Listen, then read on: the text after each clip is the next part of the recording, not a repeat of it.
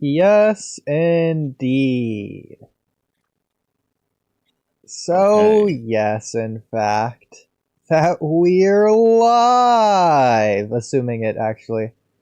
Because apparently I have to confirm it every time now, because if I don't, then it's just not going to be live. Specifically only on the lives that I don't cover. Yeah, we're live!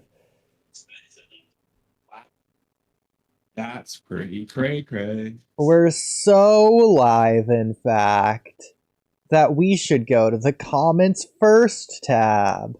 For no discernible reason at all, just because why not?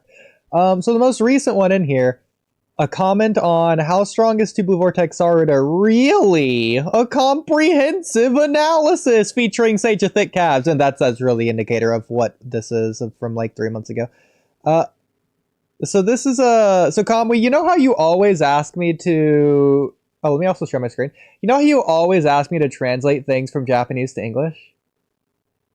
Well, I don't always ask you Well, since you forever and infinitely eternally ask me to, I wanted to get some comeuppance here. You know, karma's a payback is one way to say it. And so Kamui, tell me, the Spanish master himself, what did Juan Pedro Palacio 6954 say? Can you at me so I can look at it on my phone? So I can't see your screen. It's the most recent thing in the comments first tab. But yes, I will. Okay, let me go look for it.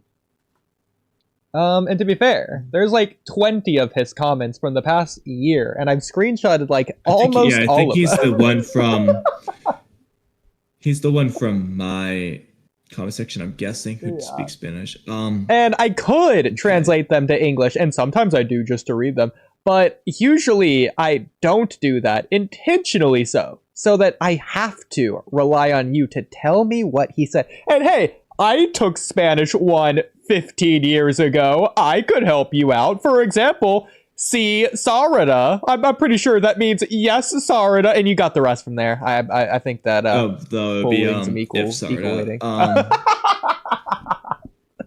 in this context. Demos. Academics So I'm not of the hold on. So K is what? I need to think a little bit because Mostro, Monster, Music. Okay. Is it Maestro? Contra? I need to read it the whole thing you? first and then kind of back because I am out of practice. So I need to in my head read the whole thing and kind of figure it backtrack out. some other parts. Well, so a normal something. Creo, I recognize the that. first time she could use her Mangekyou Sharingan. Yeah. Based up, so what she shows against me is the first time, use Mangekyou Sharingan.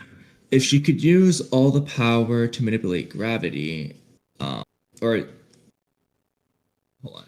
Yeah. Oodie era. I'm pretty sure that would be La Gravedad. Is it Como the word with Shinki? Yeah. No, that's Cone. Making an Eden Zero of Eden comparison Zero that I don't understand. Same. I haven't seen that. But, well, I don't understand it because it's in Spanish, but also because I haven't seen it. In combat. Oh, yeah, I recognize some of these words. So Fuerza? Near yeah. So I don't know what that is. Cold? 10 errors have. The problem is without understanding to have? First of all, this is like so like Shinki Day 8 Eden Zero sounds like it's like, is there a character in that show named Shinki coincidentally? I'm guessing. Like, that's what's throwing me off. Well, I don't think so because it's like Komo's with, right? Or what is Como? Is Como it depends on okay, it's one of those this depends words. on context for what Como could mean, but okay. It's the it's so because it's looking like it's making so en combate cercano would be close combat. Oh, okay, and it feels like they're trying to say like that it's similar to like Shinki from Eden Zero, but I'm not confident on that because I don't know where the Eden Zero part comes in, but power to have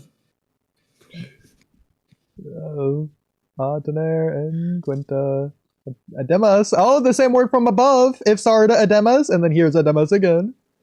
Todavía. Okay. Not supposed to have it. Otro 8? Is that 8? No, that's ocho. Wait, is it? Wait, what is otoro? I forget. I just need to double check. Yeah. Okay, it'd be forced to be recommended. That makes sense. Okay. Or does Tien have? I forgot what have is. Is it Tener or Tien? Ocho is other, not Ouch. It's not Ocho. It's other Otoro. power. Other power. Oh, poder. Power. I see. Aside from the Susanoo, who... Oh, yeah. Susanoo's in there. Oh, that's okay, aside. she doesn't think it's going to be a normal Susanoo. It'll be something like abnormal, different.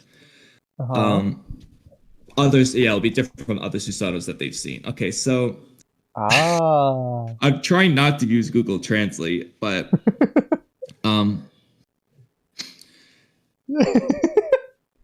So I'm out of practice, so I do not seem very good right now with this. Especially since I've never done it. Now you know what it's like to be put on the spot live with the podcast brain. It's a lot harder. I've also just I've never done it with Naruto words, so not even like fully familiar. Okay, so I am just gonna look up this first clause though, because if I'm reading it right, I'm a little confused. Like, so, I get it, but also it almost feels like filler. So I just gotta double check. I'm gonna translate this one in Google Translate. I forgot what edemas means. What you said. Aside. So if Sarada aside of the what monster contrary to Ryu. Yeah, that's not what that's saying. But I forget what Contra is. I think I know. I just don't remember. It would be against Ryu, not contrary to Ryu. But, that makes more sense. I read a full Spanish book in Spanish. Okay, okay, it's because it's saying in this context. Oh, hold on, I'm gonna look up this verb real quick. This is so stupid. It's not said in there. What? Let's see. A normal. All right, I don't know. Maybe. Oh my god. Aremaus is like, yeah, okay, that makes sense. Okay, so is it not aside? Okay, not in this context. So okay, so if Sarada a lot of a context in okay, so in addition to what Sarada showed against Ryu, so this is it used in the first time she used the power of her Mangekyo Sharingan. She believes that in addition to being able to manipulate gravity, I still don't understand what the Shinki to 8 and 0 part's about, but something about close combat.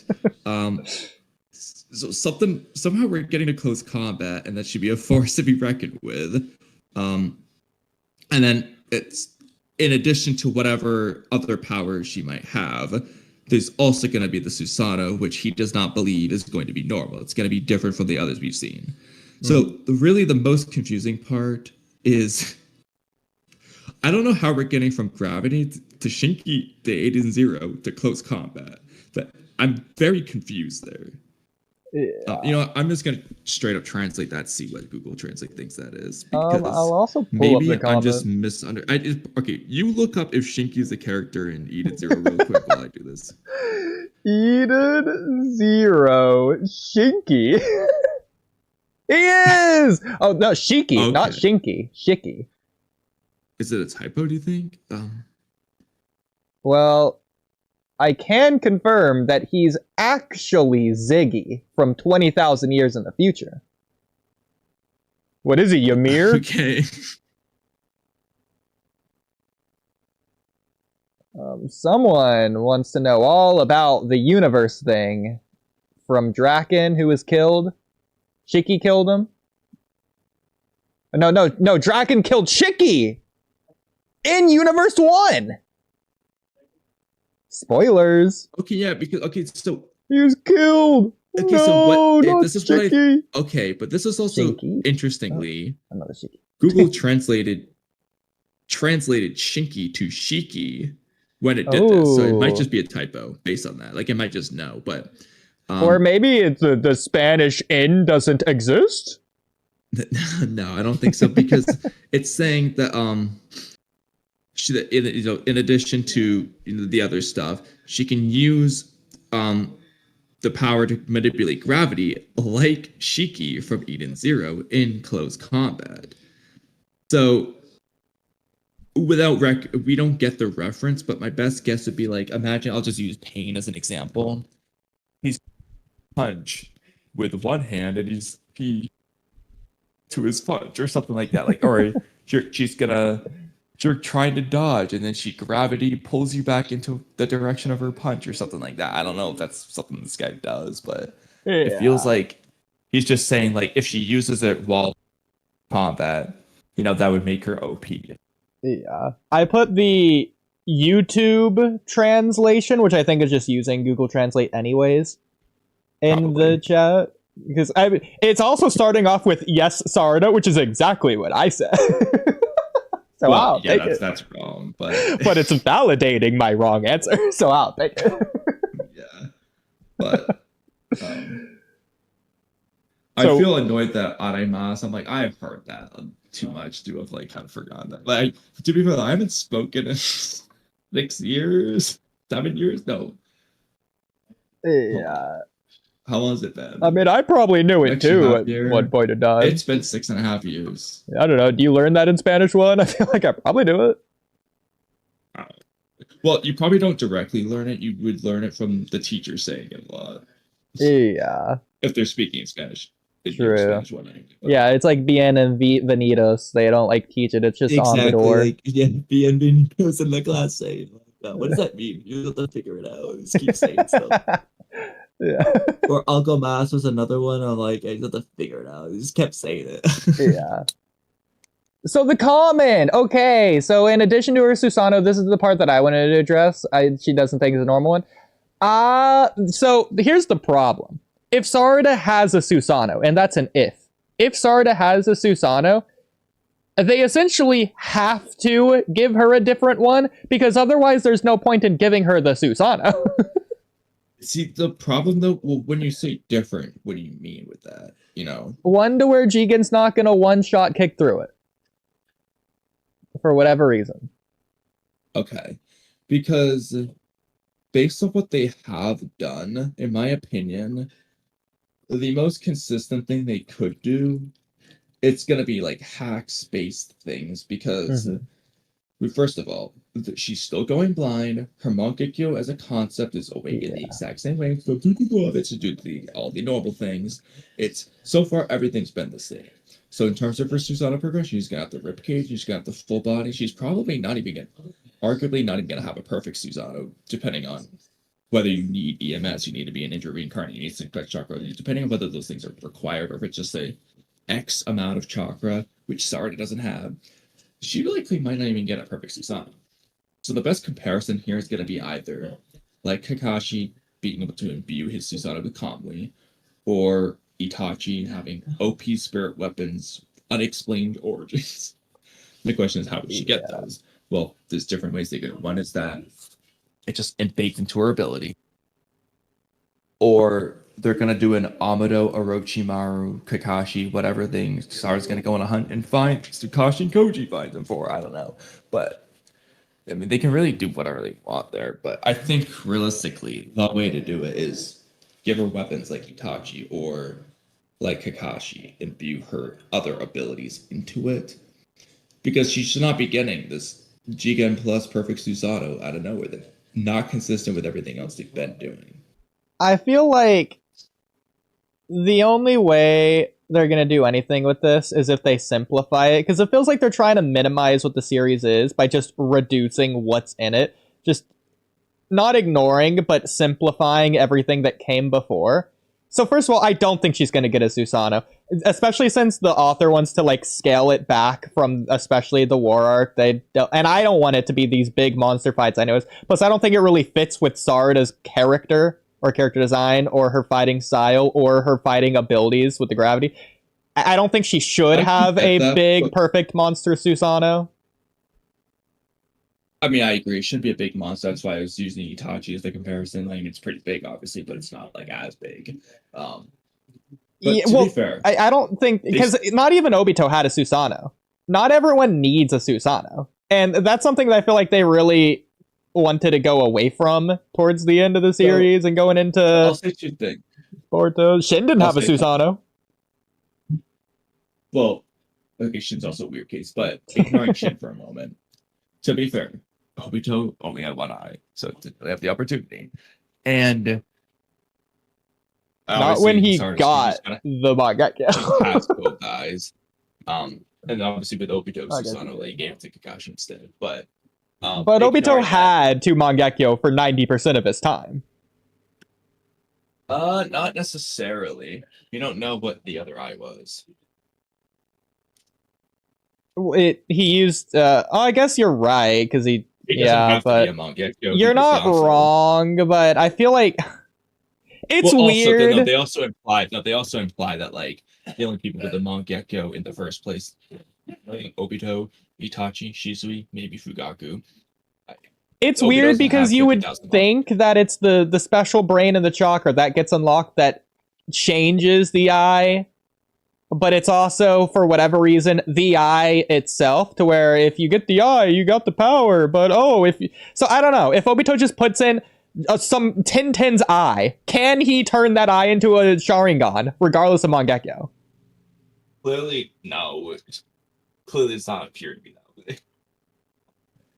Well, I mean, it's just weird. Weird, I agree, but it just doesn't seem to be that way. Yeah.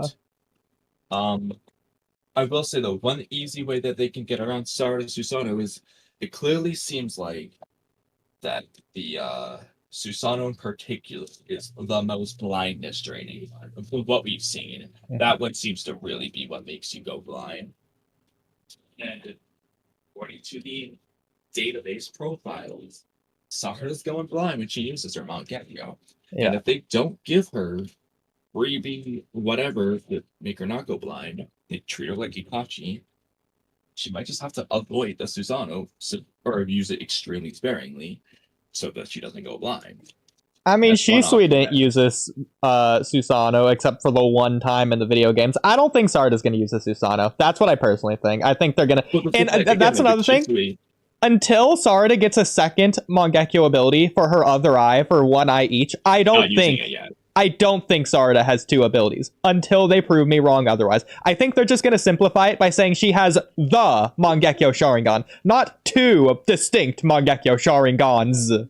They're going to keep it one ability just to simplify it. I think they're going to do that. Maybe. I would not like that. I'd like at the very least to have it be two variations of her gravity. It could be, but I feel like she's already using her gravity in various ways anyways, to where they could just all explain it under the umbrella of one ability. You do realize that I'm only gonna hate that.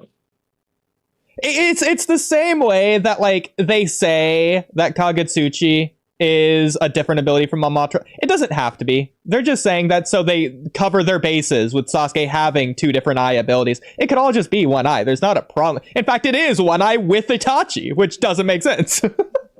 Well, but Itachi doesn't do the stuff that Sasuke can't. Bro, that's such cap, though. That's nonsense. I mean, I'll give you that it's borderline useless because there's a lot of things Itachi could realistically still do, but... Like everything. What can't he do, realistically? He can't do some of the stuff that Sasuke does. Yeah, I don't think that's true. Like, outside of... What are you referring to? Hold on a second. Because he can absorb it back into his eye. He can literally heat seek it, freaking track people with it. The only things he hasn't shown to do is shoot it out of his Susanoo like Sasuke did with this arrow or this other weird ball thing. But I think he should be able to do that. And then it's the weird, like, spiky fire things that Sasuke does to impale people like Naruto in the final fight. He didn't show that either, but why wouldn't he be able to do that? I don't... Well, because... all he can do is just spawn the fire. He can't like make it into spikes. He can't move it behind him without turning around and looking. He can't make it into like a omnidirectional Susanoo defensive thing like Sasuke can. In theory, he should be able to just put it on a Susanoo arrow if he had a Susanoo arrow. Yeah, just realistically, I don't think Well, yeah, and that just like requires that much Sasuke, he should be able to flame do control, anything but Sasuke did against the Raikage. I don't think so. No, I don't think he can do the stuff he does to protect his Susanoo. I would disagree. I think he can. At the very least, he should be able to replicate it in the same way that Sasuke can replicate the ice style. Which means it What? effectively doesn't matter. We should be able to what? Itachi should be able to replicate it in the same way that Sasuke can replicate ice style. Not all of it. He can replicate some of the stuff. I absolutely agree, but some of the stuff just wouldn't work. For example, with the Susanoo shield thing, I don't think he can just put it on the outside of his Susanoo. Because first of all, he has to look at what he's doing. But ignoring that, it's gonna, if anything, it's gonna either spawn on the inside or it's just gonna shoot past it. It doesn't make sense. I don't think so. Spawn on the outside. Like I don't think he can do that. It just doesn't make sense. Bro, he's chasing Sasuke down with it. At the very least, he can shoot in front of him and then make it turn around and then hit the Susanoo. No, he can't because the way he's chasing Sasuke is he's turning his head and just shooting it straight. And just oh my gosh! Then he'll jump in front of it. It's not hard. It's easy. It's faster than Sasuke. I don't think he can really do some of this stuff. But I agree that if he had a Susanoo arrow, he should be able to just shoot it on it. It's fine. But it doesn't really matter there. But I also think that a lot of the ways that they use Kagetsuchi is borderline useless. Again, well, yeah. How often does Sasuke do the Susanoo Amaterasu trick? Not often. He's not using it versus Jigen, even though that would be the smartest thing to do against that. He's not. Effectively doesn't matter. Because Jigen, as Jigen said himself, when he absorbs chakra, he can't move swiftly, which means he can't both absorb Amaterasu and quickly hit the Susanoo. If Sasuke just did that, that kind of messes Jigen up a little bit, you know? So, yeah. They don't use it. The way they use it is Itachi. But if Sasuke actually kept doing the stuff he was doing, I think it's a fair ability. It's just that they nerfed him. You know, like made him use his ability. Same with Metal Tejikar. They make him use it. Look at how he uses it versus Madara. Look how he uses it the rest of the story. It's just like, yeah, they nerfed it. But I don't know. It's like, if we get through this Mamushi fight and she still hasn't shown her second eye ability, if we get to chapter 40... That's assuming that she's even part of the fight. Yeah, we get to chapter 40, she hasn't shown it. Chapter 50, chapter 60. Like, how far do we go before we just say, yeah, she's not going to ever have one? Like, the end of the series, we really have to wait until then, and then people are going to start complaining? The easiest one is... Well, are you talking about the second ability or the Susanoo, first off? Well, you could say both, but second ability is what I was referring to. Okay, if she hasn't shown it in the Hidari fight, I don't get it. Okay. The next Hidari fight with her, because that's the one to give her something. So I'll be pleasantly surprised if she has one. I want her to have one, but I just don't think she's gonna need one realistically. I care more about her getting a second variation of her gravity than I do the Susanoo personally. Sure. Like, whereas, you know, like for example, two Kamuis, you can say, oh, it's a one-trick pony Kamui. At least that's two different Kamuis. I don't want it to just be this one gravity. Like, I want her to have variety. It also just keeps the lore consistent, because at least with Susanoo, again, when it doesn't choose to use it, I don't know, probably because they don't want to go blind. Why but not to use this very often? But that's exactly why I don't think they're going to do it. Because that's not to say, oh, Ikimoto bad, inconsistent lore. I think he's purposefully trying to be inconsistent in this case to make it just easier. Again, that's fine. If they just write, like, I would like, I understand, though, the spoon feeding argument. There's something so, like, sometimes it's good to spoon feed so that you just know what the author really wants. If they don't address, if they just never use Susanoo, never say why, you're left asking, well, does she just not have it? Or is she done using it? You don't know. But if they just write it into the story, like she uses it one time even, and doesn't do it again, or somebody tells her to avoid it, however you want to write it. The point is she's not using it often because of blindness. That's fine. I got zero problems. Engaging in speculation is always good and shows a series healthy. Asking necessary questions is an indication that something's wrong. If we have to ask this, that's bad. Well, and again, it's fine to ask it at first, but like at Yeah. a certain point. Like if it eggs on for too long or indefinitely because the series ends, then it's like, okay, now you just have unanswered questions. Yeah. Like, and there are times where you can do unanswered questions or open-ended interpretations, and they can definitely work. And there are times where it's better to do that. But I do find, for me at least, in 90% of the cases, I just prefer having the answer. I just prefer. Like, I just would rather know. I think it's most of the time better, with the exceptions of the times where it is really good to do that. For the most part, it's just like, I don't want to be asking, I don't know, why did Boruto drop his guard randomly against an opponent he knew he couldn't beat? We have a lot of those topics. So, it's just like, I don't want to be asking so many of those topics. topics. I just want to know. Just tell me, Maybe it's I'd rather have a bad answer than no answer, with the exceptions of the answer being so bad it was better off not knowing. But I was thinking, who should we do all of those Boruto dropping his guard lore drop topics with, like the Kitamura one? Should we do that with Daigo? Should we do that with just us? Should we do that with a different guest? Maybe Sage? Who should we do that with? It depends on which topics and how, because, for example, I do think if Daigo catches up, making fun of Boruto for dropping his guard, well, Daigo's perfect for that. If we're doing other questions, I don't know. I mean, he might be down for that. Well, the reason I mentioned no, I completely agree. The reason I mentioned that is because whereas I put it in Boruto topics, it is more of a Naruto topic. Like 90% of it is talking on Kitamura. I only put it in there for Blake Boruto spoiler reasons, but like Daigo's not going to care. We tell him the one line that was said, and then everything else just obviously as it's indicated through Kitamura and the rest of the series. Yeah. So mostly just making fun of the line, but exactly.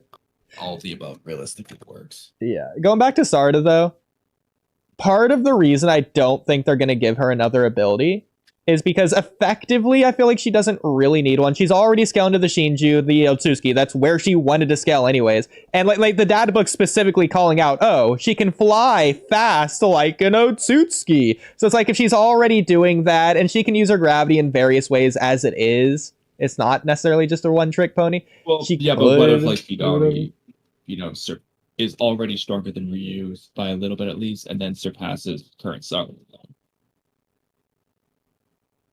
Yeah, but that doesn't mean you necessarily have to unlock a new ability. You could just get a stronger, upgraded version of your current one. You can, but like usually it's you just give her the second ability. Yeah, that's nice. I feel like if you're gonna go to those lines, you might as well just do it the more normal, consistent way. Oh, we'll see.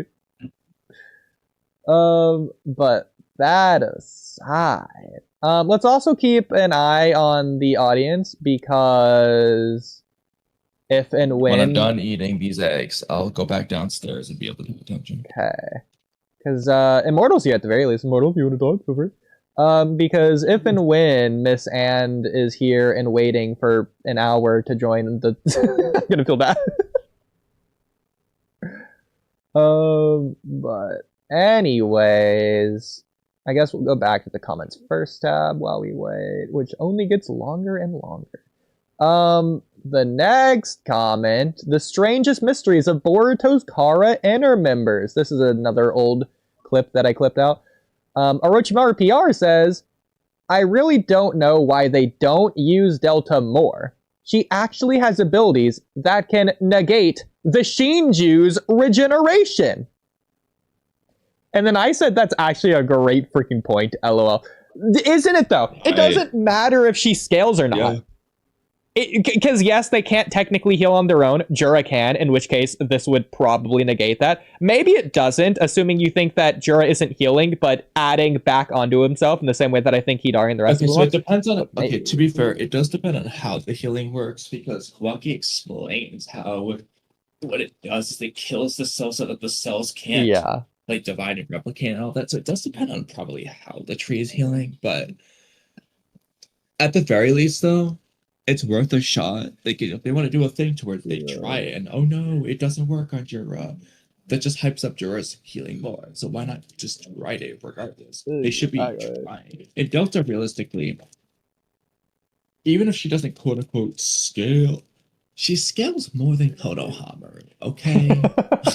Yeah. If Araya is irrelevant, so is Delta. Plus, you could just catch him off guard. Like, I understand Kakashi was that guy back in the day, but if Jura actually just is reading at the bookstore or eating a dongo and Delta's behind him and shoots a laser beam at him, is he actually going to just ninja sensory sense it? Move out of the way? Like, I don't know. I mean, either way, it's just kind of like if Jura's fighting Boruto and Delta's shooting laser beams, it's just like it's only helping. If Jura's like, Yeah. okay, Delta's the first to go, that gives Boruto a chance to attack while he's busy with Delta. It's just, Yeah. And if not him, the other Shinju should be fine. Delta is strong. Exactly. There's no reason why she can't help in this Mamushi fight. At least assist. I'm not saying a one-on-one. Have Kawaki hold Hidari down. There you go. Delta has a free shot. I'd easy. Do you think they're saving Delta for anything? Or are we just going to be upset this entire series? So She's never used again. So you do mean besides whatever they do with Akabi? Yes, I mean Delta. Oh, Akabi, but God. Delta. We're just gonna be upset because she's not gonna do anything. We're confident she's not gonna do anything. She doesn't want to do anything because anyone who she could do something against, she's had the opportunity to and has chosen not to do it because she doesn't want to do it. It's like the enemies are only going to get stronger, not weaker, or stay the same at the very least, and she's shown she doesn't want to fight these enemies. I don't think Amado is going to augment her to be stronger. She doesn't have a desire or obsession for power like Kawaki does. So maybe they're going to do a thing to where Delta is going to turn against Kawaki at some point, which could be cool. Especially, oh, you know what? Okay, I have a false gun that might be good. The Akabi in the jar isn't important. It never was. It was always this Delta who knows that she is Akabi but doesn't have those memories or whatever because Amado told her or whatever, but doesn't have the personality, but whatever. But maybe seeing Kawaki not give it to Akabi, she gets mad and maybe shoots him with a beam and betrays him and does whatever, and Amado shuts him down and blah, blah, blah. They can do whatever they want. That could be something they do. I mean, honestly, you know what's a problem when I'm saying this? I don't even care what they do. I just want them to do something. Anything. More than the zero that she's getting. I wonder what Immortal wants Delta to do, though. Honestly, I would say I don't know, but it's like I kind of do want her to do something, but I don't know if it. I don't know. Think about it. They went to the trouble of writing her back into the story in chapter 68. Yeah. And fundamentally, what have they really done with that? Like, actually, what was the point? So it made code retreat. She pinned down code for 3 seconds. What's that matter? I can only think of one actual thing, mainly. And it's minimal Amado foreshadowing for his daughter reveal stuff. That's really it. Minimal. It's just an extra clue to the other 9 pieces to that puzzle. It's like, it's not really necessary. And you could have had her die to code or something if you really wanted to just write her out because that's all you wanted her for. So it's like, what was the point of bringing her back if you're not going to do anything with it? Yeah, I can see that. Besides ruin her by giving her flight for some reason. With no explanation. Yeah. So the only thing we've ever seen Delta done so far in the series was, like you said, pushback code. I think that was back in chapter 69 of Naruto Next Generations. And it wasn't. It was 68. The chapter she was revealed in. That's it. Well, actually, no. She's fought. Well, I would say she's fought Naruto before, but and that's old Delta. Yeah, that's old Delta. I mean, depending on which version of Delta you want to talk about. I guess the new we just don't know where this current one scales in comparison to that one, but it's probably kind of relative. Yeah, I would say the old one may have scaled relative to an adult six path stage mode. I mean, I would say an adult six path stage mode Naruto, as in like a Naruto with more experience with his power than, well, I would say Prime Naruto, but that is still Prime Naruto in a sense. But a lot of people wouldn't consider that Prime Naruto. Well, because he by a doesn't lot have of people, you just mean mellow, right? I would say I wouldn't. I Mellow don't is know a if lot of it's. people. Well, I don't know if it is mellow or if it's the entire community that's saying that. Oh shoot! Sorry. Well, I definitely know what the answer is on that one. It definitely, well, regardless if it's the entire community, it definitely is mellow. But just to add on to what Kamui said, just to clarify, it's not the entire community. just to clarify. So, actually, let me rephrase this. I guess maybe a small minority or maybe a small majority of people are saying that. Well, a small majority sounds like a contradiction. So is that like 51 to like 59%? What's a small majority? Probably like a 50, maybe a good 20%. I don't know. Well, that would 50 to 20% is not the correct answer to that question. Well, yeah, to be fair, this is a binary choice situation. It's either it is or isn't. So, well, okay, okay. Let me just say people in general. Does that sound better? Sure. Some people. Some people in general. Yeah. Yeah, some people in general. All right. So I guess some people in general. I can't really, I really can't really quantify who or who isn't saying that. But anyways, some people in general are saying that, adult Naruto somehow just isn't Prime Naruto because he isn't using all his six paths jutsu or the true secret orbs that he lost back then, which I thought was pretty ridiculous. Because even without the true secret orbs, Naruto still is as powerful as he could be. Now, Kamui's TV agrees with you, Immortal. Oh, he does? Who's he talking to? Well, yeah. Well, Kamui's TV sure has a lot to say. Oh, okay. I'm almost done eating. I'll be able to leave. Yeah. So, I know I was hearing something in the background. I'm sorry. It's just I'm playing Skyrim while talking to you guys. So. Had a lot to say on this topic. But yeah. Well, anyway. So, goes to Naruto. There you go. Oh yeah, did you more? I guess. So, aside from scaling how powerful Naruto is, because at this given point we know he's at probably potentially his peak power, or if you would consider Baryon mode the peak of his power. Yeah. Wow, that is. We could segue into our ridiculous arguments from earlier. I mean, I feel like we have to. Let's just start with the most extreme one. Let me go find it. Immortal. Are you aware that base Naruto is stronger than Baryon mode Naruto? Not really. You're not aware. Well, okay. How would you consider, full power, full Ishiki power, horn, full Karma Seal that has all of Ishiki's power, Jigen using all of Ishiki's chakra and that Karma Seal with the horn out, plus some Tenso's chakra? Would you agree that, that Jigen is pretty relative to Ishiki himself, considering it's all of Ishiki's chakra being used in that Karma Seal? I guess he's probably borderline. Okay. Yeah, exactly. He doesn't be 100% equal, but he's relative. He's pretty close. So, do you remember what he said to Naruto before he sealed him away? Oh, yeah. Yeah, he knew that it was so. Okay, let me backtrack. I'm sorry, I think my allergies are coming back. So I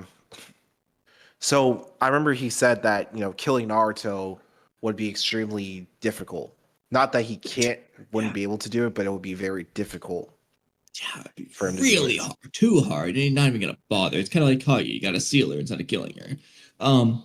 Well, Ishiki had Baron mode Naruto chokehold at death's door, counting down for Kawaki when he was gonna, just break his insides with a stomp. So he had Naruto at his fingertips. He could have killed Baron mode Naruto.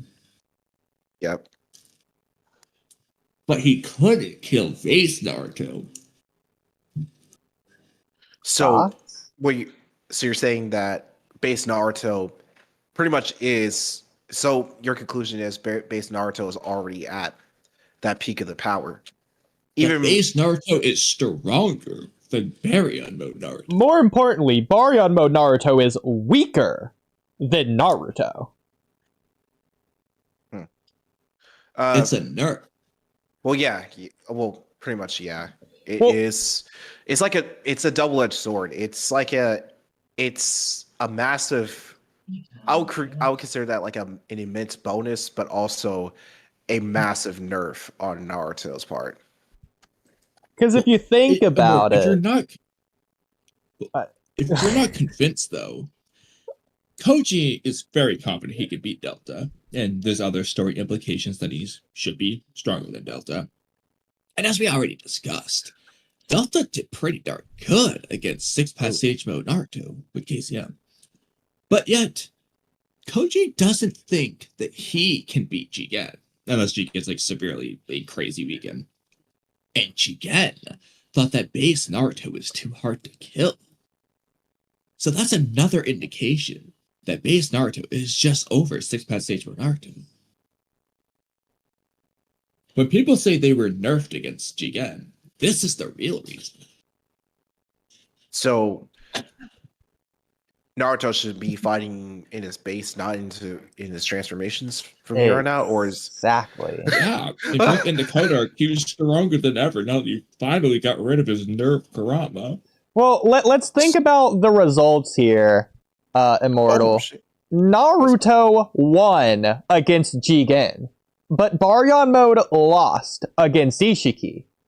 What does that tell you about Naruto? That if base, so you said base Naruto, what? Again, He won against Jigen. Jigen retreated, leaving Naruto on the battlefield. Mm-hmm. Whereas Ishiki won the fight. He was choke slamming Naruto. He's crushing his ribs. He's gonna kill him. He won against Baryon mode, but not against base Naruto. Thoughts? It's pretty simple if you think about it that way. So pretty much base Naruto is like base Naruto is pretty much that guy.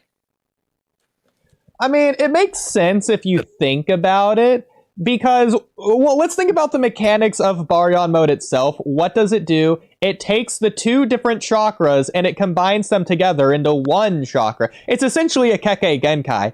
And so, and it keeps going until one of their chakras runs out. Kurama's runs out first. That means Naruto's chakra is stronger than Kurama's. Kurama's chakra is weaker than Naruto. So if they're going to mix their chakras together, it's going to average out. Naruto's chakra is only going to get weaker. It's going to be somewhere in between Naruto and Kurama's chakra, which is weaker. So somewhere below. Not only that, okay. There's another indication that Kurama is just massively nerfing Naruto, you see. So it's not the Sage mode that's the problem. I thought, God, he was using Sage mode of some form, or else you would have been so screwed. So you see the Code arc. Yeah. Code makes it clear to the audience. He thinks he can beat Naruto. He doesn't know Naruto's been nerfed. Or so they say. He thinks he can beat Kurama, KCM, 6-pass Sage Naruto. He's just confident. 1v1, he can win. Not 2v1 with Sasuke, but 1v1, he's got it in the bag. That's how Code feels.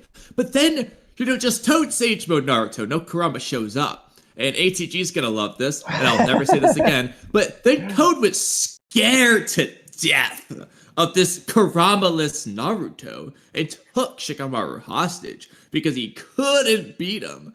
Yeah, he thought he could beat, 6-pass Sage Mode Kurama Naruto. So what does that tell you? Well, that tells you that, the reason Coat's doing this is because he realized, oh my god, Naruto's finally free of that Kurama nerf burden that's been plaguing him all these years. Well, I also have a narrative argument for you. You know how Naruto and Sasuke, they have like this rivalry going on throughout the entire series from the very beginning. Anytime Naruto gets something, Sasuke gets something in return, and vice versa. Sasuke gets something, Naruto gets something. Sasuke kills an Akatsuki, Naruto kills an Akatsuki. Naruto gets a power-up, Sasuke gets a power-up. Well, here, a lot of people say that, oh, Naruto was nerfed by losing Kurama, Sasuke was nerfed by losing the Rinnegan. What happened when Kakashi lost his dojutsu? He only got stronger. The same's going to apply with Sasuke, who's no longer going to be constantly out of chakra. So obviously, the same's going to apply to Naruto losing Kurama. Sasuke got stronger, therefore, narratively, Naruto got stronger. And I know you guys are thinking, well, that doesn't make sense. You know, let's actually examine the weird, so-called weird feats of Boruto and Sasuke versus Code over the time skip. Because I know what everyone's thinking, but Code's stronger than Jigen, who beat out Naruto and Sasuke together before they were quote-unquote nerfed. And yet somehow Sasuke's standing up to Code pretty well. He slashes his eye, Boruto runs away, and Sasuke is fending him off. He kills literally all of the claw crime, but the one that bites him, while fighting Code at the same time. He's doing a bit better than he should be, based on what everyone thinks. And, well, the only obvious explanation is Sasuke's stronger than ever before. No wonder he wishes he was there in the Code arc. He's not saying, thank God I wasn't there, Boruto, because I would have died to Momoshiki. No, he's saying, Boruto, if only I was there, I could have beat Momoshiki's ass. Oh, you want more evidence? Well, do you remember what Momoshiki did to Boro and Code? He dominated. And yet, he was scared of Rinnegan-less Sasuke. Borushiki didn't do it to nerf Sasuke. He just wanted the specific teleportation god. So for his purposes, that was useful. But it came at a cost. Sasuke became stronger against Borushiki. Remember, he's relative to Kawashiki, who is Jigen level. And yet, Sasuke was handling him pretty good. Borushiki had to use sneak tactics against him, because Sasuke was stronger without his Rinnegan. And during the time skip when Boruto and Sasuke fought Code, Boruto's sword was broke, Sasuke's wasn't. I bet if Sasuke had the Rinnegan, he would have let his guard down because he'd be weaker, and his sword would have been broken too. Another point of evidence. Okay, remember when Rinnegan Sasuke tried to slash base Momoshiki's neck, and it did what? You guessed it, nothing. Didn't even make a dent. Momoshiki's neck tanked it. And meanwhile, Code can't even chip Sasuke's sword. Unlike Jiraiya, who could chip Boruto's sword, and Code, who could chip Boruto's sword, Sasuke's was unbreakable. And now well, I think even better than that, Code's probably stronger than base Momoshiki's neck. For those who want to argue that durability scales to the power level, and those who think that Code's stronger than Jigen, who's stronger than Fuse Momoshiki, who was tanking Sasuke's sword slashed Code. So there you go. It also wasn't Fuse Momoshiki. Like I said, he hadn't even finished transforming yet. Exactly. So it's still kind of base. This is stupid ridiculous. Everyone says, oh, he's running from Dari. You know, honestly, either Dari's scales that high or Dari's sword wasn't going to do shit to him. Yeah, but aside from that, Baryon mode seemingly gives up on ninjutsu and relies solely on taijutsu, while also paralyzing Naruto mid-combat, and also decreasing durability via removing the QB avatar, and also removing AP by removing Biju bombs, and also removing stamina. And removing his stamina by giving Naruto like diminishing 5 minutes max to fight instead of his normal like day. While also perpetually wasting chakra via maintaining Baryon mode. And if Boruto Tubular Vortex Chapter 27 is anything to go off of, Naruto's focus is decreased because he has to focus on not dropping his guard mid-combat and always keeping the chakra cloak flowing through his body. You could also argue mental nerf because Naruto knows he's gonna die and leave behind his family. I'll also add this one. You know, you look at especially in the anime, Fuse Momoshiki was able to get Naruto's Kurama avatar in a chokehold, like dead, helpless, and then he also like had Sasuke completely helpless. He never got base Naruto that helpless. You know, Fuse Momoshiki defeated Sasuke, but he never defeated base Naruto. What does that tell you? It tells you that base Naruto is stronger than Rinnegan Sasuke. But as we mentioned, the power sinks have to even out, which only tells you that Rinnegan less Sasuke would be equal to base Naruto. It is the most consistent answer. Immortal, what are your thoughts?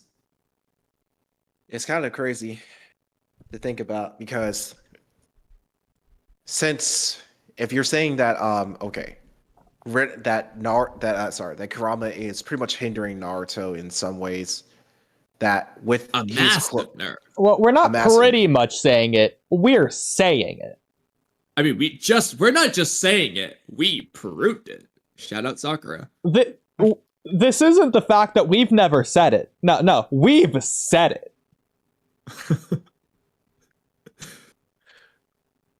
Immortal, do you agree so much that you can't even stand it? Well, it's kind of crazy because so You know, Immortal, at least we're doing something. Oh, we need to fight for a soccer quote. I know. Hold on. Keep this going. Immortal, do you feel like you finally caught up to us on this conversation? Yeah, I'm sorry. My dog To just us literally- too. To those two. My dog. Hold on. Immortal's still looking at our backs, clearly.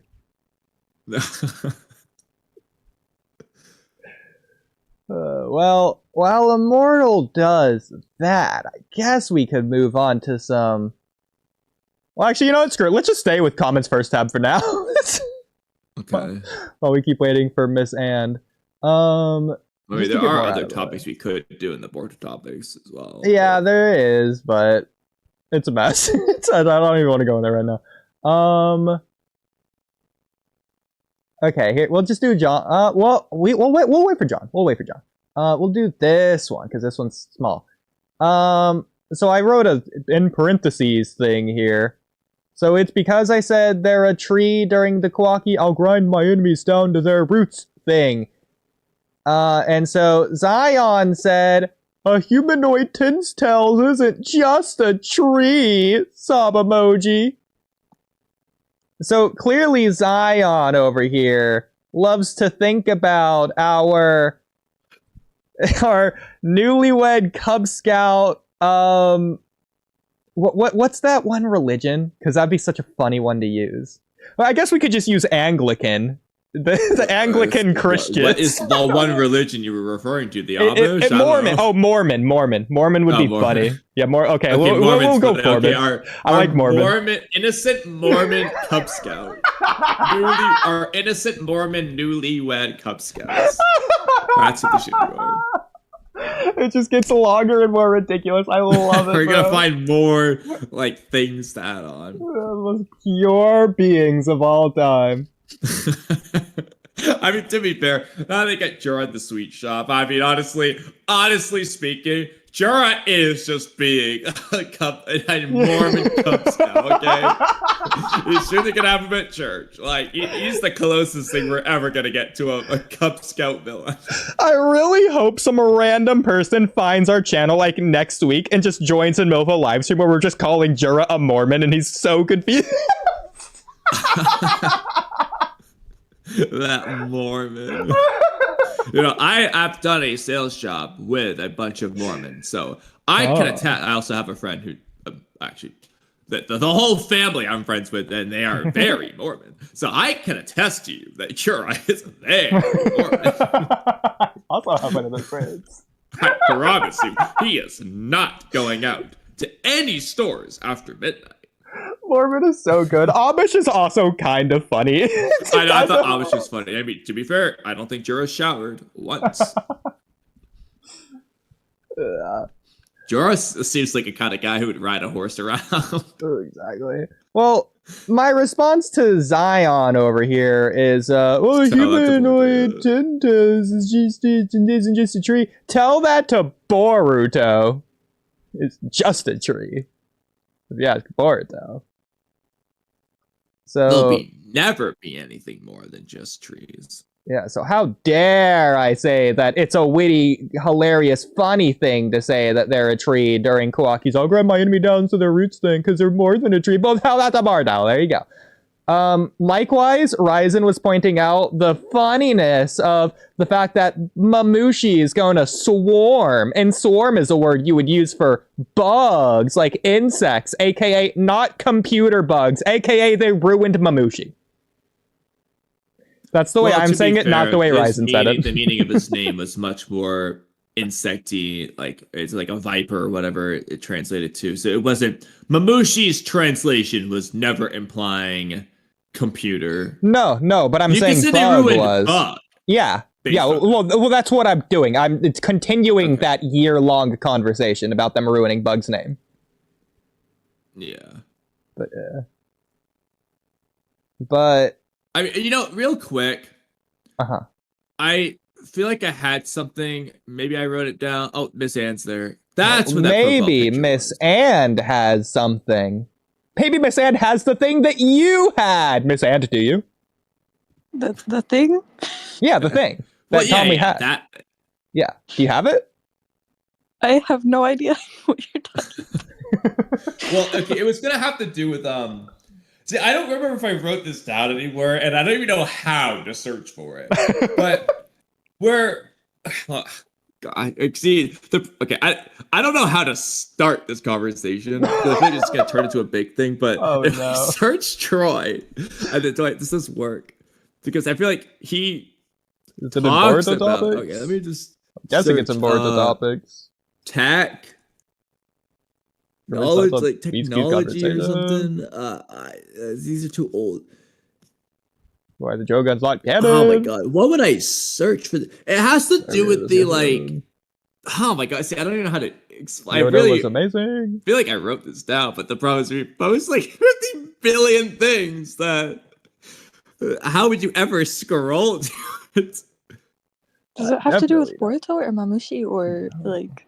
It does. Well, it has to do with Boruto the series. It has to do with some of the like. Some of the technology things that people like Jonathan Oliver will say are like there when no indication that it actually is, but like I just can't remember what I wrote, so I need to search something. But chakra, not ninja. If I just search say, I don't think that's gonna be useful. Did you put it in the JO podcast topics maybe instead? I don't think so, just because I feel like it would have been really long. Okay. I mean, maybe if I search Jonathan or JO.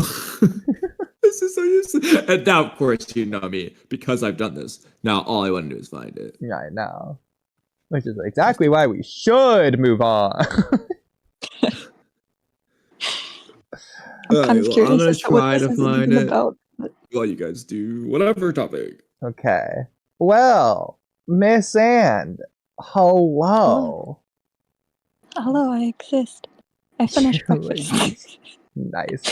Well, now that you've opened the floodgates, you got me wondering, what was your breakfast? Oh, I had toast with butter and bananas and walnuts and honey and cinnamon. Oh, no, I wish I didn't ask, because now I want that. Sounds so good. That's what I've been having every day for the past, I don't know how long, because my stomach doesn't tolerate food, and that's like the most exciting thing that it will tolerate. So that's like you know the what? one thing it's supposed to tolerate, food. Like, if not food, what else is your stomach gonna tolerate? And sure. Or gain. Yes. Nutrition drinks. Ugh. Oh, I just finished my last intro the other day, and now I'm sad. Real. Until I get more. But speaking of Boruto, so we had a couple of topics for you here. 6, as a matter of fact. Oh wow. Okay. Yeah, so I guess we'll go to this one first. I think this is actually just one that we just never deleted. It was the one that we actually did before you came on that first time, the Salad and Bolt's Sumire analysis. And I'm sharing. I think I remember trying to like slightly edit this, and then it wouldn't accept my edits. So I feel like there's definitely something in there that is like half cut off, and like it never got. It's an unfinished thought, but that's okay. Well, what do you think about Sumire? That's a dangerous question. Did you say interesting or dangerous? It's dangerous because what I think of her fan base and what I think of her as a character are two very different things. So I get kind of defensive when talking about her because her fans are just a lot of her fans that ship her with Boruto specifically are just really, really toxic and like to twist things completely out of context. Well, out of curiosity, do you ship Sumire with Sarada? No. What were some of the other ones that we came up with? I don't remember. I mean, there's like, there's Kawaki. What about Boruto, Sumire and Sarada, Ada? And Sarada. The triangle. Oh gosh. Well, considering Ada hugged Sarada in the latest chapter and Sumire didn't get really jealous about it. I don't know. I mean, but Sumire is also called by last name by Ada still. Like, what the heck, Ada? I don't know what that's about. Miss Anne, have you ever grabbed another girl's hand and frolicked in a flower field like Sarada and Sumire did after their Boruto conversation in chapter 25? I have had a Japanese girl who does that quite often to me, yes. Well, but have you done it to her? No, because I'm uncomfortable with physical contact. Well, maybe you need to check the way she looks at you. She's just like overly Have you been calling her class rep? No. Oh, by the way, with calling class rep thing, like Japanese people in their analysis videos and analysis posts also call her class rep. Like, that's so funny. It's just a normal thing to call her, so I don't, hers. I understand why Sumire got bent out of shape over it, especially when you take account her backstory and everything, but like, it's not something that is offensive, and it's not something that Sarada did wrong or was like trying to be like. All of her fans were like, "Oh my gosh, Sarada's so insensitive. How could she call her this the whole time? Aren't they friends?" And it's like, no, that's just a normal thing that you would do. Well, is that something that people do like in real life in Japan? Would they? Yes, 100%. Okay, but like the analogy here would be like elementary or middle school if you're class rep there, and then you're just taking that nickname permanently. It's like...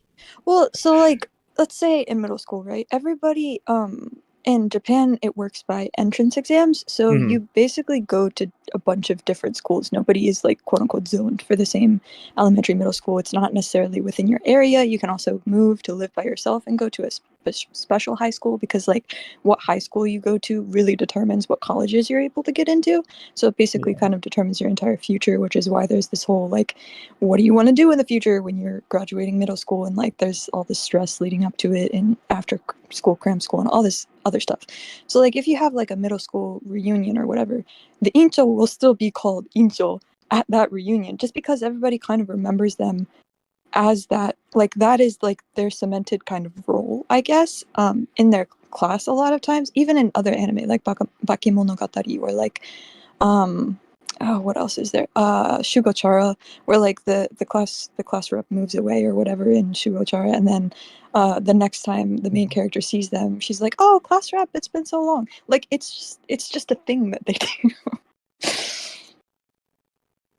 Okay, interesting. Well, Sumire does not like it.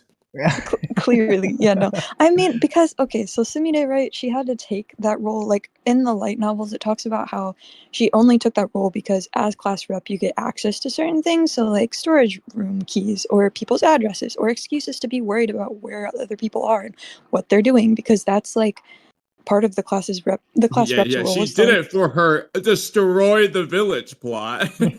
yeah, essentially, yeah. That was like it was entitled, or like it was laid out in the plan that her dad left her or whatever. So she didn't necessarily want to be class rep. And Sarada even mentions like being class rep is not something that anybody usually wants to do. And Sumire volunteers herself to do it. And Sarada's just like, why would you volunteer to take over this class of idiots?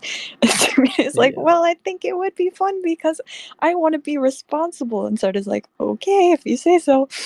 But yeah, so she didn't even want the role. Her name isn't actually Kake Sumire either. It's Shigaraki Sumire. So That'll like, make Space happy.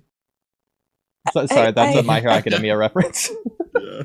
I mean, I don't know. Like the whole thing surrounding her name, like Sumire is only her only actual name that has to do with her as a person and not the espionage mission and everything that she was trying to do with that, and like the guilt of destroying the village, which made her, or trying to destroy the village, which made her try not to come to school for a while, or like afraid to come to school for a while, or even like rejoin the class as a member.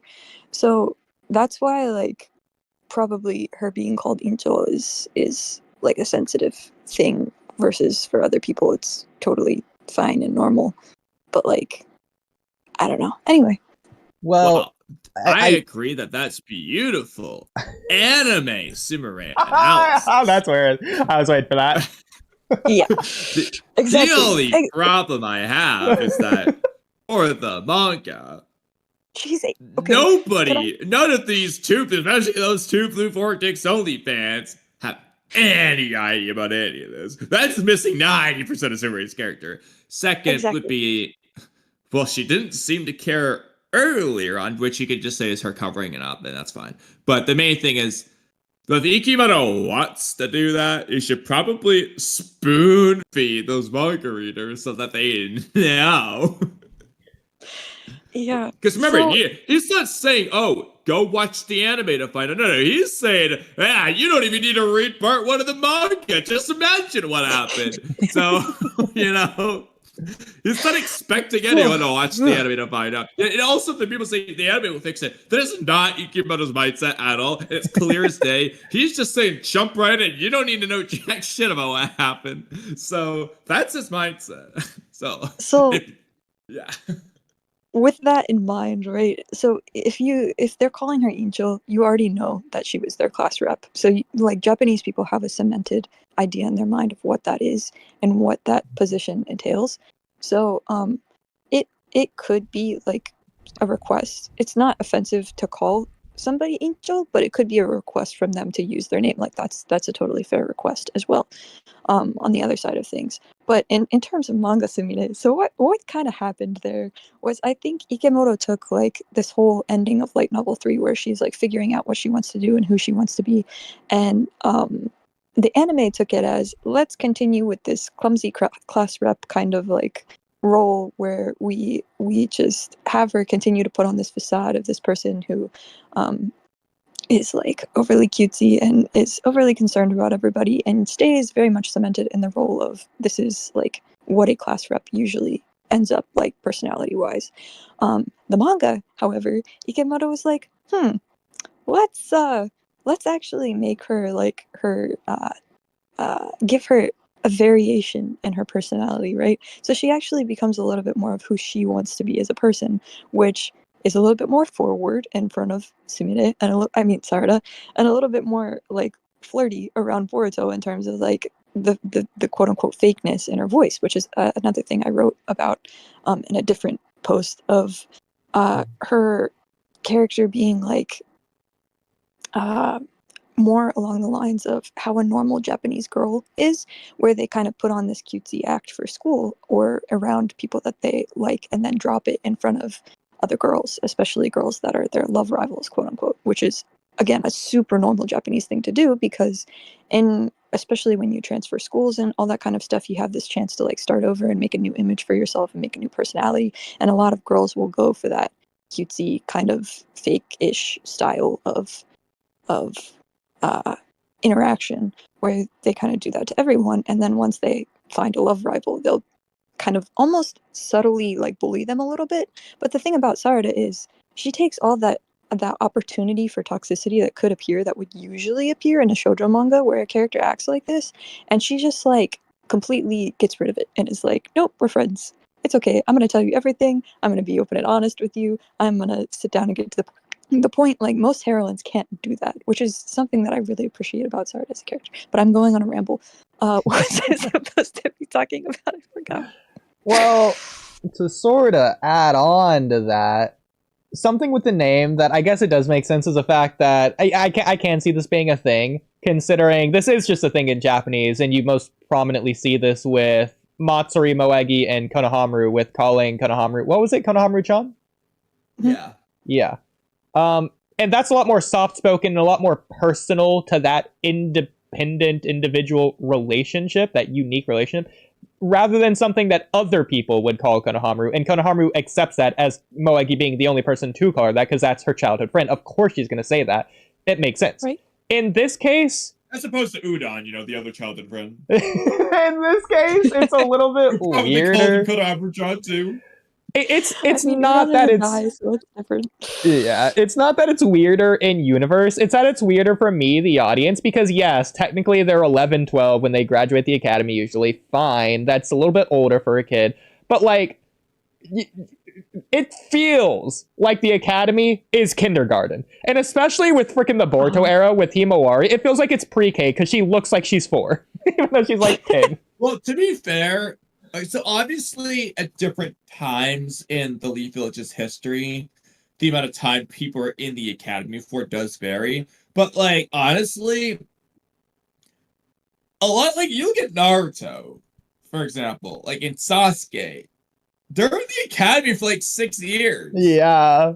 Like they're not doing this 1 year and done thing like Itachi and Kakashi. Like they are there forever. Now, obviously, we don't know exactly when every single person started in every single situation, but Naruto's class in the flashback, you could say retcons because Naruto failing his graduation exam, whatever you want to say. At the end of the day, in the later flashbacks, Sakura, Shino, Kima, they're all there at the very beginning with Naruto and Sasuke. Like they're all there for 6 years somehow. Nobody knows with Neji and Lee and stuff, but when it comes to Neji, he either is the prodigy, graduated 1 year, but he just started when he was 10 because whatever reason, or he also took like 6 years. Well, Nobody knows. Something that I heard, this was in Sage's server for reference, Kamui. Apparently there's a dad book or something or the other that says somewhere in the manga that Sasuke wasn't allowed to graduate the academy, no matter how prestigious he showed himself to be, until he was like 11 years old. And that was like the minimum cutoff age allowed to graduate the academy at that time. I don't know if that's true or why or whatever, but that's what I heard. I would like to double check that, but I mean, if that is stated, I mean, obviously we need to have some understanding of why. It could be a heroism thing to where he's saying he's correcting his wrongs and saying, you know what, we're not going to send 10-year-olds to the battlefield like Obito. Lasting repercussions. I like that idea. As long as you get the confirmation, it would also explain why the strongest genin to ever come out of the Hidden Leaf Village, Neji, is graduating at 12 instead of 6. You know, like, stuff like that. Is he the strongest because he's 6 years older? Is that why? Like, you know, stuff like that. They would give you an explanation. Why did they wait? Because realistically, yeah, I'm pretty confident that people like Sasuke and Neji could have graduated early. Exactly. Realistically speaking. Because they had already mastered everything that you could do in the academy. They were like, look, they're doing the transformation jutsu in episode 1. The thing you do to pass the academy. So it's like, and then like, you know, like Sasuke in the bell test, Kakashi's like, wait, Genin can't do fire style. Like he's already implying, okay, Sasuke's stronger than a normal Genin, which means he became normal Genin level at an earlier point than when he graduated, you know? Exactly. There's also, I mean, Naruto's a weird case, but technically he did beat a Chunin. When he graduated. To be fair, that line is also just kind of weird because Sasuke's in Uchiha and that's like their thing and they're in the land of fire. I feel like that's like Kishimoto hadn't decided on things yet because it's like Kakashi in universe. I mean, yes, I mean, on one hand, I'd say, yeah, he knew. But on the other hand, it's possible that like, even among the Uchiha, doing it that early Yeah. is rare. Like Itachi and Sasuke are exceptions. Maybe Obito wasn't doing it until But he even was then, all- once we get to the Sasuke retrieval arc, especially, and we start seeing all those flashbacks, Sasuke's got the jutsu. The impressive thing isn't having it, it's mastering it on the level of like Itachi. And he like does, bro. The fire style is like as big as the lake. And by the way, that's just retcon because that's like 6-year-old Sasuke, and then 12-year-old Sasuke's is like a third of that size at its biggest. It's like, what happened? Yeah, well, I guess you could argue Sasuke was mentally amped because Fugaku's watching. But Oh my god. I mean, he had that thing down pretty darn good. Like if he did that in the bell test, Kakashi dies. Is there? That would be funny. You know, that we could put that into what if Naruto ended at the bell test. He kills Kakashi. And then they fail because they burned the bells. They can't take the bells. I don't 100% remember because I read the manga in like 2 weeks and then I watched the anime after that. But is there a bunch of flashbacks in the manga of their childhood as well, like there is in the anime? Not or is nearly it just, as many. I haven't read all the Okay. manga, but I can tell you a lot of flashbacks are there in premise, but the anime will either repeat or greatly extend a lot of them. Like there's like if there's like 2 Naruto Sasuke kid flashbacks, the anime turned into like 10. You know? Okay. That's kind of what I thought, but I just wanted to make sure. Well, but that's not to say, because the anime, it's unimaginable how much it is. That's not to say the manga isn't a lot. It's just less. But the manga is still infamously known for being a lot. But the anime definitely gave it like the big stigma. But honestly, I mean, I don't mind it. You know, like I said, I'll eat up any episode of Naruto. Like, especially if it's giving us scenes we've shown before, but with a new soundtrack. I eat that up. Exactly. You know, like if I was to pick one. Okay, this is a good question. Okay, so sound simples. If you don't remember too much, it's okay. But now we're talking about it. Okay, so Oodie, when it comes to, let's not do like pure filler, like whatever random filler that just doesn't exist whatsoever. When it comes to like the anime dragging something out, they're adding, so whether it's adding the same flashback twice or whatever. When it comes to anime adding, I'm gonna say unnecessary for the sake of this. Like when it comes to them just adding something, what do you think is the worst, the most like what do you think is the most obnoxious like anime addition that just it doesn't need to be there? Off the top of my head, I think the answer might be Naruto chasing Deidara, but doesn't need to be interrupting the Sasori fight that many times. They just jump on those tree ledges.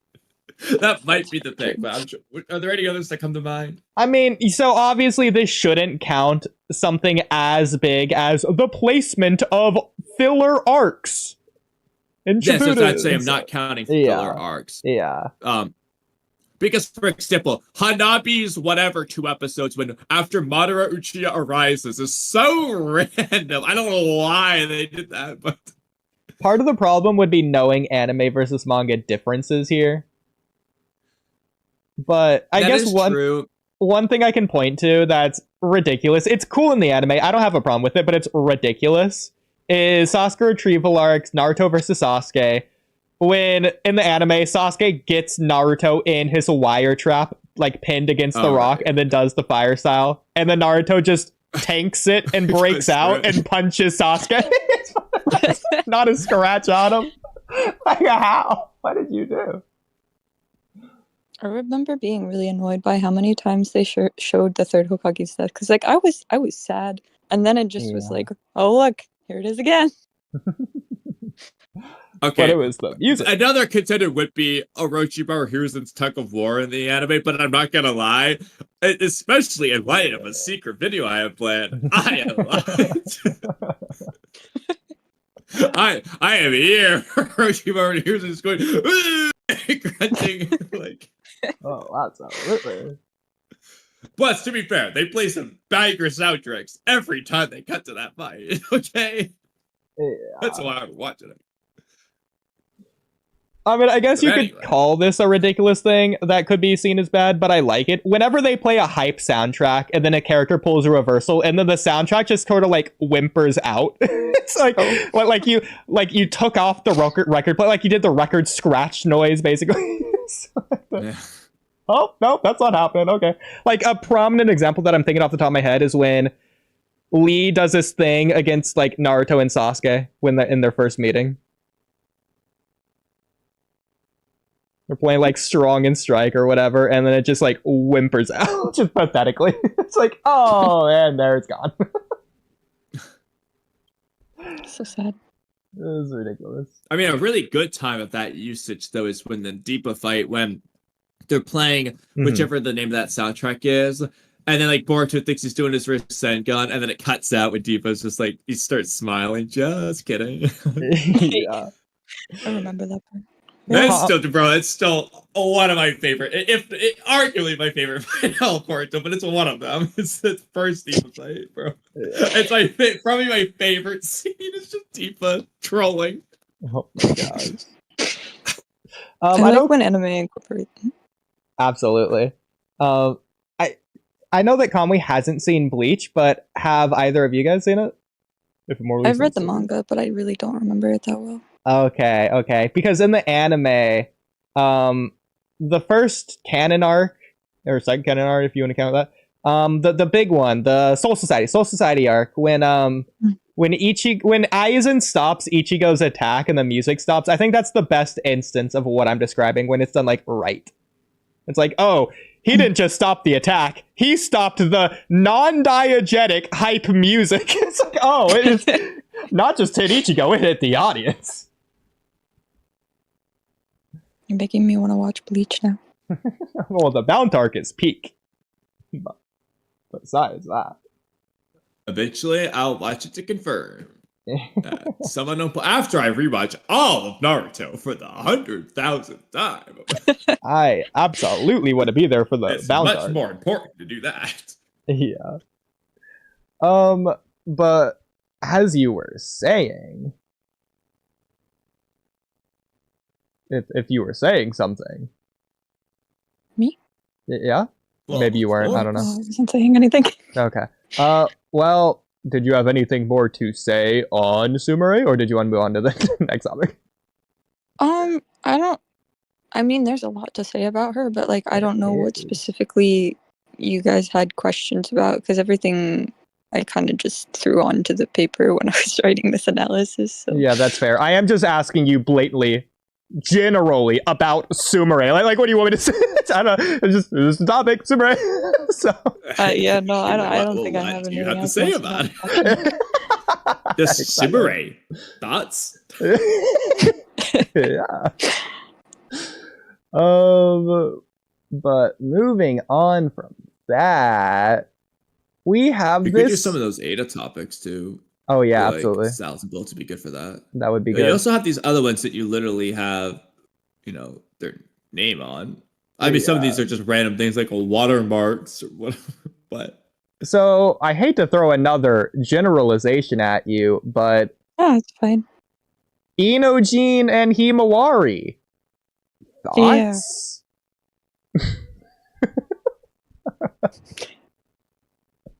Is that just, that's all you're gonna give me? Yep. That's all.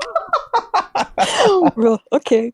I guess I'll start explaining with the light novels then, because that's what you have pulled up. But basically, in the light novels, there's this whole scene where they're writing graduation essays. Which, if you don't know what a graduation essay is, it's basically like, oh, write about something that was impactful for you, or that you learned throughout your time at the academy, and how it helped, how you overcome like a hardship or blah blah blah. So everybody's writing their essays on different things, and Mitsuki's going around trying to figure out what to write his on. So he asks like Sumire, and they talk about like her the whole thing with Nue, and she asks Sarada, and Sarada's like, I'm definitely not writing it about Boruto at all. And Jojo's like, you sure about that? And then he goes up to Inojin and is like, hey Inojin, what are you writing yours about? And Inojin's like, well, I'm not actually writing it, you see, so I don't think I'm going to be any help to you, and I don't really think we're close enough friends for you to be asking me about this kind of thing anyway. And Mitsuki's like, okay, fair enough. And then Inojin's like, wait, hold on, I'll explain. So he goes into talking about how he's gonna like draw his instead because the word kaku is the same like as writing and drawing. It's the same like sounding word. It's just a different kanji. So Inojin's like, yeah, I'm gonna draw a picture, and then Himawari comes up to him and is like, Inojin, and Inojin's like, oh, hi, and she's like, we're gonna draw today. So that whole episode where like they were going around trying to teach Inojin like the joy of drawing or whatever, and Himawari was the one who kind of taught him that, was actually like canon to the light novels at least. And essentially what happened was Himawari ended up like helping Inojin overcome his like Super Beast Scroll slump because he was just doing art to do art and not necessarily because he enjoyed it. And the whole point of like doing art is to do it because you enjoy it, which Himawari ended up talking to him about. The Oni-chan thing. So basically in Japan, right, when you have somebody who's older than you, like even if you're friends with them, you still might add like a thing to their name, even if it's not necessarily like your actual big brother. Like obviously Boruto is just Oni-chan, but like Inojin is Inojin Oni-chan, which is like I don't know how to describe that in English. Basically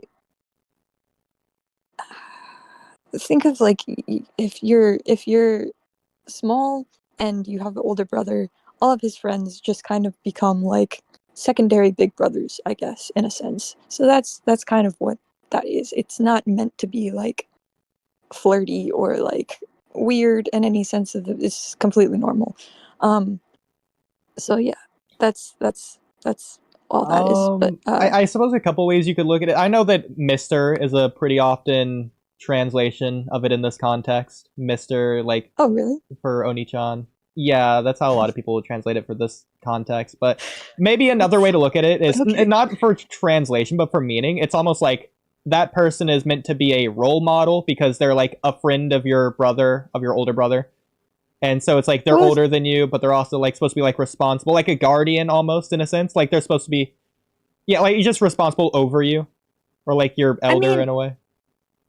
kind of, but not necessarily because like it's literally just for someone who is. I mean, so when you take into account Japanese cultural values, yes, somebody who's older than you is like supposed to be deserve respect. But I don't necessarily think she looks at all of Boruto's friends as role models so much as she does like just being like, oh yeah, they're my big brother's friends, so they get the title big brother. Like, Well, part of like that, because I am specifying this instance in particular, she sees her brother as a role model, and so her brother's friends, she would expect Boruto to hang out with the right crowd rather than the wrong crowd.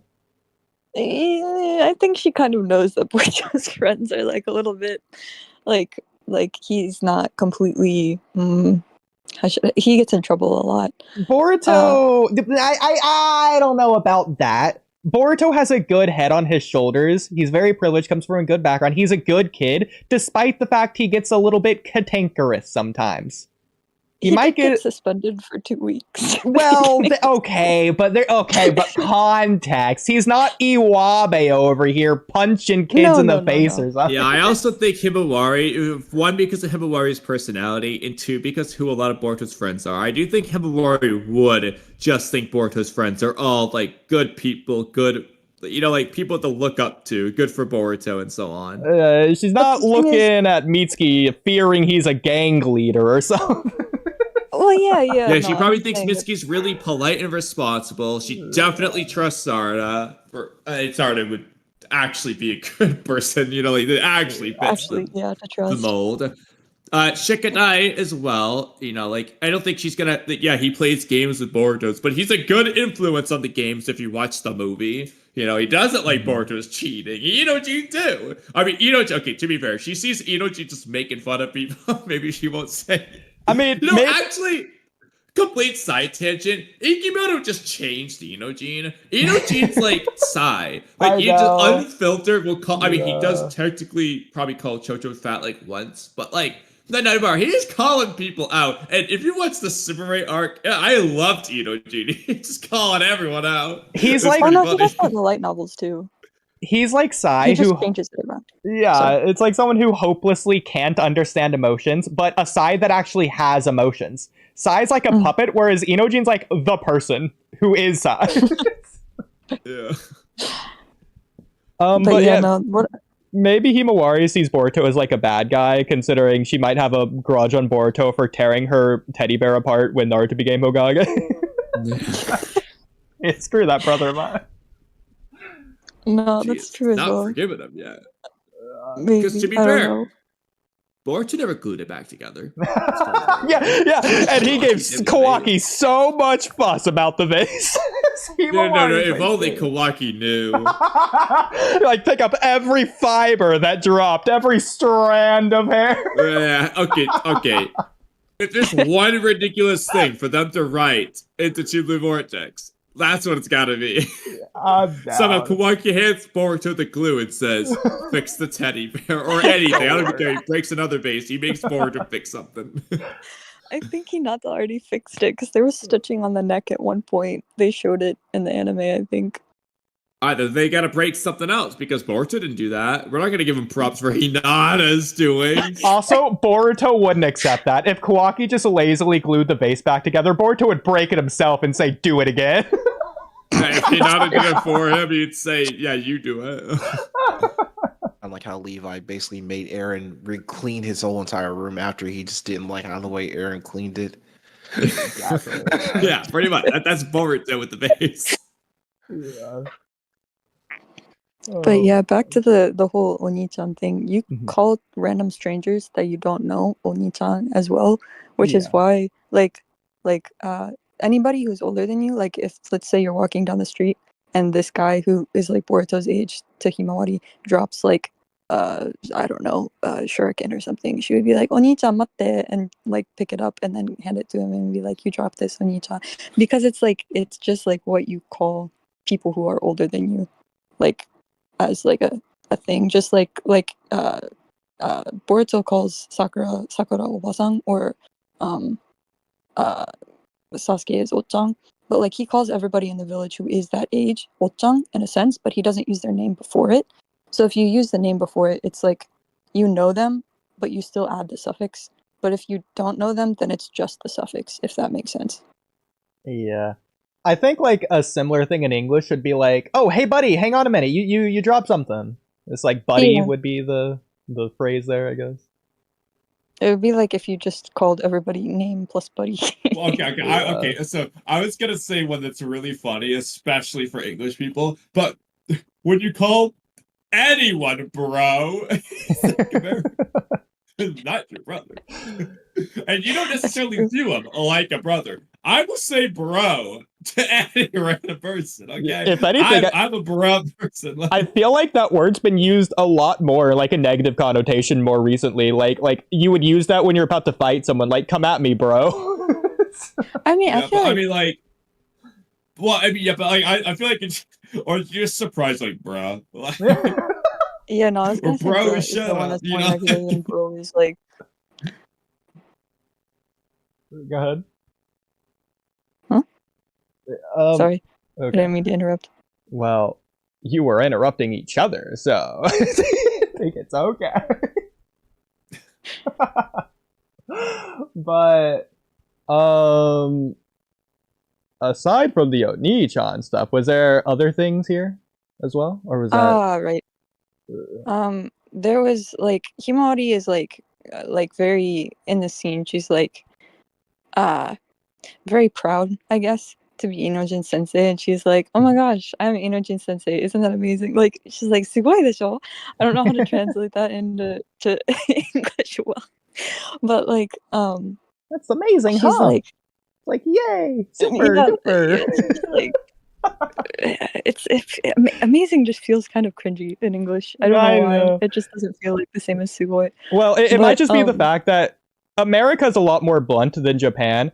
Kamui and I are a lot more blunt than America. We're probably a culture shock for you, right?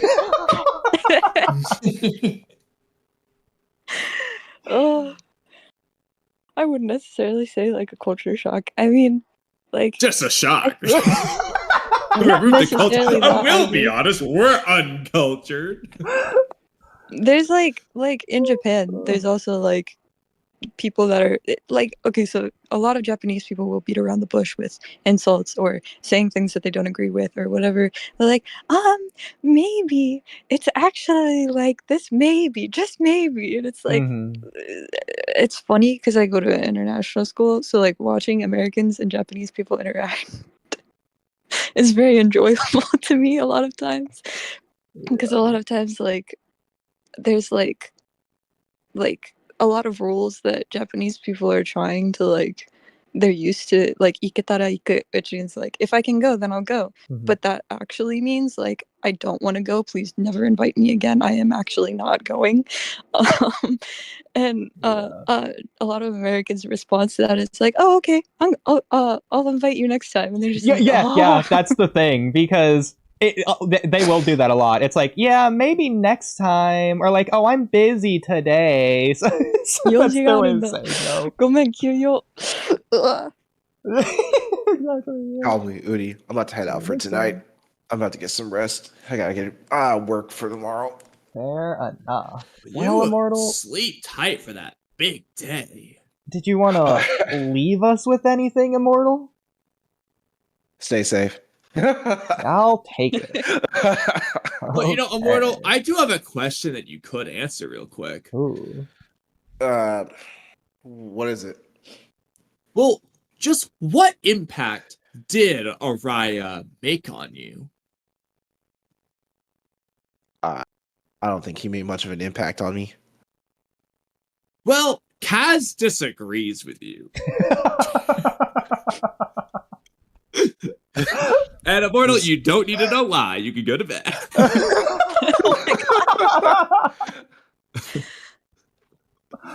All But right, Oodie, I do think love yeah, Immortal, you can't actually go to bed. But Salads and Bolts, I am gonna ask you now. Originally, I was gonna ask you, what impact did Araya make on you? Araya? Yeah, Araya. The fact you don't What even know who that impact did he is. make on you? Wait, oh, the sand guy? Exactly. The sand Well, guy. you're You don't making it even pretty you don't instantly know who Araya is. Oh, no, because, okay, so whenever anybody pronounces anything in English, it takes my brain a second to buffer, because, like, not that your pronunciation is wrong or anything, it just is like, I am only used to hearing it in a Japanese accent, so my brain Well, can you say it in a tries to, Japanese accent for us? Araya. It's literally the same thing. Okay. But like, Yeah. but like when you're, even when people say like really common, like my one of my friends the other day was talking about Jujutsu Kaisen, and they're American, and they said Sukuna, and I was like, who the heck is Sukuna? Because I'm so used to being Sukuna, so the pronunciation is just slightly different, and my Yeah. brain like went through all 300 plus anime that I've watched trying to find a character, because I didn't have any context. To be But yeah, fair, no. there's still a couple of those, even for us English speakers. Well, I say that as if you're not an English speaker. But some of them that are so out there ridiculous that it's like, you're not even trying. Like Sasuke. It's like, come on. Bro, I've heard yeah. that in Gon. Gon drives me. I'm like, what do you mean Gon? It's supposed to be God. Like, it's not even a difficult word to pronounce. Anyway, sorry. Yeah. It's so good. Like I've Naruto. only watched the English dub, so I actually didn't even know that's the case. Oh my gosh. I guess I do have to watch the sub just to learn their proper names. That in Dragon Ball too, like Kuririn became Krillin. I know. Or like Death Note Light Daito. Yeah. I Kuririn mean, is Code, so Kodo. good. Yeah. Kodo. I feel like those are like actual English words though, like Daito, Kodo. Those are still like words that you use, but they're foreign borrowed words. So you still say like for coding, you use the word kodo, and for I mean, you can say hikari, but a lot of people use raito tsukeru for like turn the light on. So it's still like it translates well because your brain is already used to translating that thing. But Well- for names that aren't like translatable. Like kuririn. I mean, Buruma is technically like bloomers, but because it becomes Bulma, it sounds anyway. Yeah. Sorry, I'm not gonna go. No, off on a actually, whole no. While we're tangent. on translations, before we go back to Araya, I don't think we've talked to you about this yet. So Oodie and I have complained about this plenty, but 1,000 volts. As the most Japanese person in this room right now, what are your thoughts on the horrendous thing Viz did? Now, Oodie, I feel like you have no idea which thing I'm referring to yet, but I want you to pretend like you do and be vague until I say it. It's such a travesty. I just have to know your thoughts on this. So Miss Anne, you see, we're talking about translatable things here, and we're not talking about pronouns. Oh, okay, sure. Viz forgot that Mitsuki is talking to Ada, who obviously loves Kawaki. It's obviously what they're talking about. Okay, we're not talking about an understandable pronoun topic. We're not talking about Shinjutsu being typoed into Shinjitsu and never fixed in the volume release. We're not talking about Inu Shikacho. No. This one is new what they were doing. The worst thing they've ever done. What are your thoughts on the worst thing this has ever done? Huh? The one thing that made me upset is they translate sensei and shisho to master, and it should be sensei or like teacher, because it's a completely different relationship, and it makes Konohamaru sound like he's on the same level as Sasuke to Boruto, which is not true at all. And that's like a thing they're emphasizing. Yeah, since Sasuke, what wasn't it? Not really, but they're like making a big point in Ikimoto's like 9th Boruto anniversary thing that, oh, Boruto changed calling Sasuke from sensei to Shisho. Oh, it's because of the time skip. At least in Viz, he samurai did it. He inspiration. was calling him that in part 1, and he goes out of his way to stop calling him it so that he could call him Uncle Sasuke in one of the scenes. Yeah, even though, he calls him it like 30 different times in the movie, the very first thing we got back in 2015 before the Naruto series had ended. Calling a master all the way back then, but whatever. So that is definitely a weird thing, but that's Ikimoto. That's not this. So let's just sprinkle some hints in there. I mean, let's think about when Viz removed mythology from the story. Mythology? Yeah, something that had a mythological inspiration, and Viz just deleted it. Huh? Oodie, do you know what I'm talking about yet? Is this after chapter 7 of Tubular Vortex? It is indeed after chapter 7 of Tubular Vortex. And it's not Shinkatsu. It's not omnipotence or omnipotence. Tell me from the very beginning. Now I'm being less sure. I figured it was the end of chapter 27, a certain translation there that Viz did, but now you're making me doubt not that. Okay. But that is a topic we're going to get to tonight. Don't you worry, go. Yes. Is it after chapter 16? Well, technically, yes, but it's because it's a repeated Viz mistake. Oh, that's another hint. It's not one time, it's every time. But the first instance is before chapter 16 and after chapter 7. Because there was the most consistent Viz mistake. I don't really read Viz unless I'm doing a translation analysis comparison thingy, which is why I might not know what it is. Well, because I started those. That's fair. So maybe you actually just don't know. Well, I mean, what if I told you it's an ability? Oh, you gotta know by now.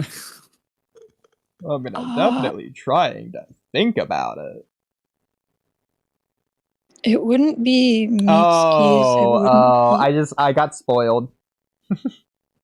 Well, okay, you did get spoiled. Yeah. Well, how many tails does the 10 tails have? I need 10. Okay, so you got half the word. Wait, say that again. Juppo? 10 paths? Oh. Okay. What, do you know what Viz calls it? No, I actually don't, because I always translate it to 10 paths. Okay, Oh, never mind. I was well, gonna- It just made up. Well, it's an actual word, but they just changed its prescience. They just changed the name to a word that in English translates to what Koji's doing, essentially predicting the future. It's like a synonym. Well, okay, so imagine if we need a good. Okay, imagine if Amaterasu was called fire, Educo with a U. essentially. let me Like just do they this way. took a thing, this mythological inspiration behind, the Shinto mythology stuff, inspiring Depot. It's a reference to that. They're deleting that to Why do do they call it? prescience. I What? Which, know. yes, it means, like, if It's you look the up the actual worst. definition, it's just like basically seeing into the future. It makes sense, but like, it's just why did they do that? It's Mirai so Yochi. bad. Eh? It's like No, because it's supposed to be. yeah, no, yeah, Let me it see it. is supposed to be cheapo. Yeah, they just changed the I word, didn't even know they did that. ruined the meaning. Completely Prescience different is the kanji. fact of knowing something before it takes place, foreknowledge. Well, first of all, actually, this is just wrong because, no, Koji doesn't know something before it takes place because he doesn't know which future will happen, but I'm willing to give him the definition credit. But it's like, Well, again, Mirai Yochi Amaterasu wasn't is even- fire. Kamui is phase.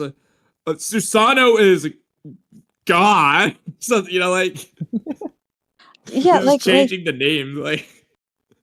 I guess they did the thing that they do with the jutsu where it's like Super Beast Scroll. It's like a literal kind of translation of most of it, unless it's like specifically like But like, when else have they Ohime ever or done this Sanoo. before? Like... Because like they've been good in other aspects. In fact, they arguably go too far sometimes with calling Rasengan instead of spiraling sphere or whatever. Yeah, I feel like Rasengan is just catchier though, because like But I even don't then, know. though, again, like that, like in this case, again, it's named after. It's like calling Amaterasu Black Fire. That's just a jutsu. Like just changing 'cause the name to fire- that. Like Amaterasu is a proper noun. It's like a person's name. Mhm. So I feel like they definitely wouldn't change that. Okay, but 10 directions, Shinto mythology. That's as proper as it gets. It's but a thing it's that it's religion. referencing, seemingly anyway. I mean, So yeah, that's like true. it I don't know is. why. I mean, I understand that it's not. It's like the six paths of pain as a concept. Like it's clearly, the six paths of Samsara. That's the reference when they're doing all the six path stuff. It's the same idea. Why did they? I don't know who makes the decision as to whether or not it gets translated. So I feel like I don't know if that would have been. I don't know how they decide that. I actually should look into that because there's a lot of rules and stuff surrounding jargon and translation that certain companies have to abide by. So What? I don't know Wow! if that was- Cause this. I'm just curious as to what the concrete rule is for whether they translated something or not, because they even put Hagoromo in the Oh well, manga this week. I guess getting to the elephant in the room. Yeah, getting the elephant out of the room, as you would say. Exactly. So they did, in fact, do that. Right here, the Uchiha flowing blade jutsu Hagoromo. They have to be trolling. Why would they That's the ever thing, put though. that in there? Why? Exactly. It's like, again, can it technically make sense? Sure. But why are you going out of your way to make it as misleading as possible? Oh, it's in reference Just to saying the cloaking the blade with feather. chakra. It's like what? I don't remember what I translated that to in mine. Something that's curious. not Something like what Hagoromo. Boruto's doing? Yeah, something that's not a previously prominent character's name. You Well, no, definitely because didn't translate it well. that is how it's pronounced. It's like Yeah, that's well, the you kanji know and how stuff. I else? coulda You know who something else with is that. pronounced Hagoromo? Hagoromo. See the Yeah, no. problem? But again though, it's like a hakaromo. It's like a clothing thing usually, right? Some Something like like that. feather, whatever. So again, in normal Japanese, in Japanese, it might say hakaromo, and to them it makes sense. But if you just call it the clothing or whatever it means, it's gonna make more sense to the English speaker. Why would you not translate this? Because you know what that indicates to me? Because we've already made fun of this enough. It indicates to me that they don't know what's going on. They just see Hagoromo like, oh yeah, Hagoromo the character. Just putting it like they're not actually fans of the series who understand the context. It's just like they watch Instagram reels and see Hagoromo like, ooh, piece of candy, you know? Oh I my mean, God. so there's more to Hagoromo than just the character as well. Like it's a no play, which is like a traditional Japanese play. Mhm. And it's used. I don't know whether that's the same kanji or not, but there's a lot. Shibai? It's the direct translation is like feather garment, right? Mhm. So like Yeah. it's supposed to be a cloak worn by. I'm just gonna read you the Wikipedia here because it's I thought it was easier to something do like that that, and explain. But yeah, it's a feather cloak worn by a celestial woman in Japanese legend or art. But it's kind of like I don't know how to. It's like because there's more background to him cloaking his blade specifically with the usage of that word. They probably left it in so people would look it up outside of the context of the character because there is extra context there, which I didn't I put in mean, my analysis. I was more focused on the I shipping. understand that Ikimoto apparently doesn't want you to read part one and definitely doesn't want you to read Naruto. But like 90% of the fans, at least, have read Naruto. They know Hagoromo, not as the feather garment. They know him as the god character in Naruto. Okay. Yeah, I need to add that part to my It's like analysis. theoretically, if Sarada just gets bit by a Shinju next chapter and turns into I guess a Shinju, are they just gonna start calling her Rasengan and move on like we're not confused? Oh, Because again, they're going out of the way to use the Japanese word. Like in Japanese, you got the context, you know what they're saying. In this case, it gets for the English viewers, when they use a Japanese word, we're gonna associate it with the one way it's used because we're not translating it. So when we see Rasengan, we're only going to use in the concept of that jutsu in no other spiraling sphere context in which Rasengan could theoretically make sense. So yeah, when no, you see Hagoromo, the first thing you think of is not going to be the feather garment because it's not an English word. It's going to be the way it's used. How is it used? Oh, gee whiz, I wonder. Hagoromo, the guy. yeah, usually what happens when they come up with a new jutsu or like a new name thing is it gets either the Japanese or the English translation, and then there's like a asterisk thingy with like the Japanese name. Yeah. I think that's usually how it works anyway. I don't 100% know because I don't usually read the English, but what I've seen in the past. So I think what happened is the person who does the lettering and the person who does the actual translations are different, and I'm not sure whether the person who does the translations gets to see the manga like while she's working on the translations or whether she just gets the text.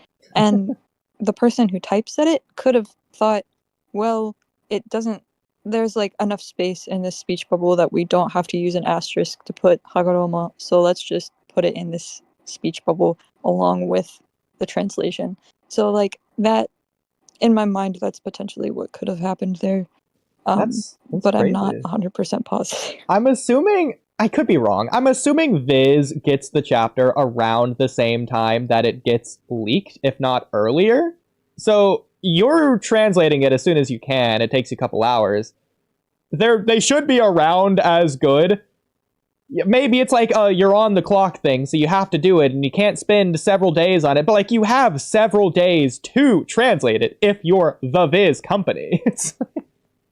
Well, like, so if they get the chapter at the same time that I would get it, then they probably take, because it's like midnight here usually when it drops. So they probably the next morning you wake up or whatever. I don't know whether they live in America or Japan, because I know the translator is Japanese originally, and then like lived in America for a while.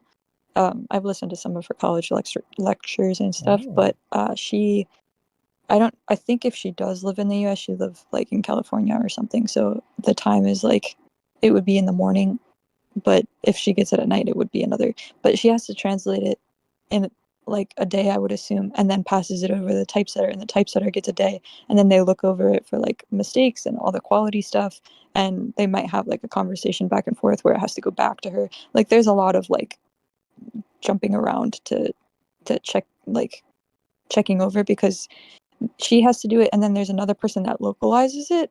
So that's like taking what she translated it and making it more readable for an English audience. And then this seems like the reverse. They get less readable by making Agoromo. Yeah. I mean, yeah, but I then, understand. like, after the localizer goes over it, it goes to the person who puts it into the bubbles, and the person who puts it into the bubbles can change it even farther if it doesn't fit in the bubbles. Oh, so they're the ... kings here. Okay. They're also like the person that might make the person translation adding on the millions of ... Yeah, because they're looking at their name, they're not Japanese or Western oriented person. Probably they could have just grown up in America and just have a name that's from a different culture, and not like standard Western sounding. But it I don't know what culture the name is from, but it doesn't sound like it's somebody who 100% maybe understands English in the way that most Americans, British people, etc. understand English. So but then I ask, why are they the ones that are on this job? I mean, that's been our working theory for the past question. while as well. We've come to the same conclusion. I mean, after hearing Yodo's dialogue. Yoda's dialogue. So the thing about that, Yeah, in hers Japanese is bad was, in all versions. and it's like it was meant to be kind of vague because Ikemoto didn't want to give away Sarada's feelings yet. She wanted that. He wanted that to be like the confession when it happened. Except he gave away Sarada's feelings. Obviously, before it. She kind of did in a way in Japanese, but like using the word like special someone isn't necessarily like, she was just alluding to the fact that there was someone more special to her than she like the village as a whole, because she wanted everybody to be on the same level, and Yoda was like, no, it's okay to put somebody above that, basically. But it didn't get translated well because of all the vagueness that was used. So it makes sense in Japanese, and a lot of Japanese speakers were also like, I don't really get this. And I was like, no, that's fair. But when you're like super, how do I,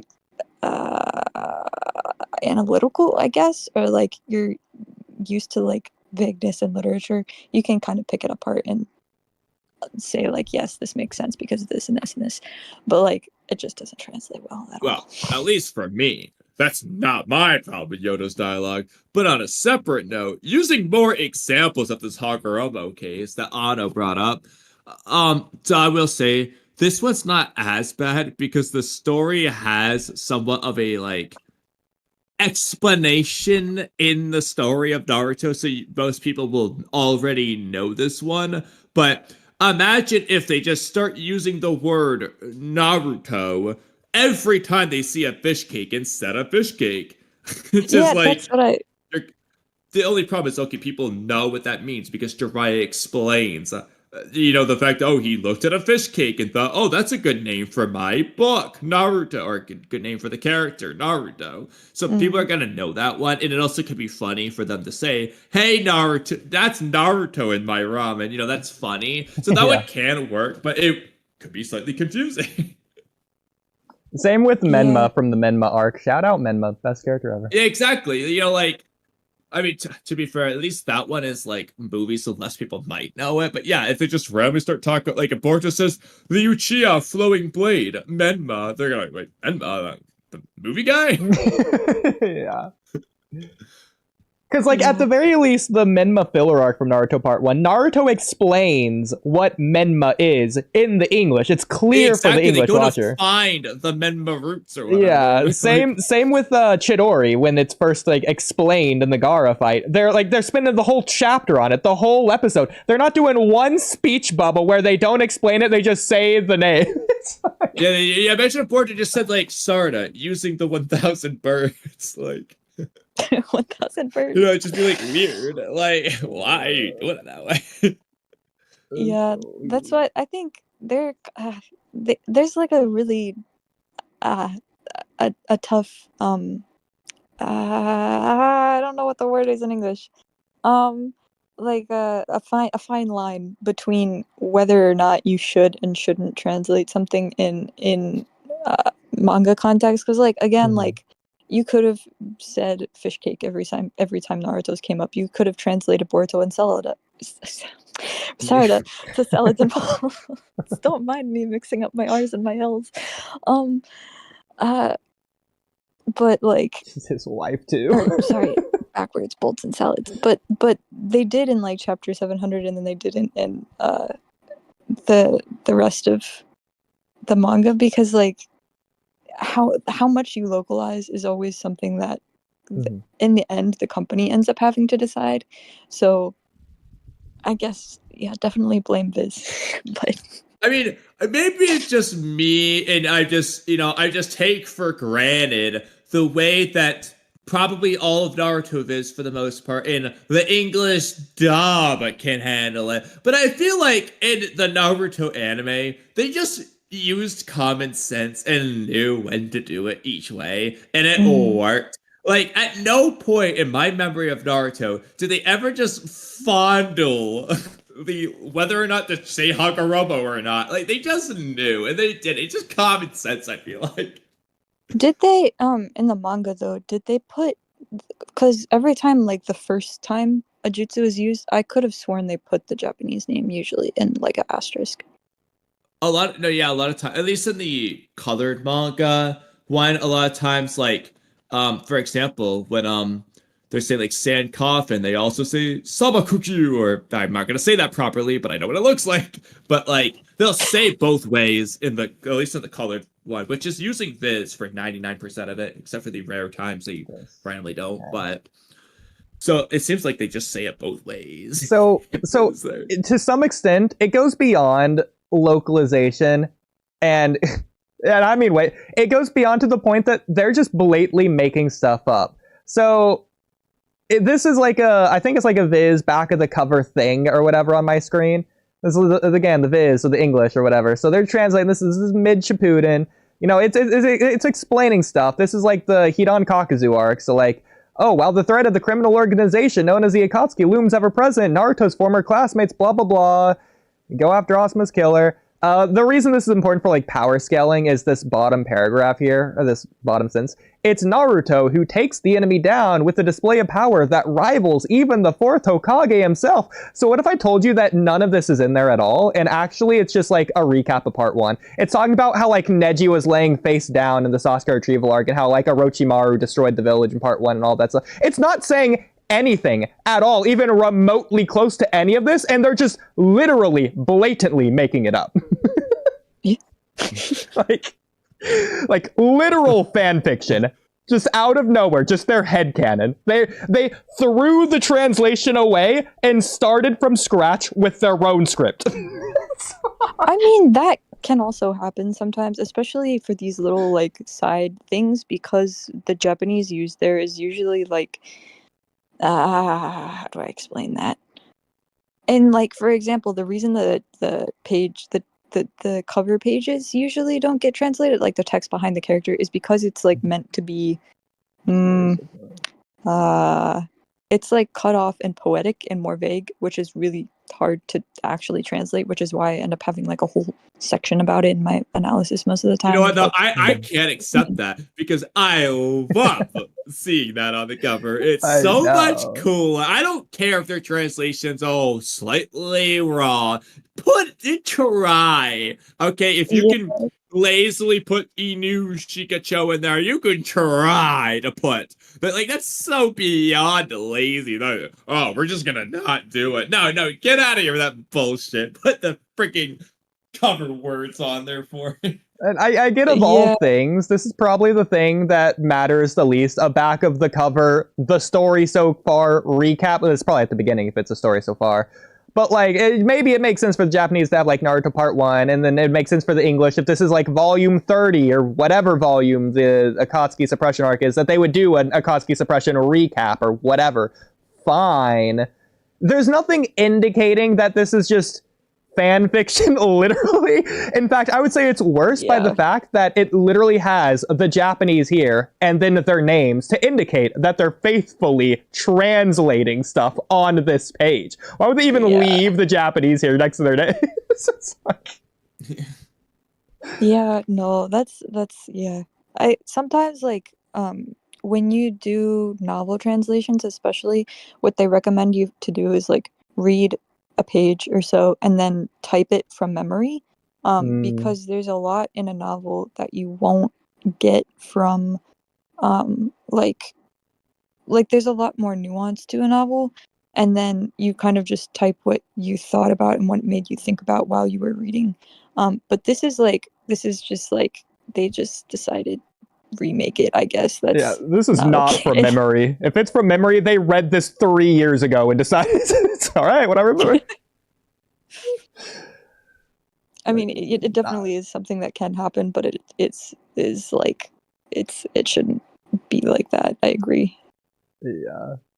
Well, speaking of more translation stuff, like 30 minutes ago I had a segue, but I'm just gonna do a bad segue now. So speaking of the... Oh, actually, let me read this real quick. Literally not a single volume back statement is translated correctly. Not a single one is crazy. I thought it was just one or two, like an exception. I guess it's a rule. So, but Sage, do you mean by not translated correctly, do you mean they made it up for literally all of them, or is this just not translated correctly? Went through all of them. They just make it up. Wow. That would be funny. Oh no, that's so funny, bro. I can see why that happens.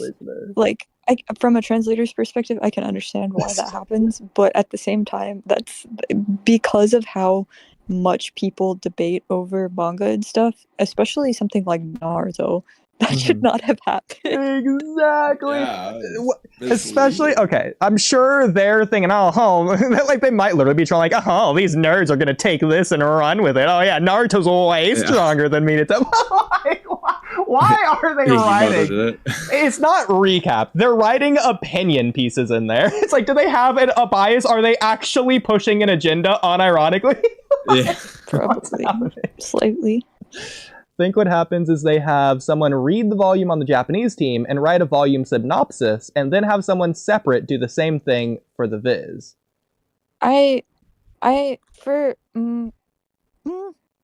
Yeah, and then they each just do their own synopsis with their own opinions. What happened? But like, this is what, because I don't understand that either, because it does sound like a game of telephone. But then it would be like somewhere in the same ballpark. It's not going to be talking about Neji laying flat down on his face and then Naruto stronger than Minato. That's not a game of telephone difference there. Well, it is interesting though, because if this was in after the Akatsuki Suppression arc, given that they're recapping the Akatsuki Suppression arc, why is it randomly recapping the Sasuke retrieval in the Japanese? It's the story so far. I mean, maybe that's why. Maybe that's why the Viz team said, let's just do the actual arcs that recently happened, because that makes more sense. That too. I'm not sure though. just look at a few of these real quick if you want. Okay. Why the heck not? With Naruto and Sasuke working together, Kaguya is finally sealed away for good, but just when it seems that the ninja world can find true peace, one more obstacle appears. Fueled by opposing ideals, Naruto and Sasuke will determine the future of the world in one final fight. So I don't know how to find the Japanese version of this, but that's pretty cool. Go back. There's the EN button at the top. You see, there.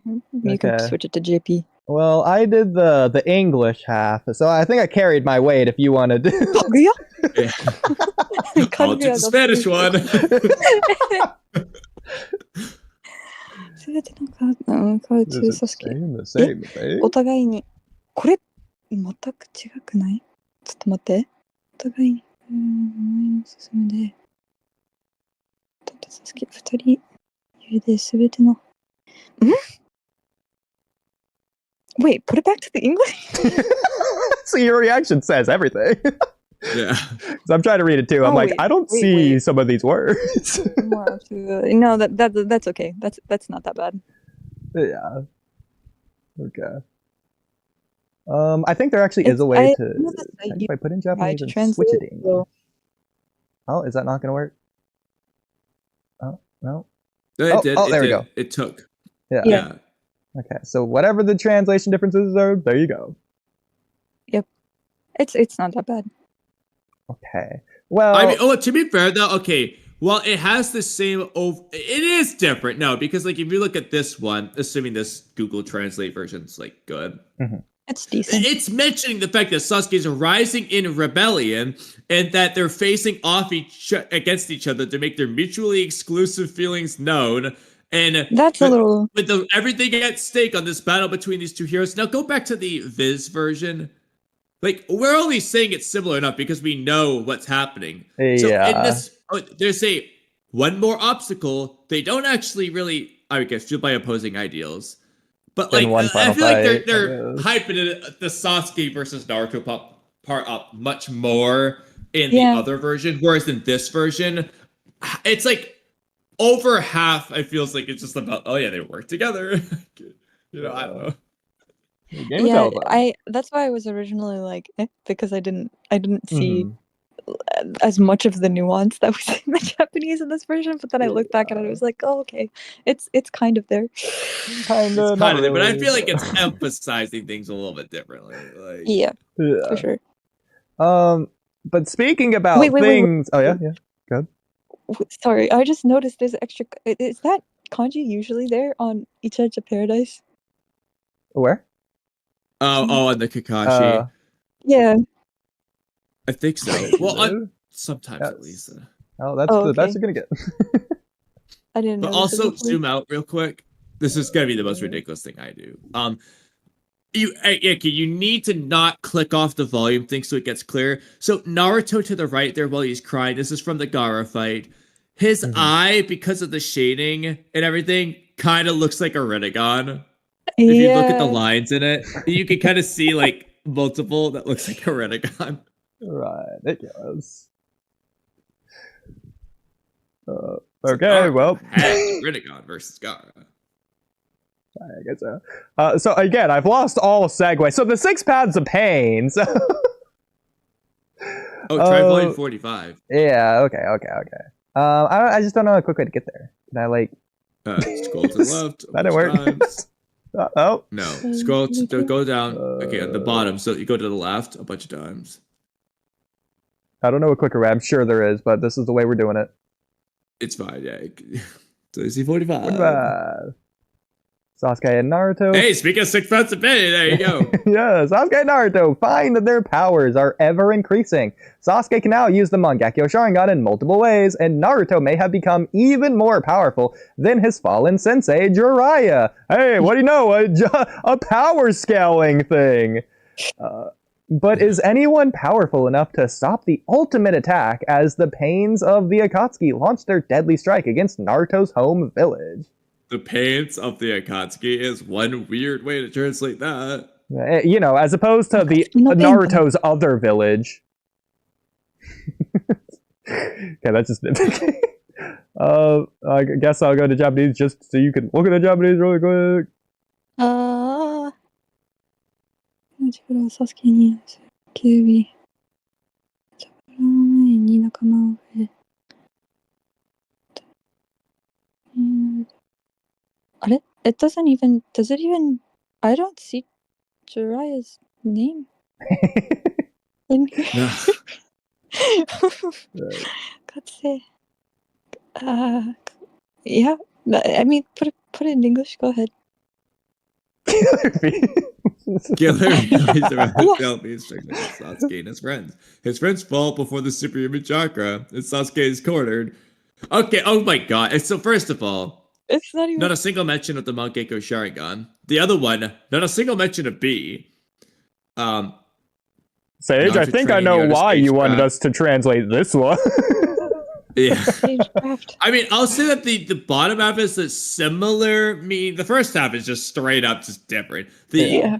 Is similar ideas, but like again, it's just saying Naruto is training for Sage mode, and technically they don't even say who the crisis is that's approaching the Hidden Leaf Village, but it's unprecedented. Okay, it's similar meaning, but the other one is making a hey, he might be surpassing Jiraiya. This one's not saying that, you know. So Yeah. So real quick, just something that's funny. Can I go back here? Let me just refresh. Maybe go back to Japanese. Yeah. Okay. So you're reading it out loud, and you're like, when you read this, I was like, I could have sworn I heard you say QB, and I'm like, let me read this like 5 times over. Am I just having a stroke? It said, no, Killer Bee makes a lot more sense. I screw up katakana a lot in my brain because when I read over it quickly, I'm expecting it to be a word, and then if it's not that word and I'm just glancing at it, then I'll screw it up. But I have a habit of screwing up katakana words. So yes, no, I did say I thought that said QB at first. Okay. I'm glad I wasn't having I a thought heart she was attack like, in my can I bed. be like, you know, like that. Kirabi. Yeah. Nah, It's Can I trying to follow be? along. If I you was say like, it fast, wait, like, can I be? Kind of sound like QB. what? Kinda. nah. That was me screwing it up because I saw Biju no Chikara. So I was like, my brain when I was skimming it made that QB. Yeah, in high school, I would like take a test where you do like one kanji or like one katakana at a time. And you just type it in, so you like learn it and master it really quick. That way, you could just instantaneously, without thinking about, just autonomously, like brain, you know what it's saying immediately. Now it's like it's harder for me to do that unless I like focus on it, and it's more so when I just like see the full katakana word. I'm like, oh, that's what the word is, because like I recognize the word more than the katakanas themselves now. It's like the individual katakanas sometimes they'll just like blur together in a way. Like only some of them, obviously, but it's like, what does it say? Oh, that okay. Yeah, no, whenever my brain sees a katakana, it's like, oh, English word, sweet. And then it just Exactly. uses the rest of the sentence to autofill what it's supposed to be so I can read it faster, which is really annoying. But yeah. Yeah, and then it's also like the most weirdly broken English pronunciation of the word possible. It's like, this did not help me being an English word. Kirabi. Because like you want to say it with like a different kind of like inflection, so it's like ki da bi. What is ki da bi? Oh, Killer Bee. It's like, so but if you say it a certain way, it's like it can't be that. Like, what is this? But anyways, Sage said 61's another one that's got power 61. scaling implications that aren't there.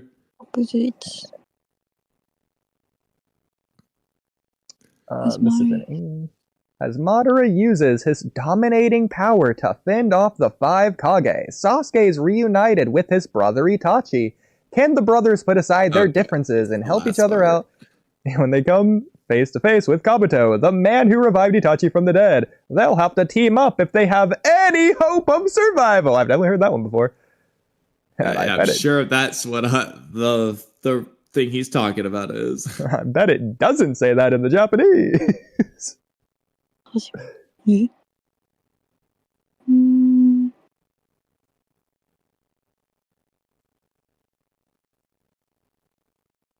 It doesn't say anything about him being stronger, like them having to team up to fight him. It's just the umeno. What is that? I don't know how to say that word. Anyway, you can put it in English. Sorry, I'll stop being explanatory.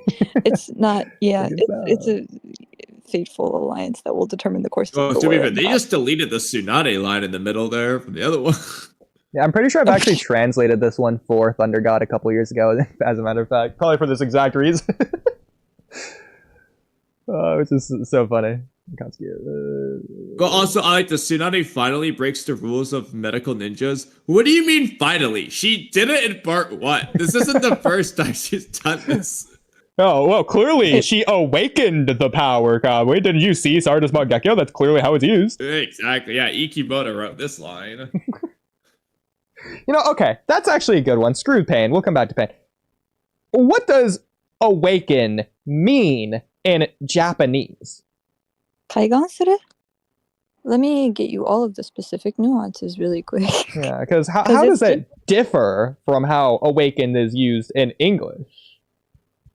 Enlightenment, spiritual awakening, opening one's eyes to the truth, reaching one's peak, reaching the highest, I don't know what that word is, gaining eyesight, restoring eyesight, opening the eyes, filling out the eyes of a Buddha as the last step of consecrating a new statue or picture, ceremony where a newly made image or idol is consecrated.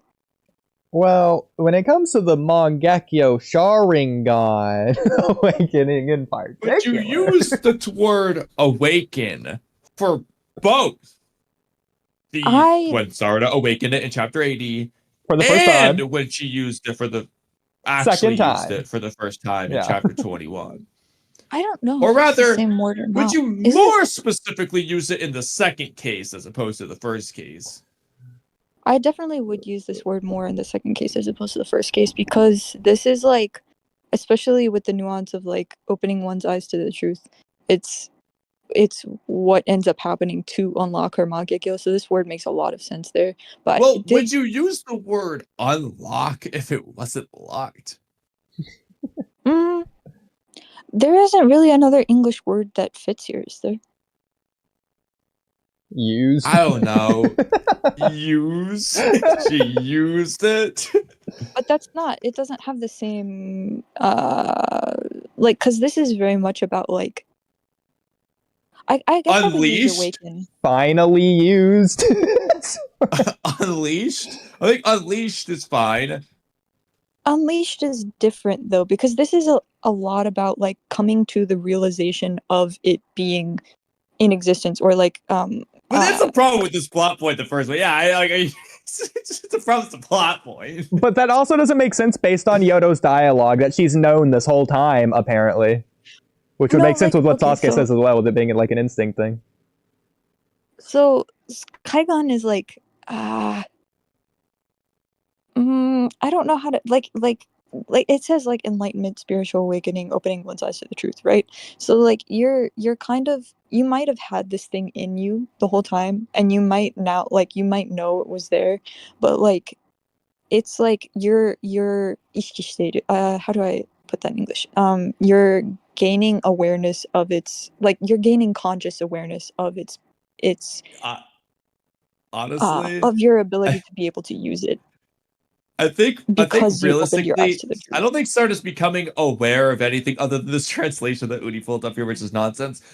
She's accepting her feelings. She's not becoming aware of them. She's accepting them. And as a result, she did not know that she had some feelings for Boruto in some way that she wasn't fully sure. She's accepting them for what they are. If anything, Sarada, they should be saying Sarada awakened the Mangekyo. It should be that she accepted the Mangekyo. That's the most realistically activated it. Well, she embraced it. You know, like, yeah, she's embracing her Mangekyo.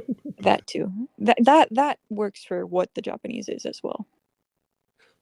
I mean, that's what she's doing. I get why they want to say awakening for obvious reasons, because it's like first time using the power, and awakening definitely sounds cooler. And every version, it's just gonna be cooler if you say she awakened it. This is more the semantical diehard Boruto fan thing where we're just like, okay, but she didn't. We don't like that. Well, it's also, it's not saying that she awakened the power of the Mangekyo. She's saying that she's awakening the Mangekyo. That's not happening. She did that 3 And years the other ago. thing, though, is still, though, again, so I know I'm going to endlessly make fun of Ikimoto for saying this, but like, he made a separate manga, To Blue Vortex, and he's saying, oh, you can read part 1, but you don't even bother. Just imagine what happened. So for those people, though, they don't think Sarada awakened in part 1. They think she awakened it here. They just straight up are being misled. No, because there was a flashback where Sasuke talked about her awakening Kaigan Suru. You know what? Okay, this is the worst argument ever, but I'm using it. Ikimoto doesn't indicate with flashback markers, so they don't know that's a flashback. Oh my gosh. Like, How do but they Sasuke know? talks about it in front of Boruto and is like, she went through physical shock and unlocked this thing. There's a flashback to it as well in that scene where she like is looking up at him and crying and it's activated, isn't it? I don't think that's there. No, I think they I do swear there some was stuff one. where you can see your part 1 design, but hey, to be fair, Yeah. those people don't even understand. Like what is this? Who is that character? I don't recognize these people. They don't even know who Sasuke is. They don't know what he looks like. They know what like a quarter of his head sticking out the tree is. Okay. Bruh. No, who Sasuke looks They like. know Soegi more than they know Sasuke. Sasuke appears in a lot of flashbacks though. But I'm assuming you have seen this in the past. This thing in general. Yeah. So, I think I translated it at one point, yeah. have you thought about it? Have I thought about it? So let me ask you another way. What's wrong with what they're saying here? But besides the Awakening Mangekyo thing, this is something else. Having become aware of her feelings for Boruto and her goal of becoming Hokage? So, what's wrong with that? It groups her being aware of becoming Hokage, or like her goal of becoming Hokage with her feelings for Boruto. Well, Yes, but that's not specific. Okay, so that's yes. not wrong. That's bad, but that's a it's different No, topic. like becoming aware of her goal of becoming Hokage, as if she was only aware of it because okay, there you go. Yeah. that's what I meant. Yeah. Well, it's No. also, it's not necessarily becoming aware of it because of Boruto. It's becoming aware of it now. Yeah, now as opposed to before. Which she's been saying it every Because chapter she's in. I translated this too, ちょっと待って。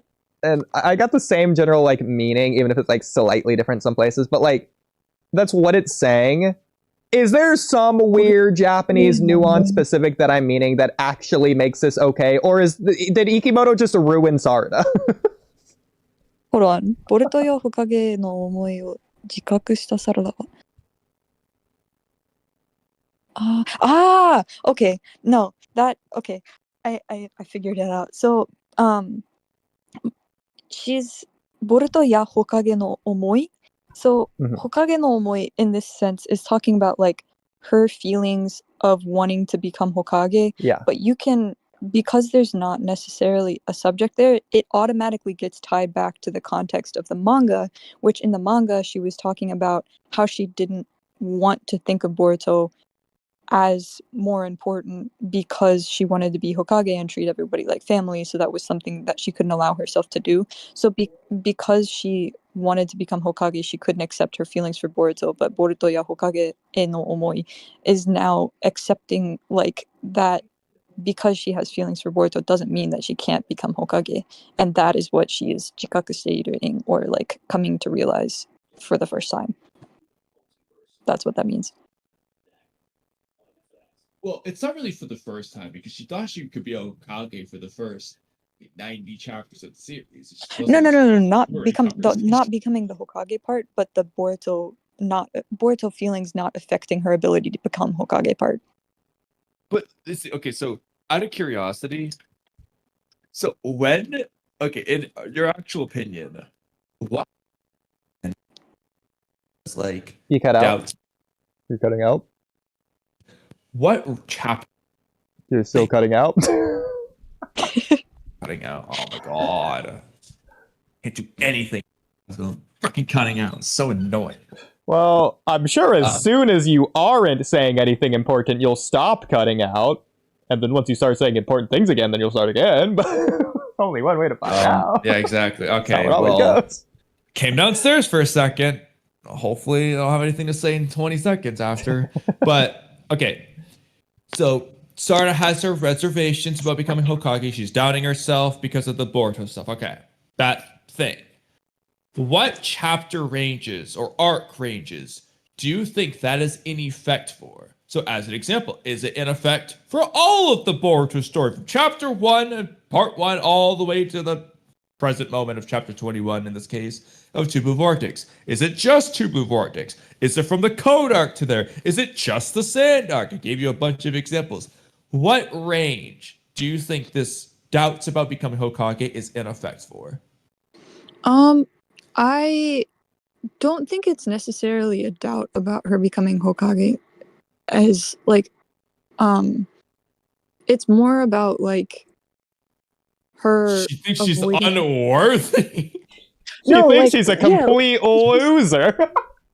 The words that it used in the manga was like she's averting her eyes to this whole situation. So she was basically like, I don't even want to think about whether I like him or not, because if I do that, I'll be unworthy to become Hokage. Like if that Well, occupies my mind, then I'm not fit to be a Hokage. In the other translations, it's saying, especially Viz, they're saying like the exact opposite, that she can't stop thinking about it, that she was obsessing over it.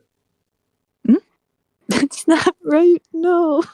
I mean, I don't know if we could find your translation, but even in the one when we read yours the first time, it still is implying like she's been thinking about it, and the thought of thinking about it made her think it made her unworthy of becoming Hokage. Yeah, no, like the thought, the fact that she was obsessing over like, Boruto, her worry about whether or not her worry came from him being a teammate or a nakama, versus him being like somebody that she liked, was what made her feel unworthy of being Hokage. Like that was exactly. the whole... But so that means that she did feel unworthy because she was thinking about those things. Yes, exactly. And that's what she tried to like. That's why she tried not to think about them and like, quote unquote, averted her eyes to them and like pushed them away and was like, I don't want to think about these things, but like they kept coming back up in her mind. Exactly. So, yeah, It's because she was. but they were coming back in her mind. So my question is, from what chapter ranges or arc ranges do you think that was happening over the span of? We don't know exactly, but from the flashbacks, it seems like it's been happening since Boruto did the whole like, I'm gonna become a cool ninja like you become Hokage, I'm gonna become a cool ninja like your dad and protect you well. And then Chocho's must be nice to have a boyfriend or whatever, something about that, or Chocho obsessing over guys and Sarada being like, must be nice to be you, or like so carefree or whatever. And then again, like she admits to not knowing when Sumire, or not necessarily not knowing, but like those were her true feelings of like, what was the words? Of course not. Why would something like that bother me?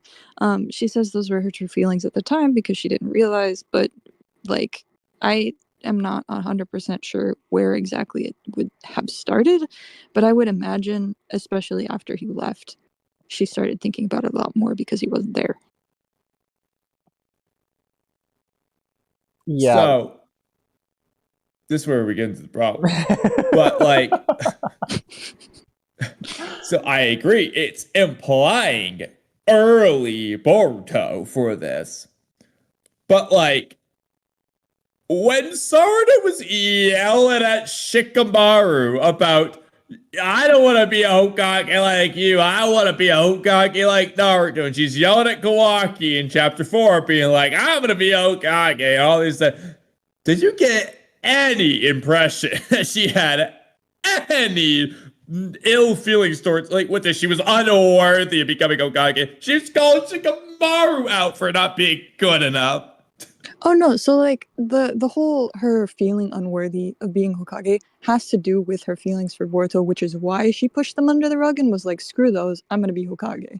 So like I mean, I'm gonna be honest, I think this is only an effect in the Sand Mission, where she's clearly distraught the entire time because of Sumere's conversation in chapter 16. Yeah. I don't have any reservations, which contradicts what they're implying in this chapter at the same time. But I think it's just inconsistent. Because outside of Sumere confronting her in part 1, like at Sumere's introduction, like chapter 30-something, or she's a little bit confused then, but she's not like thinking about it or flashing back to it or anything after the fact. And that was Sumere confronting her directly in the most weird way possible. And she just like sort of got it out of her head afterwards, from what it seems like as like a manga reader.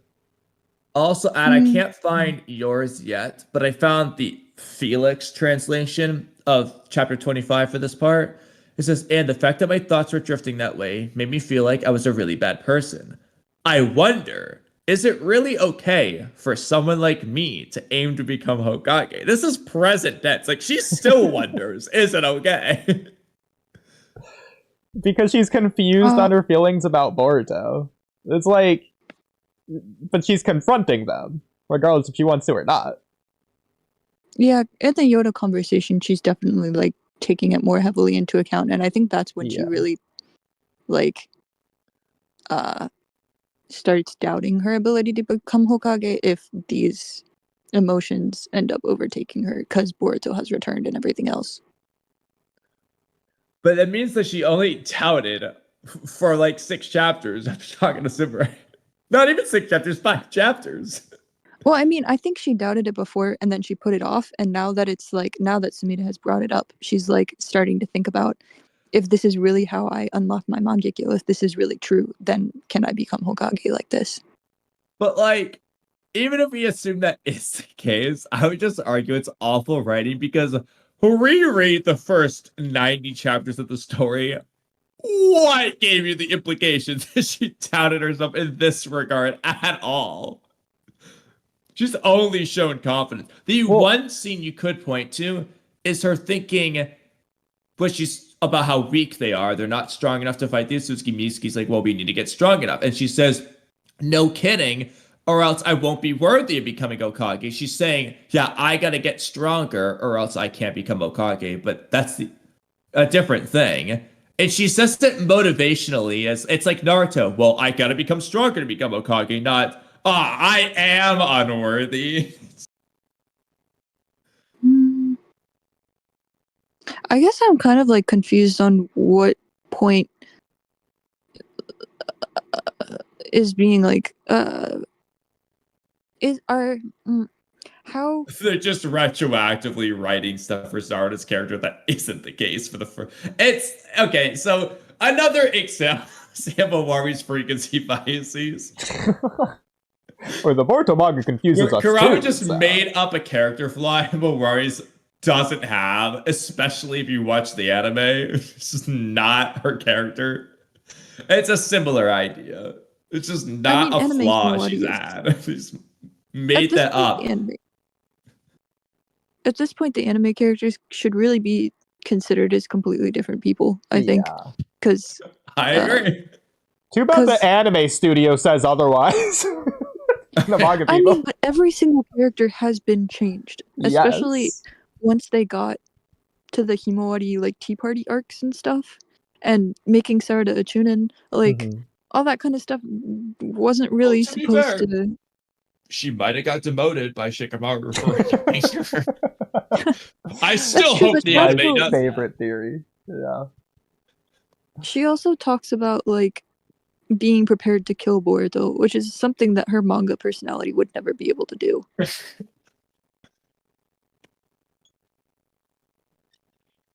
So keeping in mind that this probably started like 5 chapters ago, why didn't she use her Mangekyo before then to assist Boruto against Hidari? So I think that's the whole point of the chapter, kind of, though, was like her saying that her coming to the realization that in order to unlock her Mangekyo, she had to accept her feelings for Boruto, was like, that's what gave her pause about becoming Hokage. Like, do I really I don't know how to put this well. Sorry, I'm struggling. But to be fair, the Boruto manga confuses us just as much. Her feelings for Boruto to awaken the Mangekyo until she awakened the Mangekyo after the Yodo's death. But but she wasn't just questioning her Hokage worthiness for like half a chapter after that. Like, well, especially No, she she was- didn't awaken it in part 1. I think she had been questioning her worthiness of becoming Hokage the entire time if she had feelings for Boruto. But she decided that she didn't have feelings for Boruto and was like, nah, I'm not going to think about that. That's dumb.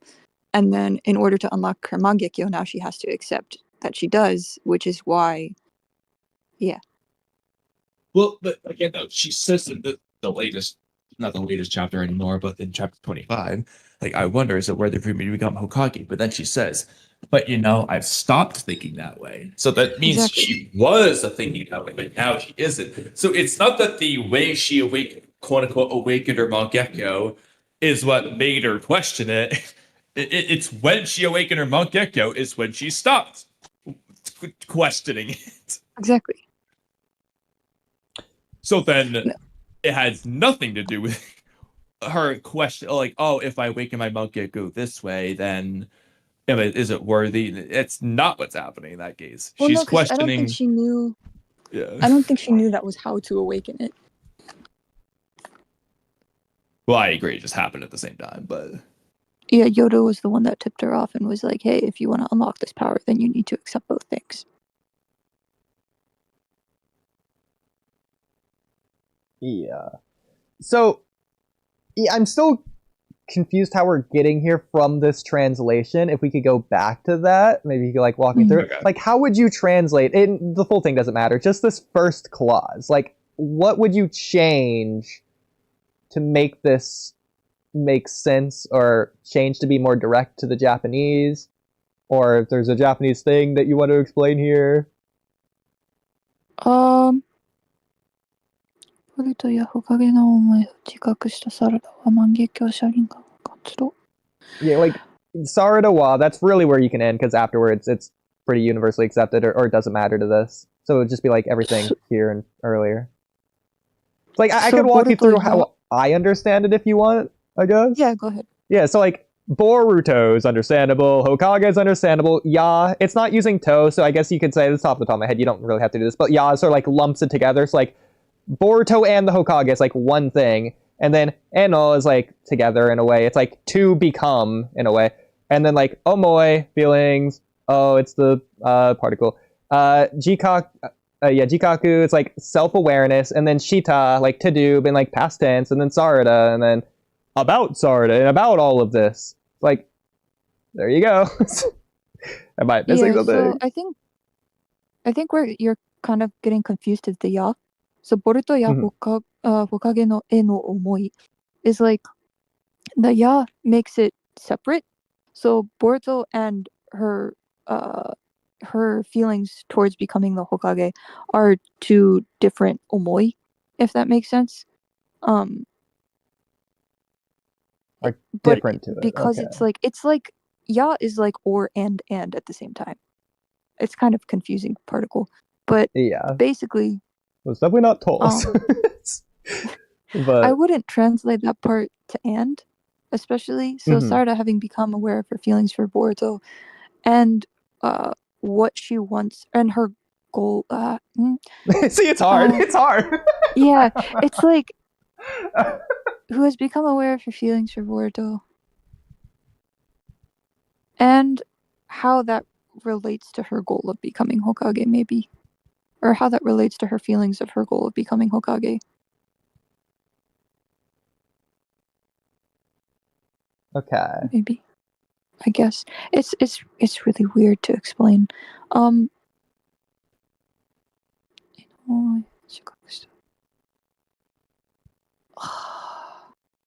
This is How why Boruto sometimes I relates hate to it. translation, but that's okay.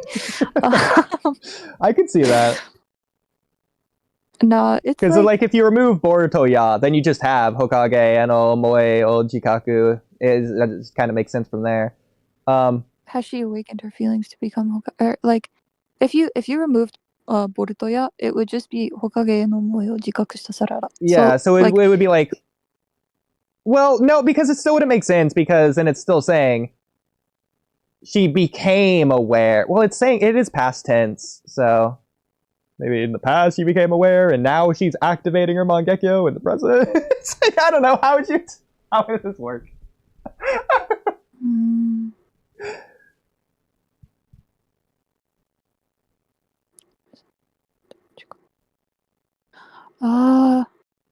Because it's like, having become aware of her feelings to become Hokage, Sarada awakens the Mangekyo Sharingan. And then, in addition, is Boruto. Is the current... activate, because Hatsudo is just activate. But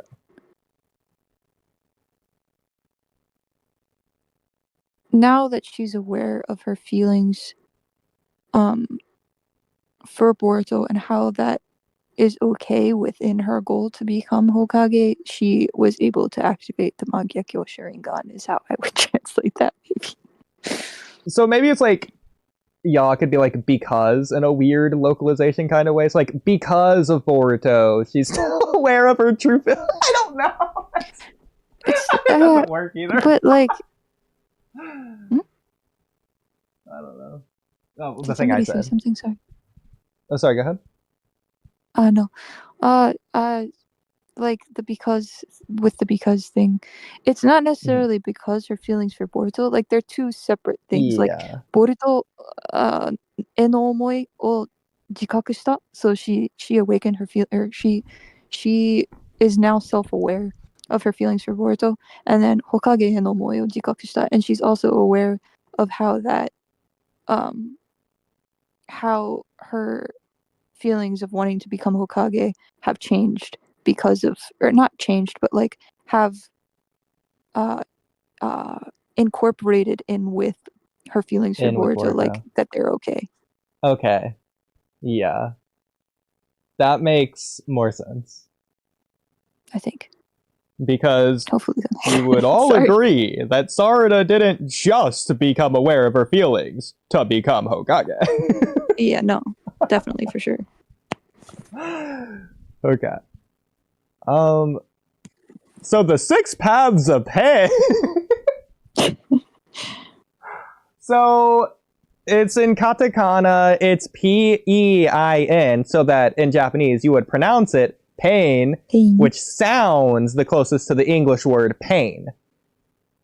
So, and they're not doing the katakana P-A-I-N for like pine or whatever. It's pain with the E. So yeah, they're changing the word to sound correct, which is fine.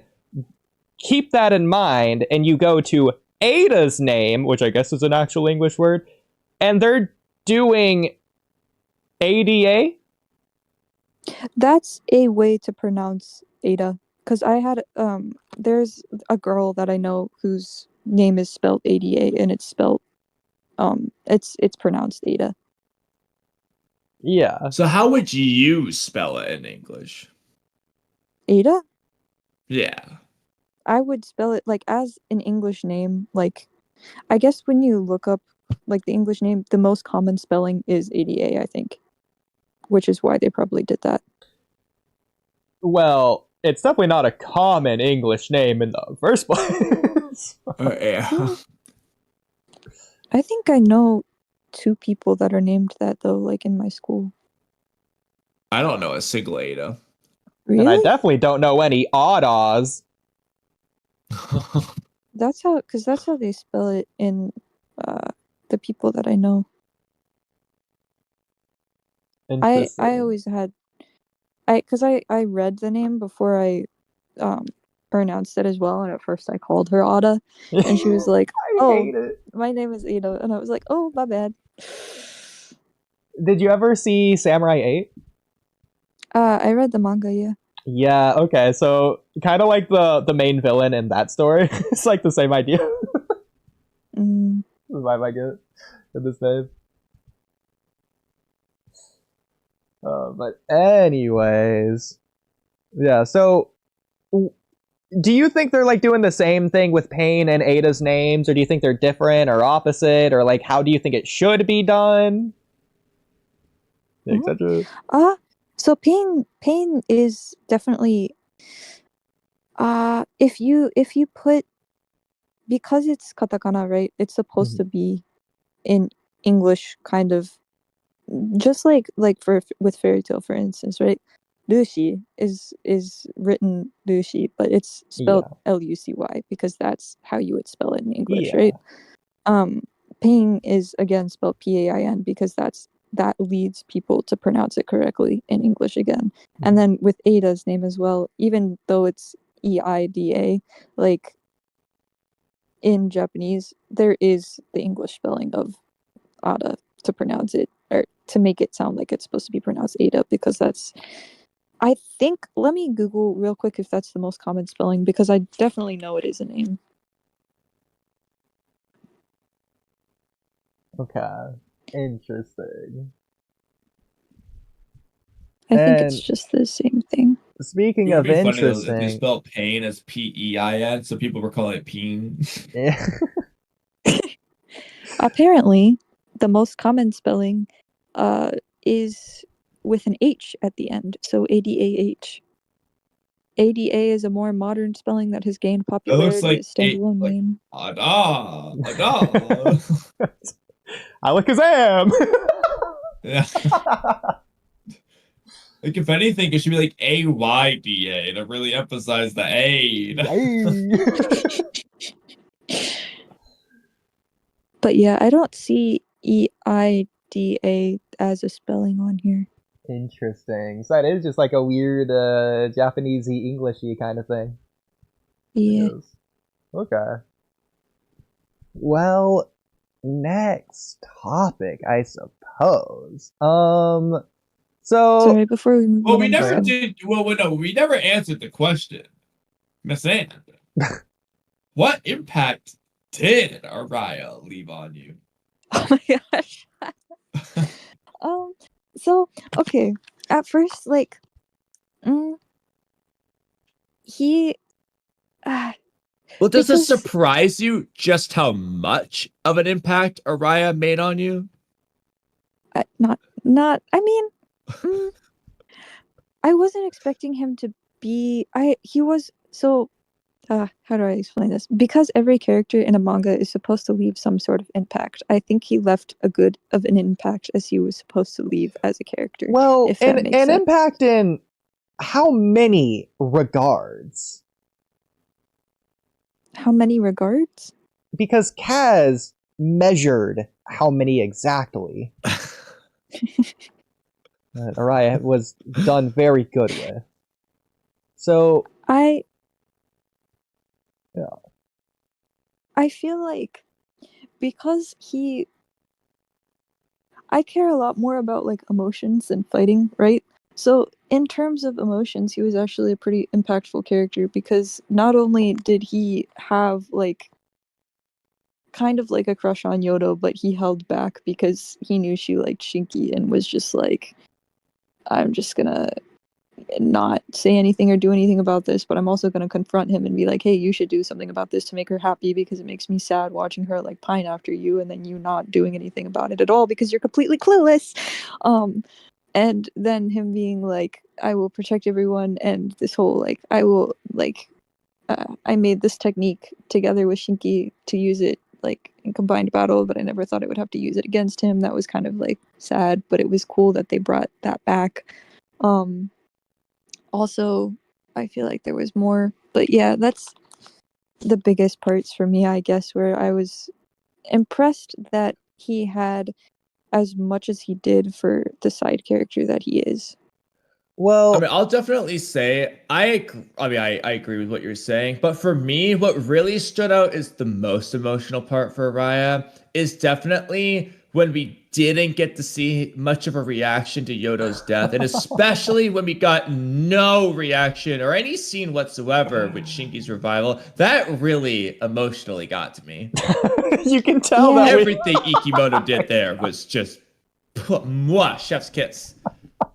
I think what he is, I'm not 100% sure about this, but I would imagine that they're going to elaborate on it in the anime, as well as the fact that it has not actually been confirmed yet that Yodo is dead. I'm glad you're saying this ridiculous! because we've said this before. The Japanese is really vague on it. It doesn't say she's dead. I'm adding that She could to still be alive. one of my most recent topics I right now. personally think she's still alive, because otherwise they would have made it into a bigger thing. Until they inevitably But then why is like Shikamaru? On the other hand, though, it's like, why is Boruto throwing such a big fit over Yodo? She's not even dead. And why is Shikamaru like sorry about Yodo, Kokoro, if she's like fine? Because she would have gotten critically injured and would be like in the hospital for a long, like that's a serious injury. Yeah, but I feel like Boruto's reaction is just over the top. She's gonna be okay. I mean, we didn't see Yeah, Tsunade that's true. apologizing to Baki about Gaara when he fought Kimimaro.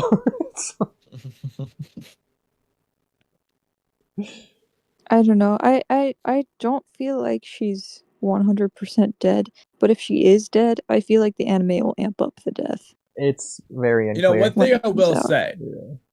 which makes this extra funny, they don't confirm Yodo's dead, but oddly, Jura confirms the death of a character who isn't dead, and that's Inojin. So, Oh. I mean, Inojin was supposed to be dead. Well, Jura saw Himawari heal him after just getting done praising her healing powers for being on the level of a Biju. it's ridiculous. That isn't okay. Wait, when did he like talk about Inojin being dead after? Right here. Inojin ended up needlessly losing his life. Oh, because so he That's technically it. was supposed to have been dead. He lost his composure, and that led him to, essentially near death. So you could Well, say, that's not what Jura said. He didn't say he got him near death. but, He said he lost his life. I mean, Because I agree. It did needlessly get him in danger of death. I mean, they're openly talking about it in front of Jura. And they're like, oh, well, you know, he might not be perfectly healed, but he seems pretty okay. Like, they're not worried about it, you know. Yeah, I mean, Shikadai seems pretty impressed of the healing his wound. It's closed. And again, Yeah, Jura, just in the previous chapter, complimented the astounding healing power far beyond human Jinchuriki level. That's almost like what we Biju possess in reference to himself. Got some pretty good healing powers. Like, he saw what Himawari did. I mean, he already knows what his Biju healing power can do to the obliterated Thorn Soul only Hidari. They bring him back.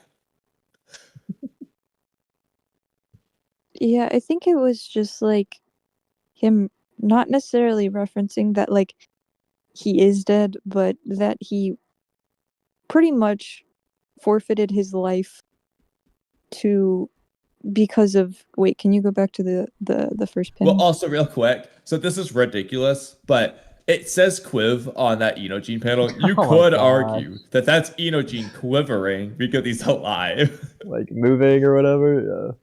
Yeah. I don't think that is, Oh, but that's the sound I effect agree, of I the word agree, but closing. you could argue it. You can't prove either way. we're not going to, but you go. I think it instead of losing, it should be forfeiting. That would work. I would say ended up needlessly risking. I don't know. It's just like Well, putting like, his life throwing in his life away. danger or something. Basically, yeah. I think that was the nuance of the Japanese there, I'm pretty sure. Or like if Himawari did what Momoshiki arguably did and resuscitated Inojin, he did die and Himawari brought him back to life. To be fair, he was going to die, but that's different. He wasn't. But dead. even then, though, like I said, I've debated Rudo on this with resuscitation. So when people say died, like colloquially, when people say that, they're referring to biological death. That is not where resuscitation brings you back from. It brings you back from what's called clinical death. And so biological death is death of the brain. Whereas for clinical death, your heart stops, for example, that would be clinical death. That's why you can restart the heart. But so like when Momoshiki resuscitated Boruto, his brain wasn't dead yet. He wasn't biologically dead yet. He wasn't dead in terms of how you guys mean dead. Wasn't dead. He was clinically dead, but that's not what anyone means when they say that. What happened to Inojin is what happened similarly to Naruto in the Search for Tsunade arc, to where Kabuto hit Naruto's heart, and he was going to die, but he never actually did die, because Tsunade kept him alive. Similarly, after the Biju was extracted in the war arc from Naruto, Sakura was doing CPR to keep his heart pumping. He wasn't dead. Yeah. And the same applies for Boruto and Inojin. Yeah. So there is that. But anyways, did anyone have anything more to say on Inojin? No, I think he's good. Okay, well, back to Araya, because I never got to say my thing. So, Miss And, in response to something that you said, I agree that it is good what they did with Araya in terms of emotionally, that he loves Yodo, but he's showing restraint by not going after her because he knows that Yodo loves Shinki. That's good in concept, and that was good at the beginning of Naruto episode 3 when they did similar concepts. But then you have... Or like Naruto's promise of a lifetime to Sakura, which is infinitely better, but the same concept. Well, but that's what I'm getting at, is then you have the entire rest of the series of actual emotional, thematical depth of developing these characters and their relationships together to make their emotions impactful, especially once you get to the finale with the Search for Tsunade arc. But even then, even at the beginning of the story, in the Land of Waves, Sasuke dies, you look at Sakura's reaction in comparison, and it's not comparable. It is just the episode 3, which is still good, but it's good in comparison to great in comparison to phenomenal. Like... And real quick, I'll obviously say, do I expect Araya to break down like Sakura, given their different characters? No. But, I mean, he makes one half-assed shocked expression, and that's all you get. Well, but likewise, characters don't have to react the same way, but they can still react. Obito wasn't crying at Rin's death, but he was raging. Why isn't Araya showing any emotion at all? Does he even know Yodo died? But you can't even see his face, really. You can see his mouth. In some cases, a non-reaction can say all the reaction, but that doesn't apply in this case for Araya's Yeah.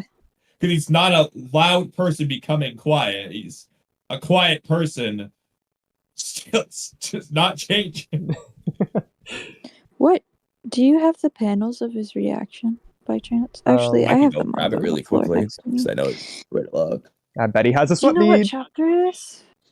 Yep, I do. 21. I'll just go take a screenshot and put it in chat. What do you want? Oh, okay. Okay. Yeah, so shout out Hagoromo. Or actually, I guess it'd be chapter 20. Not 21. I was going to guess 21 to 22. Yodo upscale. How does Yodo have this information about Sarada's ability anyways? That's actually an aspect I do like. Maybe, Salad, if you have more input on that. But this was one of the things that I was actually championing when these chapters were coming out, whereas Kamui hated everything Yodo. But I thought this was like her best aspect with Sarada and Yodo together. If you had... I don't know how her hearing ability works, though, so I can't really 100% Okay, never mind. You were not going with my answer. Because clearly it's not like a hearing thing or like a... Oh, I understand you have the Mangekyo Sharingan. It's that she can tell that Sarada's holding something back, and she can tell that through the closeness of her emotions, which is something they're connecting on this, like, feminine level. especially with like this relatable aspect that they share of liking a guy. Obviously, Yodo doesn't know Sarada likes a guy, but she can tell through Sarada's behavior, and like it's the small facial expressions that are like softly giving Yodo cues throughout this arc that lasts like 5 minutes, but it still happens. Yeah, no, you're right, because she notices the clothing change and everything. Yeah, like when she first gets there, when Konohamaru thinks that the Sand Ninja are gonna laugh at her. Mm. But Is that all he does? So, okay, there's technically, I'm skimming through, there's technically 2 other panels. I'm going to send them in a second, but I do think it would be really funny to just leave it off with this is the only thing you get. But oh no, not Yodo. So woman's intuition, exactly. This is realistically the reaction. That's as extreme as it gets. And there's one other panel so far, and the whole Sarada fight. You get this other one I'm gonna send next. Naruto's reacting to like this against like the filler characters that die on the one mission that he's met them for like 20 minutes. Yeah, like Kawaki had more of a reaction to that random whatever kid arc when he was protecting that kid than this. Yeah. Kawaki. And right now, by the way, I'm setting Araya panels of just random. They have nothing to do with Yoda. Like, these are just like him watching Sarada fight Ryu. I'm just sending them because this is all we get otherwise. Oh yeah, we get this one. And don't even get this is ridiculous. Oh yeah. I'm just picking and choosing every Araya panel that has nothing to do with Yoda's death at this point. And this is all we're getting. Don't even. Oh, the famous sweat bead. Who would have thought? Don't even get Kamui started on Yodo. On it's just Ikimoto drawing and watching the fight and saying nothing.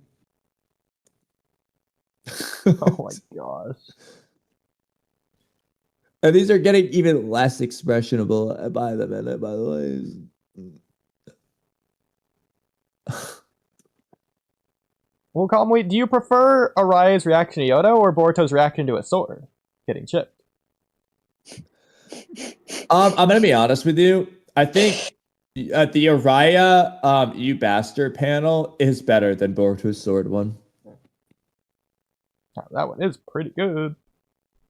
Yeah, because I also just was looking, the folds in his mask kind of indicate his expression as well, because there's like eyebrow folds kind of.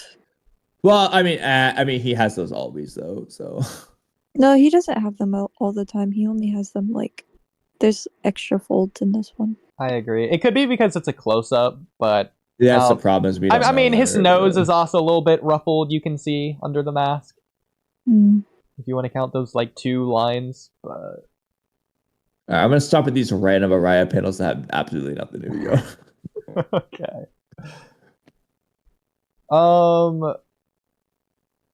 But yeah, so that's. You know what? There's only one more. I might as well send it. I think this is the last 2 Araya panels. Yeah. Might as well send them. Just everyone. It's nothing to do with Yodo, by the way. Clearly a tier, SMH. What do you think about Araya's tier, Kamui? It's tier. Yeah, it's tier. Well, if that's a tier, it looks no different than a sweat beads. which also emphasizes our point on the sweat beads. Exactly. If the fact that we don't know, if they didn't do a sweat bead every time, we would tell it's a tier. Yeah, literally. Actually, that's insane.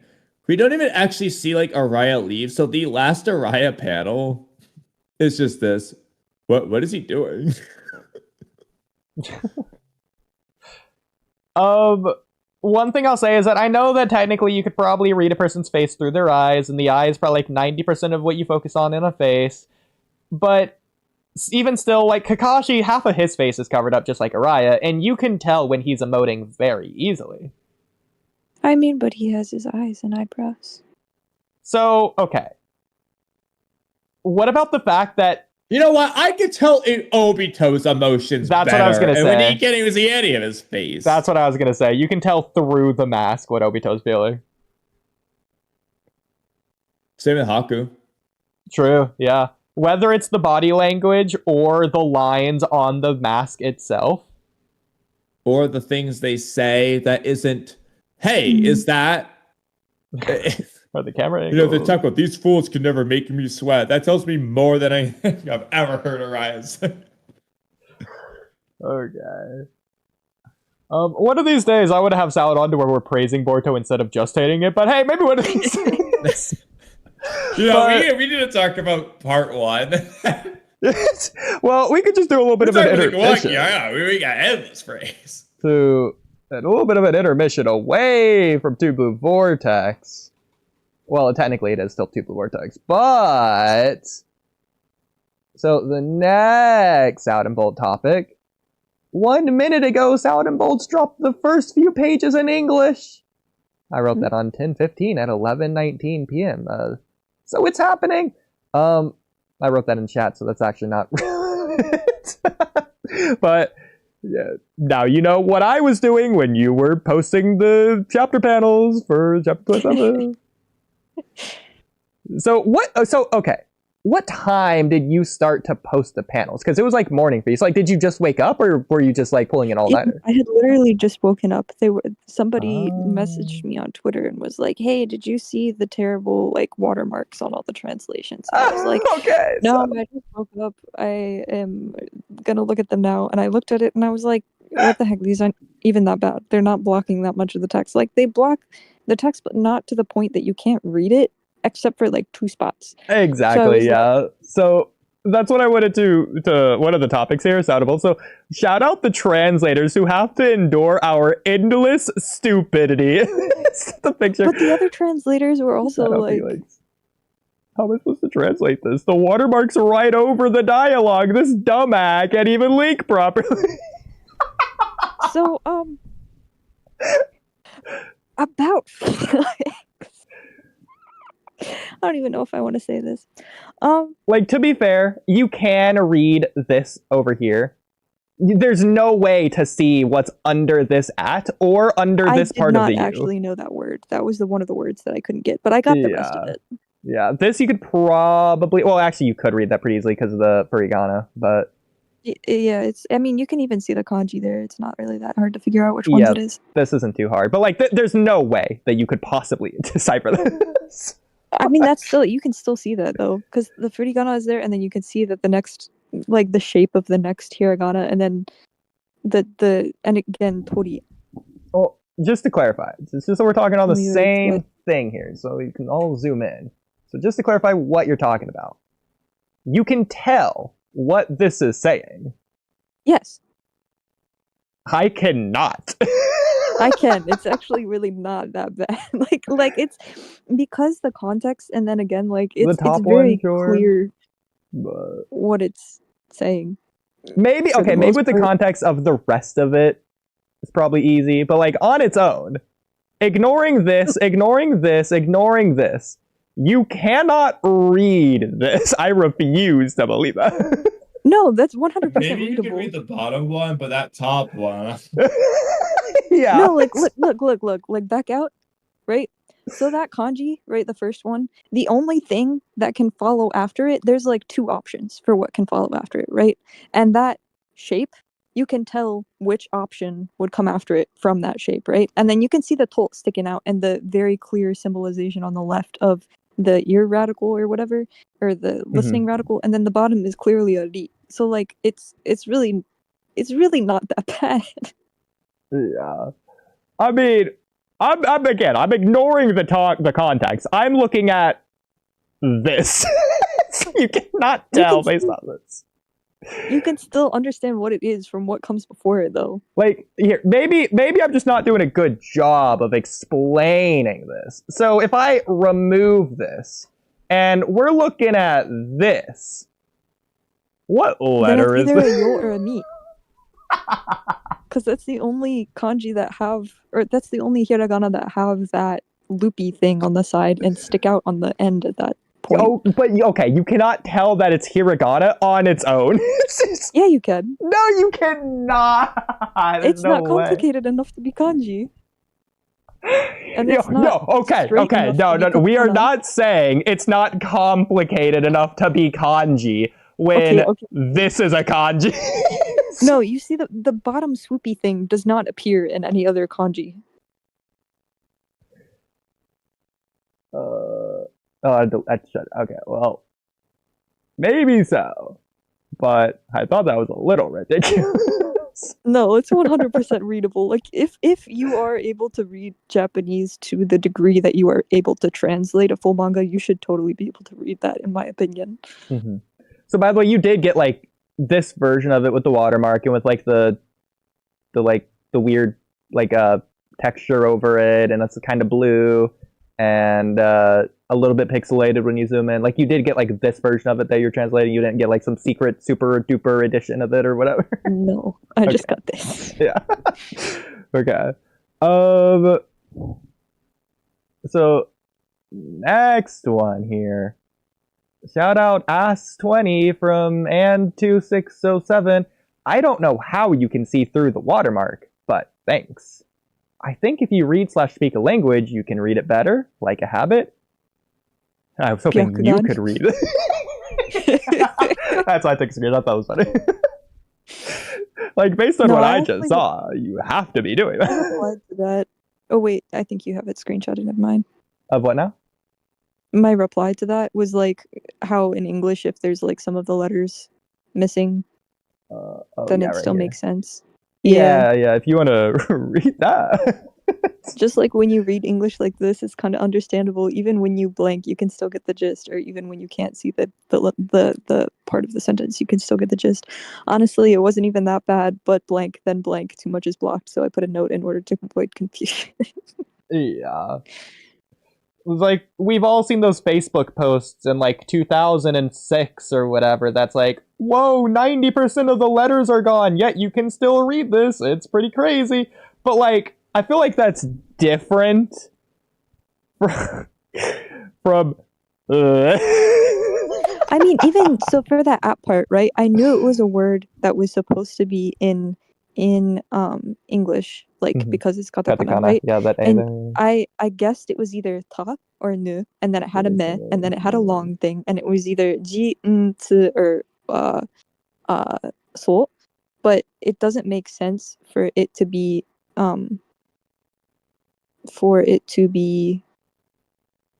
so, because it just wouldn't end like that for most words. So I was either guessing it was n or she, but I didn't think about the dakten. So yeah.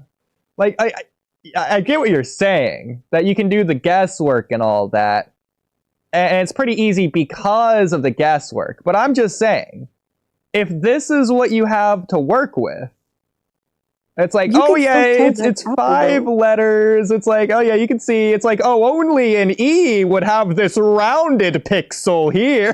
It's like, I mean, okay, so right, those two things are obviously P's. You can definitely tell that those two things are P's, and then there's an L. So yeah, judging by based off of that context, right? If the first two letters are probably vowels, and the first and last letter have to be like something that fits with PPL, then it would probably be Apple. Like, okay, look. I understand. You're doing the Harvard level deduction analysis of the ciphering. You're the like Egyptian hieroglyphics. I understand. You're the master to the moon and back. I understand. I'm covering 90% of the letters. What I'm saying, if you look at, you ignore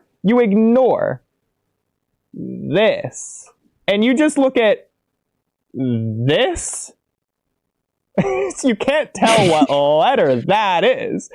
Similarly, again- over here. again, though, you don't have anything sticking out the bottom, right? You don't have anything sticking out the sides. So it's probably going to be an O, an A, a C, an or an E, or some letter, because you got something sticking on the top. So it can't be a U, it can't be a X, it can't be a V, it can't be a blah blah blah. Like, there's a certain amount you can tell even with just that little tiny sliver. Listen, maybe my brain just isn't braining, but I feel like there's multiple ways to write. Maybe it's just the font just doesn't matter here, but like here's a rounded L on top. It's like this is an L, but like this is not L. But with the font that you were using specifically, like you know what the font of the manga is. Okay, that's fair.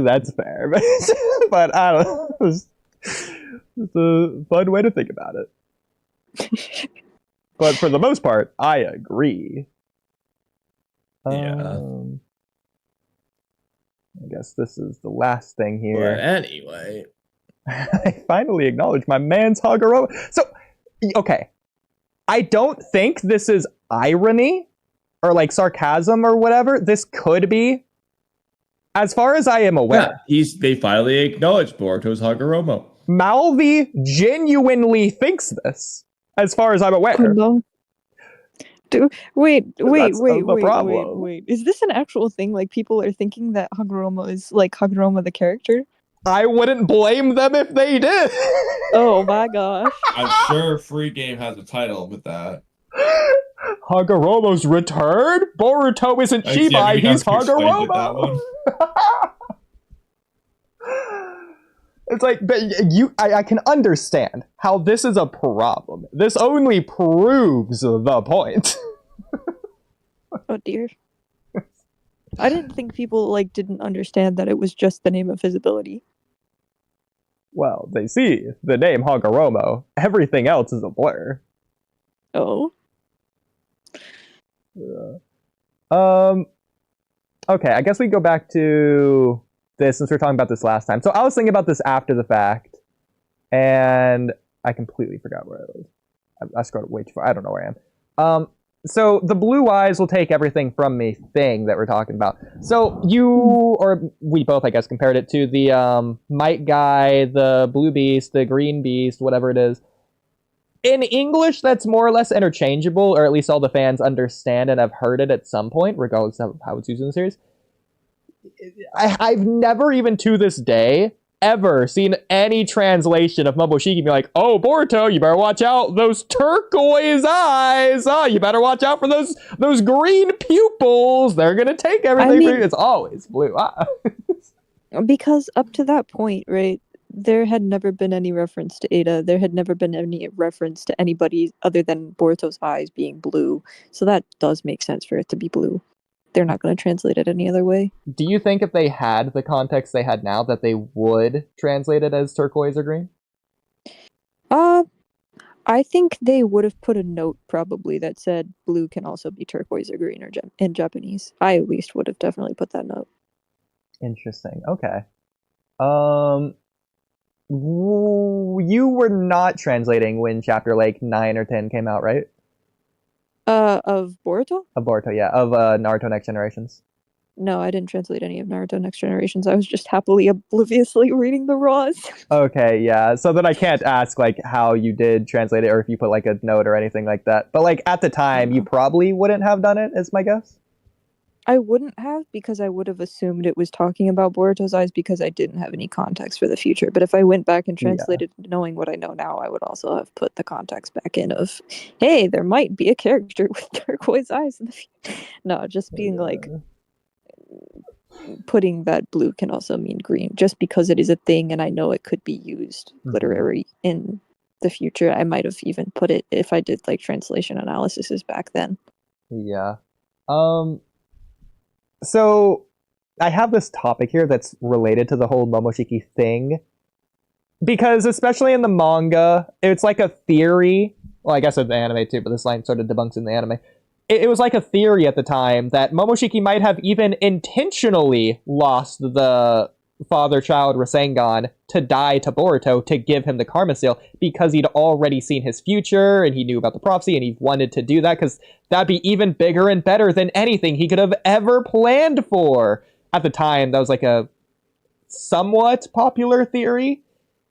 There's some lines that you could say maybe debunk it, or like, again, it's just a theory, it was never confirmed. But like in the anime, this sort of does debunk it, for the anime at least, because in the anime, in the Code Arc, Borushiki says, "You father and son pair humiliated me. I'll never forget that." As well as, I resigned myself in this form, but now I revel in it. Or whatever he What said. does revel mean? Like enjoyment. Or maybe the okay. opposite of that. Let me just make sure. Revel. Meaning. Enjoy. Yeah, okay. Enjoy. Ah, I see. Yeah. Okay. I guess hopefully they get to it really quick. I don't know exactly where it is. Well, it's definitely not over here, so it's definitely somewhere over here. But now Oh yeah, right here. I'll never forget that. I resigned myself to being trapped in this form, but now I'm actually reveling in it. Yeah, so he's kind of excited. Rebelling in it. Because he used to not like it, so clearly he didn't mean to lose the clash he just lost. But, like, you go back to chapter 10, like, he's smiling all devilishly, he's really intensely happy about it. He's like, oh, Boruto, you've strongly inherited the powers of the Otsutsuki, I get it now, oh, this is pretty crazy, you killed a god, so now this is what happens, you get the Karma Seal, mwahaha, prophecy, it's gonna take everything from you, I can't wait for it, and then, for the rest of the manga, you just can't wait for it. So it doesn't feel like he's just losing and sad about it. Because it feels like it doesn't bother him, especially when you go back and rewatch the scene. He's like, oh, Boruto, oh, so that's what it is. It's like after he's already lost, it's like, is that how he would actually react 2 seconds after losing? It's like mid-dying, this is what he's doing? I don't know about that. Like, it just doesn't matter. Because he has this other thing now that is like his contingency, but like actually it's better than anything he could have ever done, is what it feels like. But what do you think about like this whole idea? Like when you were first reading it, did you get that idea? Did you ever think of this theory? Did you ever see this theory? Do you not like it? I didn't see any Boruto theories until pretty much when I picked up translating around Tuba Vortex chapter 5, I want to say. Mm-hmm. Because I don't join like subreddits or Twitter or anything like that until after I finish a series and it's full formity to the point that I feel like interacting with the fan base, because I knew the fan base was really toxic, so I was just like, I must stay away from that. Yeah. But yeah, no, so I definitely never heard of the theory, but yeah. I was also wondering about that because like he had plenty of time to think about what to do or to kill them while they were building up that massive Rasengan, right? Like he was just kind of like, wasn't he just kind of chilling and waiting for it to happen? Kamui, do you remember a little bit more than me on this? If you're still awake? He might have fallen asleep. Awake. but he's very sleepy based on his 8-second delay response. Oh, man. That probably jarred him away. Like, To be fair, once in fact, I can probably start cooking my chicken now. Once I finally am done eating or more actively cooking this food, I'll start to wake up again. But you know, I'm almost at the 24-hour mark from when I woke up. Oh my god! Dang.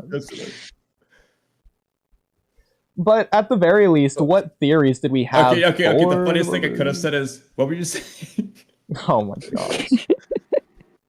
I'm sorry, what were you saying? Well, in response to what I was saying, you did actually respond to that. You said, I think I remember seeing this in the sub when I skimmed through it, but it's not in the manga. So it is anime only, but it's not dub only. Yeah, because he says something like, that you're talking about the whole, I rebel, I hated this body, but I love it or whatever. Yeah. I think he said something along the line, basically implying like this is the perfect way to give you the payback or whatever. Which payback there's is no better fine. payback than using this body to do this or something like that. Payback is fine if he can get it, like stabbing out Sasuke's Rinnegan. That's just like, oh yeah, cool, I'll just do this along the way to my ultimate goal that I'm actually super secretly working for this whole time. But well, the Master Percent gun works. That's how he got finished off. Now he's finishing off Naruto that way. Yeah, no, there's nothing wrong with the way he died. In fact, I'd still like both versions. It's just one is arguably more fun than the other. But either way, this like confirms at the very least, since again it was like a theory, that this absolutely implies that Momoshiki never wanted this ever, and the prophecy is not something he's happy to wait for, and that he didn't purposefully lose like that one cool theory suggests, unless he's lying to you. I mean, either way, I mean, no offense, but like when it comes to that theory, though, I still ask the question of like, okay, but if he could win, why not just like win and give karma? Like Ishiki was gonna like did with, like, you know, like you don't have to lose. Who's he trying to fool? It Why depends does he need to fool what the anyone? prophecy Doesn't matter. is, because especially if he's supposed to lose everything, then he's probably supposed to lose Naruto and Sasuke in the future too. Probably it's supposed to go that way. Maybe Naruto and Sasuke would be needed for it, like Naruto It would and depend on Sasuke. what losing everything in the prophecy did for Momoshiki that mattered, as opposed to him just like putting on karma and getting his body that way. For example, ignoring what the prophecy is, the way I would have written it, assuming this theory is true, and I knew that going into it, the way I would have written, like the middle of the story, would be after Ishiki's defeated, the reason Boruto was, or I guess Momoshiki was purposefully not intervening was because he knew how the future was going to go. He needed Ishiki out of the way for his prophecy to succeed. So he needed Naruto and Sasuke to defeat Ishiki. That's why he didn't kill them earlier. In fact, maybe you can have that be a point of like, oh, once Borushiki got Naruto's chakra to defeat Boro, why didn't he just kill Naruto then and there? Maybe it's because he knew he needed Naruto to go on to defeat Ishiki in the future. Now that he's done that, maybe now Naruto and Sasuke are dispensable, and that's why he's attacking Sasuke. Just as like one way to write that would be cool. Yeah, I mean, you could even argue that just is the case, but it's not really explained. I mean, but you could just interpret because he listened through Boro. He heard what Boro's planning. He knows that's Jigen and Ishiki, or he's figured out someone else anyway. So he just doesn't want Boro to die, so he wants all the help he can. I mean, there's different ways you can interpret it regardless, but it would work good for your thing, yeah. Yeah, I would like sprinkle these questions at the time that they're happening, like directly on screen, like make it a focus, like, oh, why weird, why is Borushiki doing that? I just don't understand. That's crazy. And then like during the prophecy, you'd probably reveal everything then. If not like at the end of this arc, you'd reveal some of those things, but either way. Kamui, did you have any particular topics you wanted to do specifically tonight? I guess the Ada stuff you were saying? No, you could do that. Yeah, you could do those. All of them. All of them. By the way, Sound and Pulse, if you ever have to go at any point, since we stream like 20 hours straight, not really, but just let us know. No, I'm okay. Okay. So, well, since you're okay, I had a question for you. Sure. Why does Ada care? AKA, why did Ada subconsciously make an exception for Sarada and Sumire to be immune to the role reversal? If every use of omnipotence is independent of one another, it probably shouldn't give them general immunity to all uses of it. Sarada and Sumire thinking Boruto is Kawaki and vice versa does not affect them having a proper relationship at all. It isn't actually kind of does, about though. Ada at all. Well, okay. Well, now I'm curious. Why do you say that? So the whole thing with Ada is, right, she used her Sendigan probably because she mentions that she wanted to be friends with Sarada and Sumire since before she even met them in person. So when you have that taken into account, it makes sense why they weren't affected by her charm, because she subconsciously wished for them not to be affected so that she could be their friends, right? And then when she goes and does the thing with Kawaki, if she knows that Sarada and Sumire like Boruto, that would have switched them to liking Kawaki, and then they would have become her love rivals. I don't think that... Well, first of all, that would still be a proper relationship. It would still be a proper relationship, but it would be a much more annoying one. They wouldn't be able to have like this kind of girls talk. It would have been because in Japan, like when you're love rivals, it's like not yeah. Well, I need everybody also, who reads this manga also fair, has to if read it's anything JoJo. like- If it's like Sarada and Sumire, they're going to be holding hands, frolicking in the cherry blossoms or whatever. So That might is not be not allowed. normal. That is very much something. well, that apparently Sarada it's normal with you and that one girl. Yeah, no, like so Sarada is like the catalyst of I guess I have to go back and talk about that. So in Boruto, right, the whole introduction, all the academy arcs and everything is very much about making Boruto a role model for Japanese children. I wrote a whole article on this recently. For like all the problems that Japanese kids struggle with and making him a role model for how to resolve those types of situations. So in shoujo manga, there's this very common trope of girl number 2, quote unquote, like making the heroine realize her feelings for the guy who is slow to realize her feelings, and through doing that she like subtly kind of forces her own feelings on her and like bullies her in a sense of like you need to hurry up and admit your feelings, or like well, do you like him because I like him, which is exactly what Sumida does.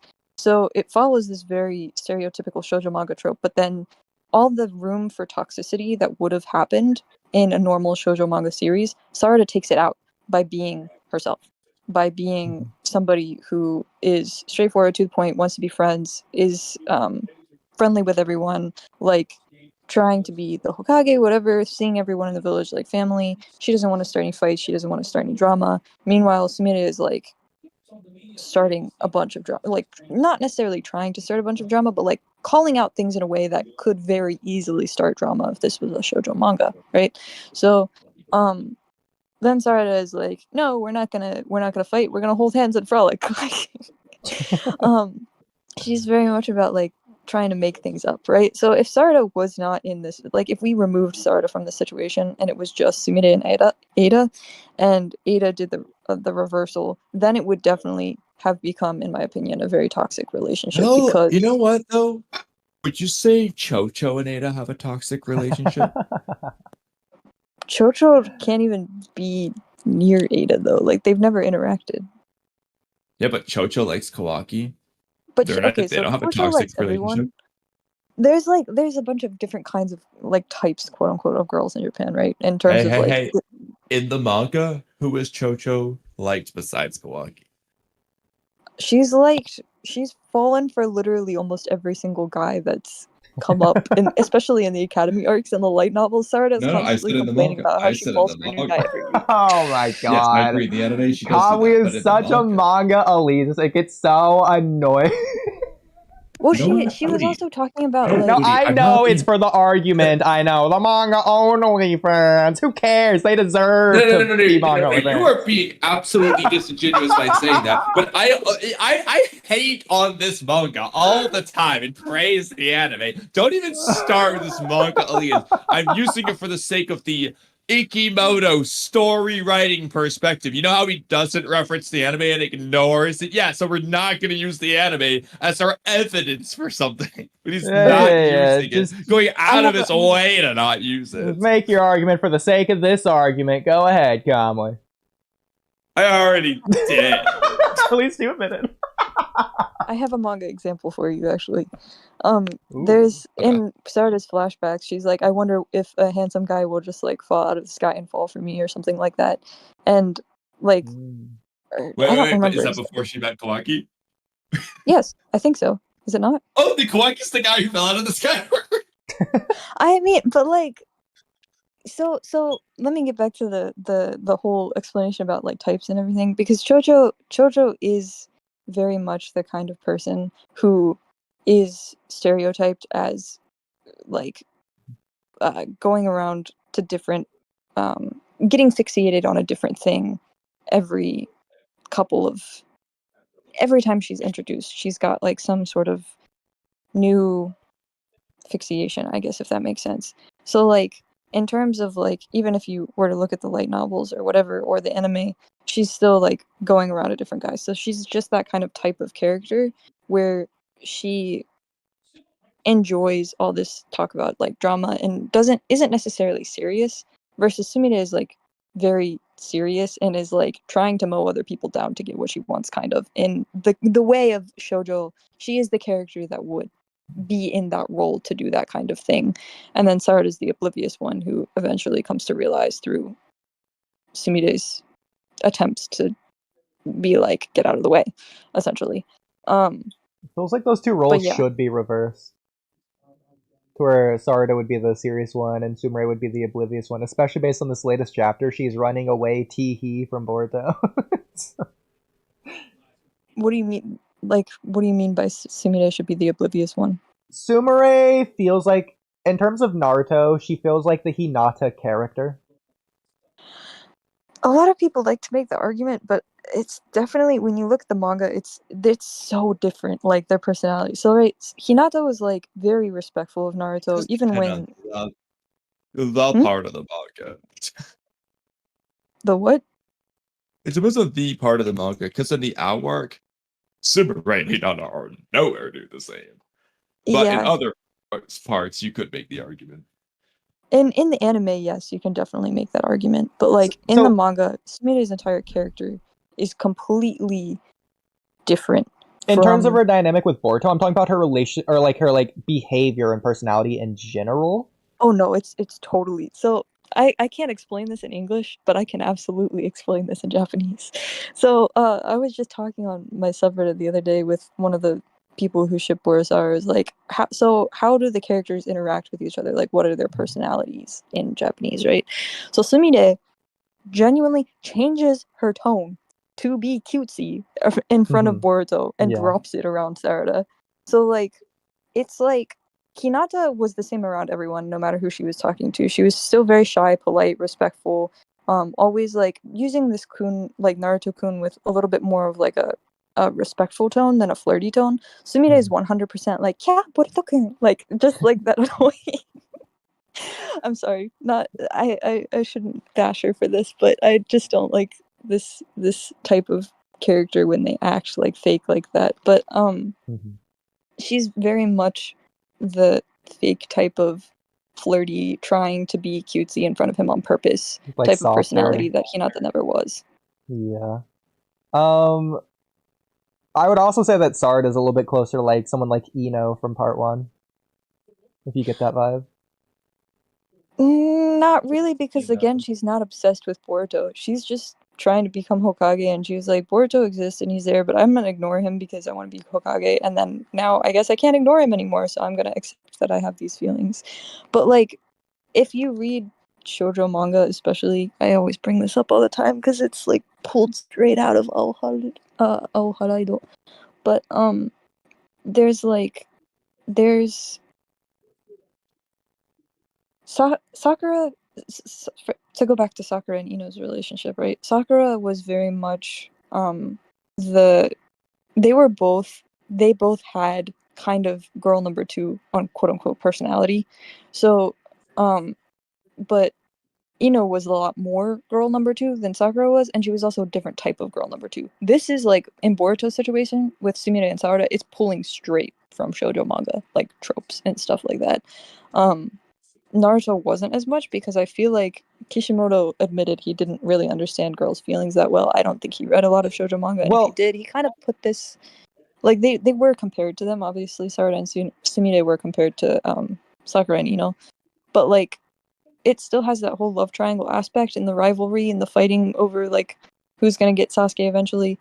But like Ino was a little bit more like, because didn't she have this whole thing where she was like trying to help Sakura and she was her friend? Yeah. So that's fighting. yeah. So obviously they're not the exact same characters, but I'm looking at more of the similarities, whereas you're looking at more of the differences here.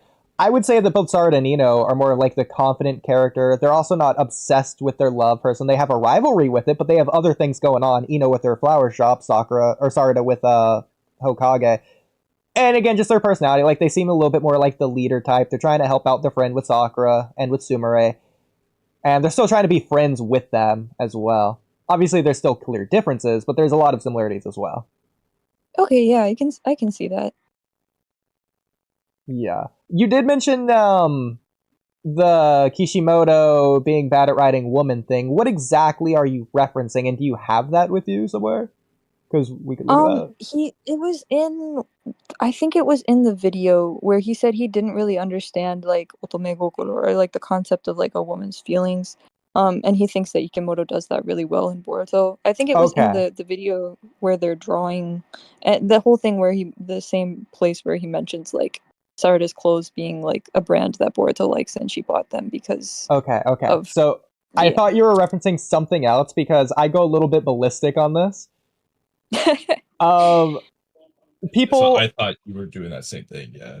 Yeah, because I think what you're referencing, because Kishimoto has said like 3 things to my knowledge. He's referenced the Boruto thing that you're talking about now from the interview or whatever. He's done something or the other where he said that he wrote a lot of Naruto the Last like Hamura tonary aspects, but he let like love writers, romance writers write a lot of the Naruto Hinata stuff.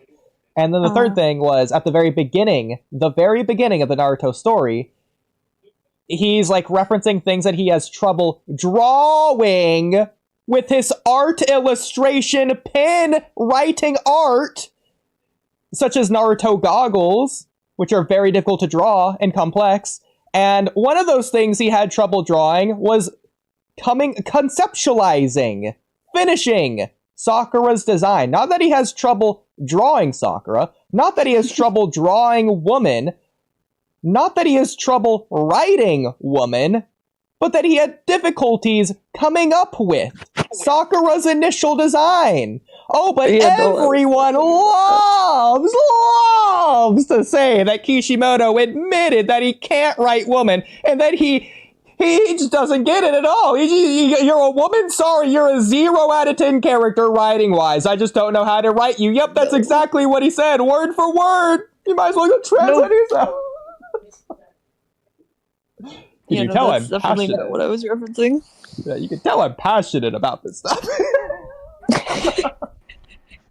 It's probably okay. No, This is what I'm curious on. This to me, this might be biased. This to me is the biggest mistranslation that causes the most harm and damage in the Naruto community. I'm curious what you two would say for your picks on this. So I would say it's this. The thing that causes the most harm in the Naruto community. The thing that, like, of all things, that are of all the mistranslations, this is the thing that should not be mistranslated because of the damage it has done.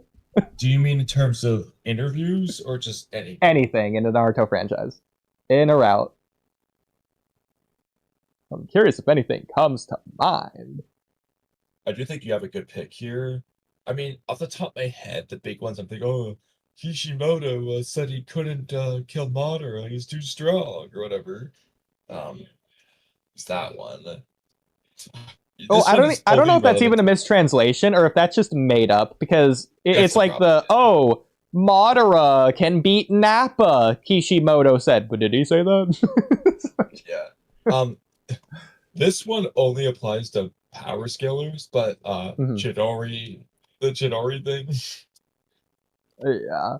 Sage, I'm curious if you're still listening, if you have an answer to this, because the Chidori speed thing would be a pretty big one. Shout out everyone who's talking. Oh, Sage would like to speak. Okay, Sage, go for it. I mean, usually if you can put it into ChatGPT without any sort of bias and just ask it for a breakdown, it does do a good job of breaking down stuff for you, which is something that I appreciate about it. But like, if you ask it like, oh, can this be the case? Then it's going to show you every single evidence that could be the case and nothing else, which is not a good thing. Yeah, I'll literally like copy paste the text in there and then just say localized English translation. It'll give me a translation, and then I'll say line by line kanji breakdown, and then it gives me the breakdown, and I leave it there. I just let the GBT do what it does. Because it does try and give you the most preferable answer, but the most preferable answer isn't always the one you want. It's trying to give you what you want, no matter what. Which means it's always going to try and give you something, which can lead to it hallucinating sometimes. Yeah. Yes. But yeah. But you mentioned that Google Translate is pretty good, you said. Well, it's better than Oh my god, Oodie, please tell me you're doing what I think it is. Oh, absolutely. Please tell me. Is it in yes, Boruto I topics? knew it. Thank God. Yeah. If not, well, I was going to go to DMs, but you wrote all the stuff there, so I'm trying to not click that right now. It's fine. Well, no, it should be like intro topics or something. I don't know where. Here, let me go look for it, because, this was my topic. I'm the one who found this. Try Boruto topics. What? Okay. Well, we know what word to look for. Yeah. So it's just about finding the maybe channel. it's because it's just an image. All right. It's definitely in the I thought we would have DMs. labeled it. Maybe it's an intro pictures. Hold on, I'm just gonna scroll up here. Okay. Okay, I found it. Okay, perfect. Okay, I don't know why it didn't show If you up. want to post this in Go- chat, I guess. I can do that. Okay.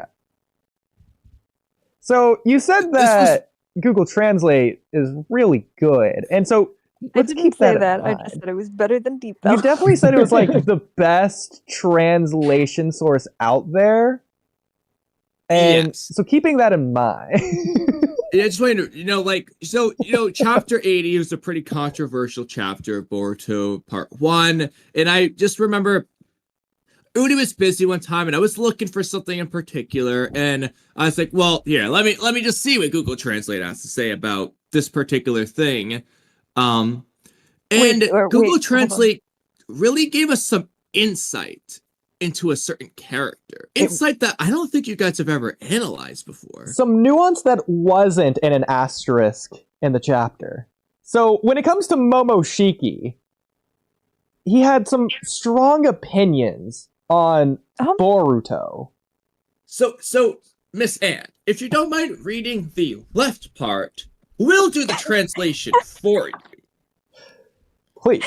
What is this translation? So just It's go ahead Google and just read the Translate. Japanese real quick, and we'll read the proper English. Okay. クソどもめ、余計なことをベラベラと、こいつを絶望させ、生きる、切り欲を失わせるThis is really hard to read. エンドマジ、絶好の機会を邪魔しよって、まずいぞ。この流れな、非常にまずい。流れ Shouldn't it be 流れ Oh well. な、非常にまずい。こんな外れは。So now I think what we can do is each take turns reading one block. There's 4 blocks here. There's 4 of us. That's perfect. So yeah, so that was the Japanese. So this is what the English does say of that Japanese translation. So I guess I'll start. Why did you put it in Romaji? So I'll go first. So damn it, me too. Ugh, I'm a shy person. Kamui, would you like to take it away? Oh, I would love to. I'm a shy person. I'm a shy person. I'm a shy person. So, Miss Anne, if you will, please. I'm a shy person. I'm a shy person. And Sage, why don't you finish us off? I'm a shy person. I'm a shy person. So, when this chapter came out, I don't think any of us realized Momoshiki's true feelings. But thankfully with Google Translate, we could get to the bottom of the Japanese context and meaning to what his emotions, what he was trying to say. You know, reading in between the lines. All I have when to you say really is, think about it, though, this is the most consistent translation when you factor in Two Blue Vortex, chapter 25. Because remember, what do shy people usually do? They don't talk. What has Momoshiki not done to Boruto until Boruto came to him? Because remember, Momoshiki is shy. He hasn't talked to Boruto. The outgoing Boruto is canonically outgoing. Had to approach the shy Momoshiki. He didn't want to talk to Boruto. Why? Because he's shy. It's consistent. Why didn't he come out against Juro when Boruto was knocked out? I think you already know the answer. He's a shy person. Narratively, it's the most impactful thing they could do. Just have him repeat, I'm a shy person, like 17 times. Well, just to make it clear. They gotta really spoon feed the audience. Ikimoto put all of his eggs into this basket. And it's narratively significant because, but for those the long time viewing fans, all 100 million of you watching our podcast that gets like 20 views, we have the shy Sarada stream. So narratively, they're drawing a parallel between the shy Momoshiki and the shy Sarada. When will they clash with their shyness? You guys thought we were crazy with saying that Ikimoto prefers recap. I think this just proves the point. I just want to put out there, I don't think Google Translate is supposed to take Romaji. That's the translation. Well, you would agree that this is absolutely what the Japanese is saying, though. I mean, 100%. That's the best translation that there is. I yeah. can't think of a better translation. Well, you heard it, Viz. Time to change it up. So, with that being said, now that we've learned that Momoshiki is a shy person, what to from here? Oh, I know. Hey, Miss Anne, did you figure out your biggest the Boruto mistranslation harmful thing or whatever? Oh my god. There's not necessarily one specific translation that I can think of off the top of my head, but there Which is is so one specific sad. account that likes to spread around mistranslations and is constantly like, people are constantly coming to me to disprove just this one person who twists literally everything possible out of context. But the account name is in Korean, so I can't read it. No. Well. Okay. Do you have an example of if you remember one of the things they said? They said they're a Borosumi fan. They said that Sumire's kanji for omoi in terms of like Boruto's feelings was higher than Sarada's, and then they used the same one for Sarada, and she took back everything. She said that otome gokoro is not anything in terms of romance, and I actually called two of my friends to prove that it was basically talking about like a girl's feelings in terms of like wondering about love, because there was this whole like the whatchamacallit, the preview thing with Sarada where it was talking about like yurameku otome kokoro or something, and they were trying so hard to debate me on this, and I was like, bro, you can't like, that's not, you can't just say that's not what it means. And so I called two of my friends and recorded us talking about it and put subtitles, and she was like, well, because you put the subtitles, I don't believe you. And I was like, well, you can't speak Japanese, so what was I supposed to do? And well, so I think that just cements the point. You can't speak Japanese. Why are they arguing? But like all the Sumire fans, kind of like the Borosumi fans, I shouldn't say all the Sumire fans, because there are some very chill Sumire fans that I have actually encountered, like flock to that person for interpretations of things in Japanese and spread them around, and then all of her followers and like fans will like bomb me every time I say something even remotely like, Sumire has this character aspect that plays a part in her character. No, apparently that's bad because she's an innocent, sweet little angel, and I'm not allowed to say anything that would be otherwise. And like, oh, I just get attacked all the time by that account. Anyway, even they're the blatantly wrong. Would you say Sumire is an innocent Mormon newlywed Cub Scout like the Shinju? Not really. But you do agree that Jura is all those adjectives, right? Something Cub Scout? I didn't hear the first one. So okay. I just thought of another one, Kamui. Mormon Cub Scout. I just thought of another one, Kamui. You were talking about when I came in that I was very confused about. Yeah. So to add to the new one, so I absolutely think that Jura is a newlywed Mormon toothbrushing innocent. Toothbrushing. That's such a good one, though, Kamui. Toothbrushing. Book reading. That was actually just right. Toothbrushing is just Miss Anne, funny. what is your Twitter handle? Salads and bolts. One more time. Salads and bolts. You say pellets and bolts, or salads and okay. bolts. Salads and bolts. Oh, I'm already following you. Let's go. I'm one of the fan translators. I love this. Yeah. So Oodie, I never said this earlier. This is not harmful at all, but it is a ridiculous one. We've gone over this on stream, but it's so.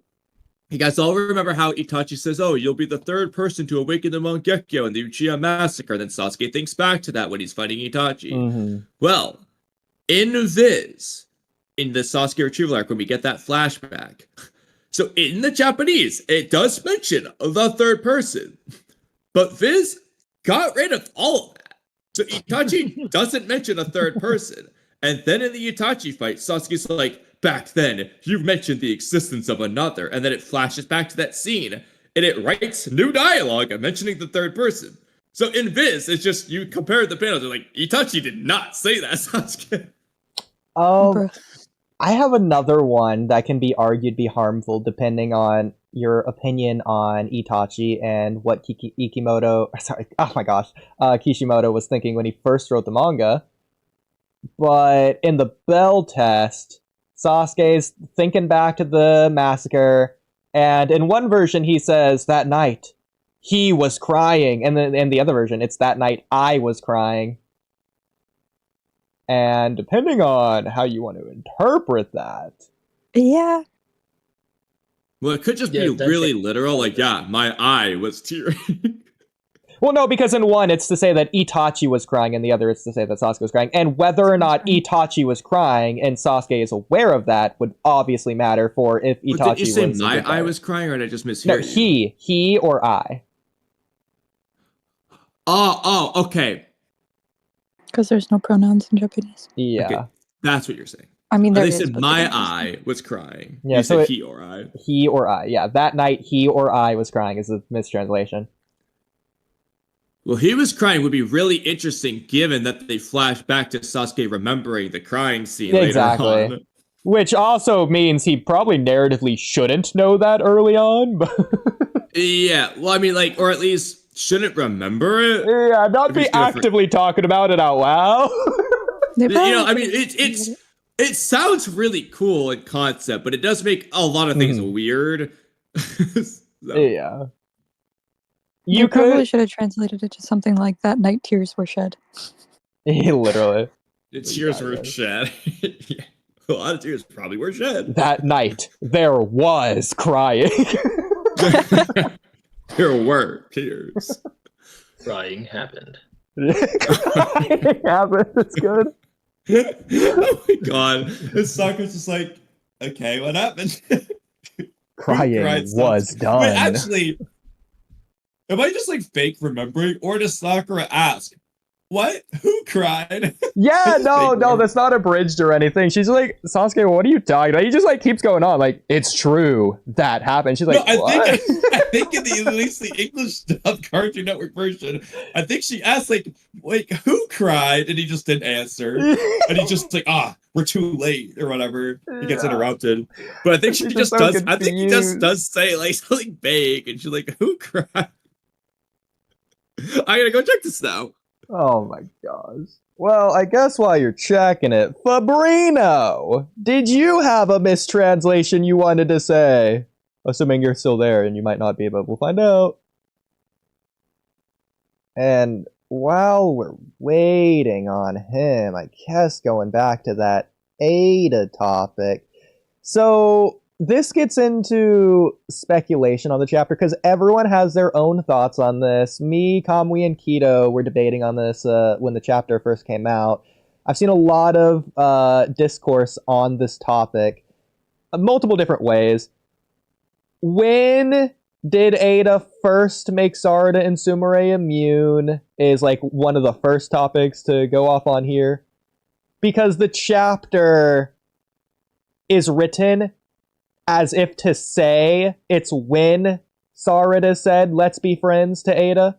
But then when you go back to chapter like 74, whatever it is, it seems as if she would already be immune, but then you could look at it to say maybe she isn't, based on resistance, the overwhelming presence. And so there's a lot of different ways you can take it. It's made very unclear, but I guess, Miss Anne, if you want to give your interpretation, you were kind of saying it earlier, at least hinting at it.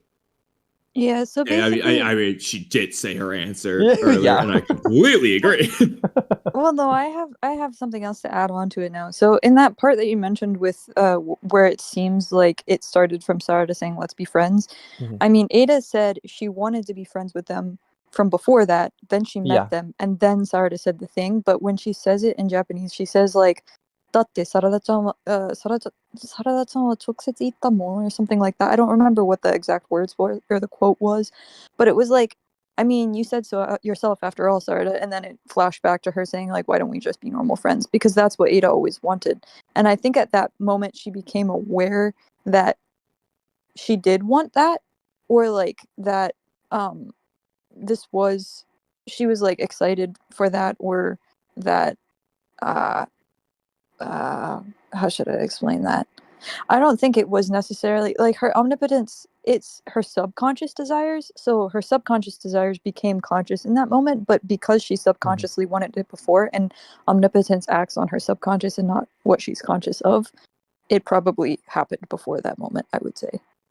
Interesting. Was what you said, was my ears deceiving me? Was that Kansai Ben? Kansai Ben? Yeah. Okay. I don't think so. Okay. Why? Could be wrong. So okay. So. Oh, the Mon thing. Yeah. Okay. So that's like a Mon is like Sarada uses it too, but it's like like.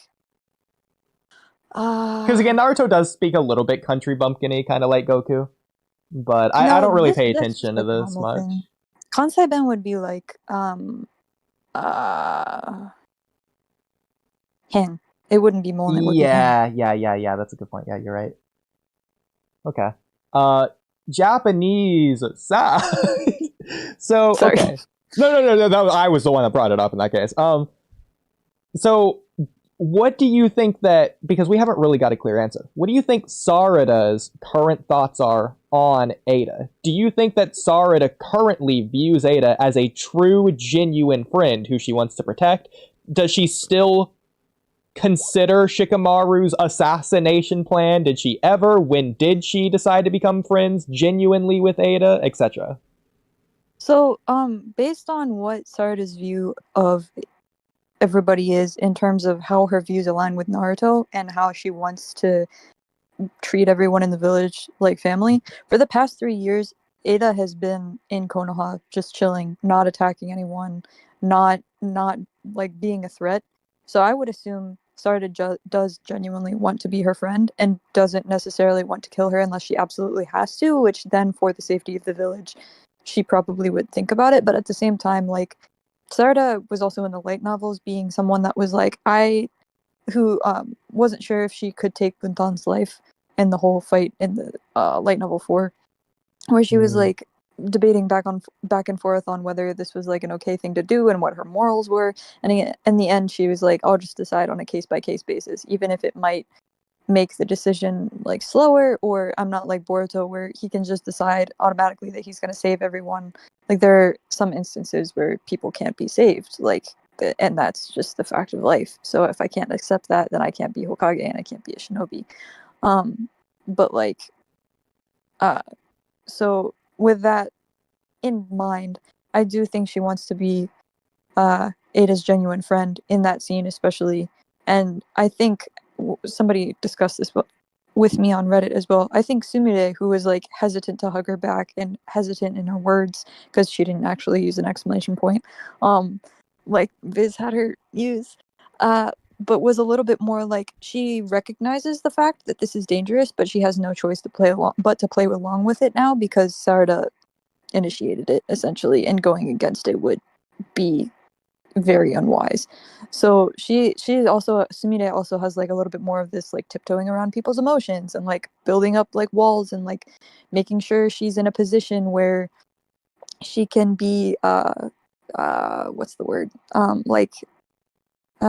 she's very kind of in this neutral position. Even though she's following Sarada around, she doesn't directly antagonize anybody or like make her opinion known. Like, she's known to be like kind of softer in that way and more open to doing what other people say, versus Sarada is very opposed to doing what she's told in terms of authority when it comes to what she believes in. So like, because Sumire has that sort of distanced position from everything, she has a little bit more of an ability to manipulate the situation through like subtle dialogue and that kind of stuff, which Sarada can now not do at all because she's completely like, no, I'm all in one way or the other. So like, this is kind of like forcing Sumire to be in the situation like as well, even if she knows it's not necessarily a good thing, which, yeah, anyway, if you have thoughts on that. Yeah, because with Sumire especially, it's interesting. You could say it's a little bit of a gag scene, but towards the end of the chapter, when Ada goes to hug Sarada, Sarada doesn't seem to want it as much, but I'm going to say it's okay in that instance because Ada's being overly lovey and Sarada just might not like that aspect. Not that she doesn't like Ada, but you could say either way. But then Sumire is not joining in. She's like, aha, have fun, Sarada, bye. It's like a little bit tongue-in-cheek, but you could say that Sumire doesn't want to be friends based on that. But again, I think that seems a little bit more comedic. But either way, the other thing is that back in chapter 73, Sumire was like the one to actually think about Ada's perspective on it, which would make you feel like she'd be the one to want to be her friend of anyone. So I mean, well, I think she realizes like she doesn't want to. She definitely empathizes with Ada, but in terms of like her position in the village, and she knows like getting attached to this person is not necessarily a good idea. So like because they might eventually have to kill her because she has to kind of have this neutral position on like she was the one who was always very cautious in whether or not like in terms of talking about her feelings in front of her. Like Daemon didn't suspect Sumire at all and really suspected Sarada before all this stuff happened. So like she's been like very careful in terms of how close she gets to Ada, how close she allows herself to get to Ada through all this, especially with like the name calling and everything as well, with her calling her Kake-chan instead of Sumire, or not requesting that Ada call her Sumire or giving her permission to do that. That kind of thing. It just she still has this kind of like wall built around her in terms of her relationship with Ada. So it's not necessarily that she doesn't want to be friends, she's just being cautious about it, which is another big part of Sumire's character. Well, it's interesting you say there could be a difference between Sarada and Sumire in this regard, because I wonder if they could have conflict on this if this ever does come up. For example, it goes back to like Assassination Classroom and the conflict towards the end of that series.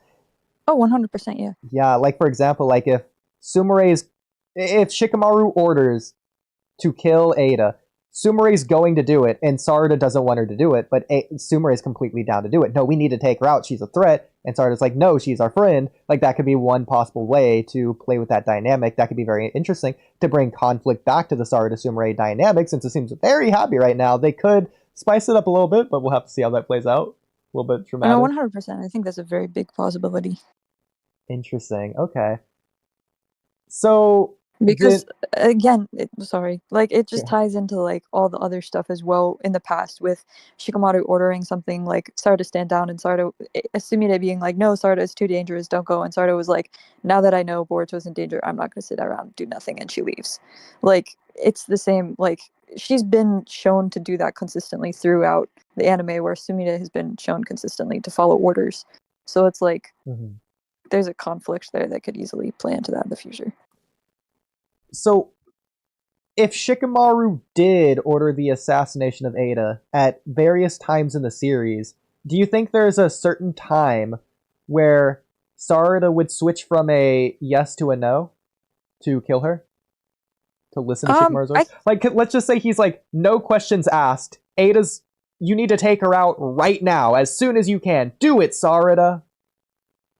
I think Sarada would definitely question why she wouldn't do it without a reason. And I also think because she's been respectful of like not showing where Boruto is and not really helping the people who are trying to kill him and all this other kind of stuff. Like she's been an ally of Konoha more than she has been an enemy. So I think because of that, I don't think Sarada would say, what about okay, I'm going to kill her. Omnipotence? It's the beginning of the room sharing mission. Before I still think she would have had to have a reason instead of just like killing her. Well, what if the reason is that she's immune? And it's in that conversation. Oh, you guys are immune. Oh, well, we'll have this plan to kill Ada. What if it's not a plan? What if it's like, Sarada, you're immune. I know that now. You need to kill Ada as soon as you can right now. While she's sitting in this bed, pull the kunai out of your pocket right now. Because especially the context for this would be, I think Sarada was in the room, she might not have been, but I think she was in the room when Shikamaru's explaining a couple chapters previous that, she could take over the world if she wants, and oh, she wants these bomb brats to live with her, blah, blah, blah. But, like, she's very dangerous. Watch out for Ada. She's got this ability. And knowing that she could take over the world and be dangerous on a whim if she had any care or desire to do so, maybe Sarada would listen under that context if Shikamaru said do it right then and there. Well, you have to also take into account Boruto and Kawaki could also kind of destroy the world at any point by just deciding to, like, rebel against the village. Now that, I mean, those are her after friends Naruto lost and Kurama villagers. and, like, well, those are her friends and villagers. Like similarly, when Amado was seeking asylum, it's not like day one. Like Sarada's not taking her out for taiyaki like she is Kawaki. Like that's Amado, not a Hidden Leaf villager.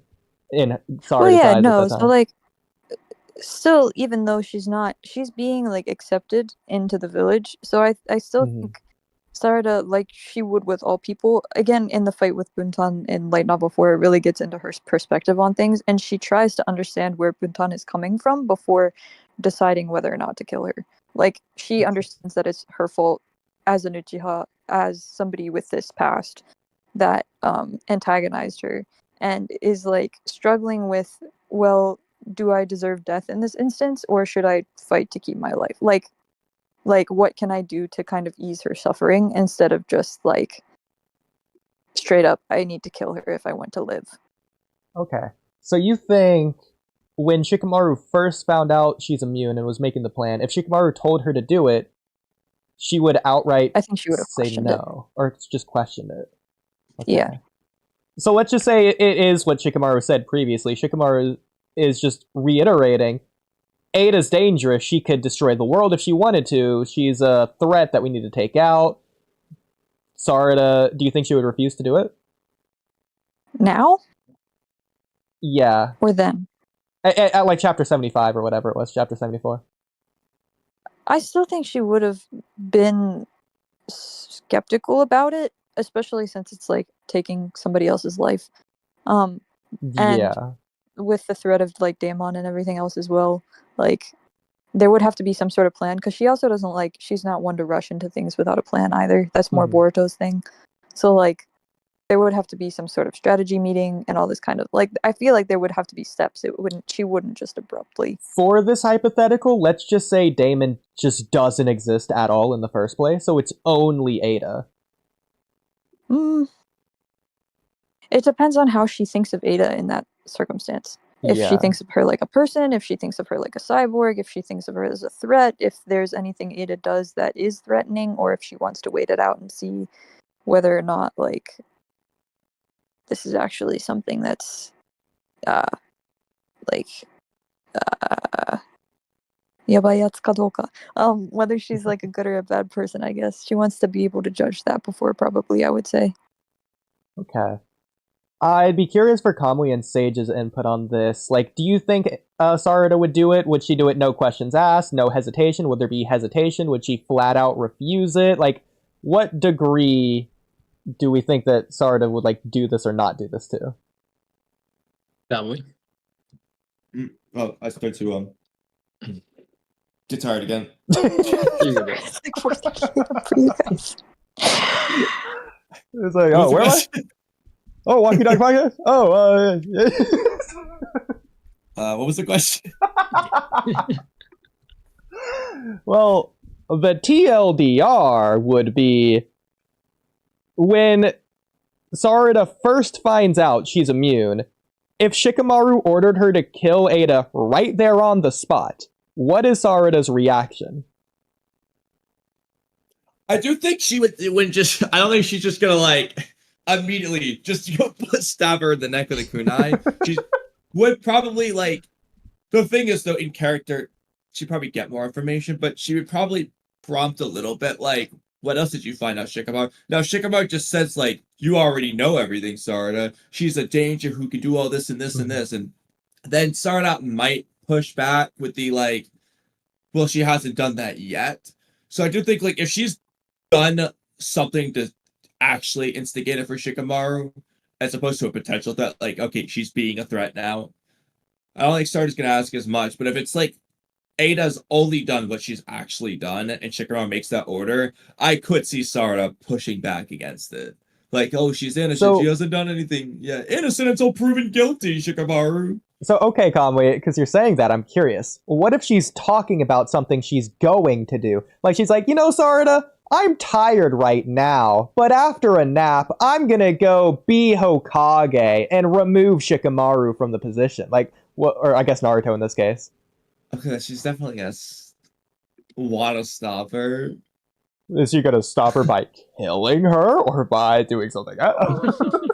She'd have to... Definitely needs to assert whether that was serious or a joke. That'd be a big threat because she's joking. that'd be one sadistic answer to a joke.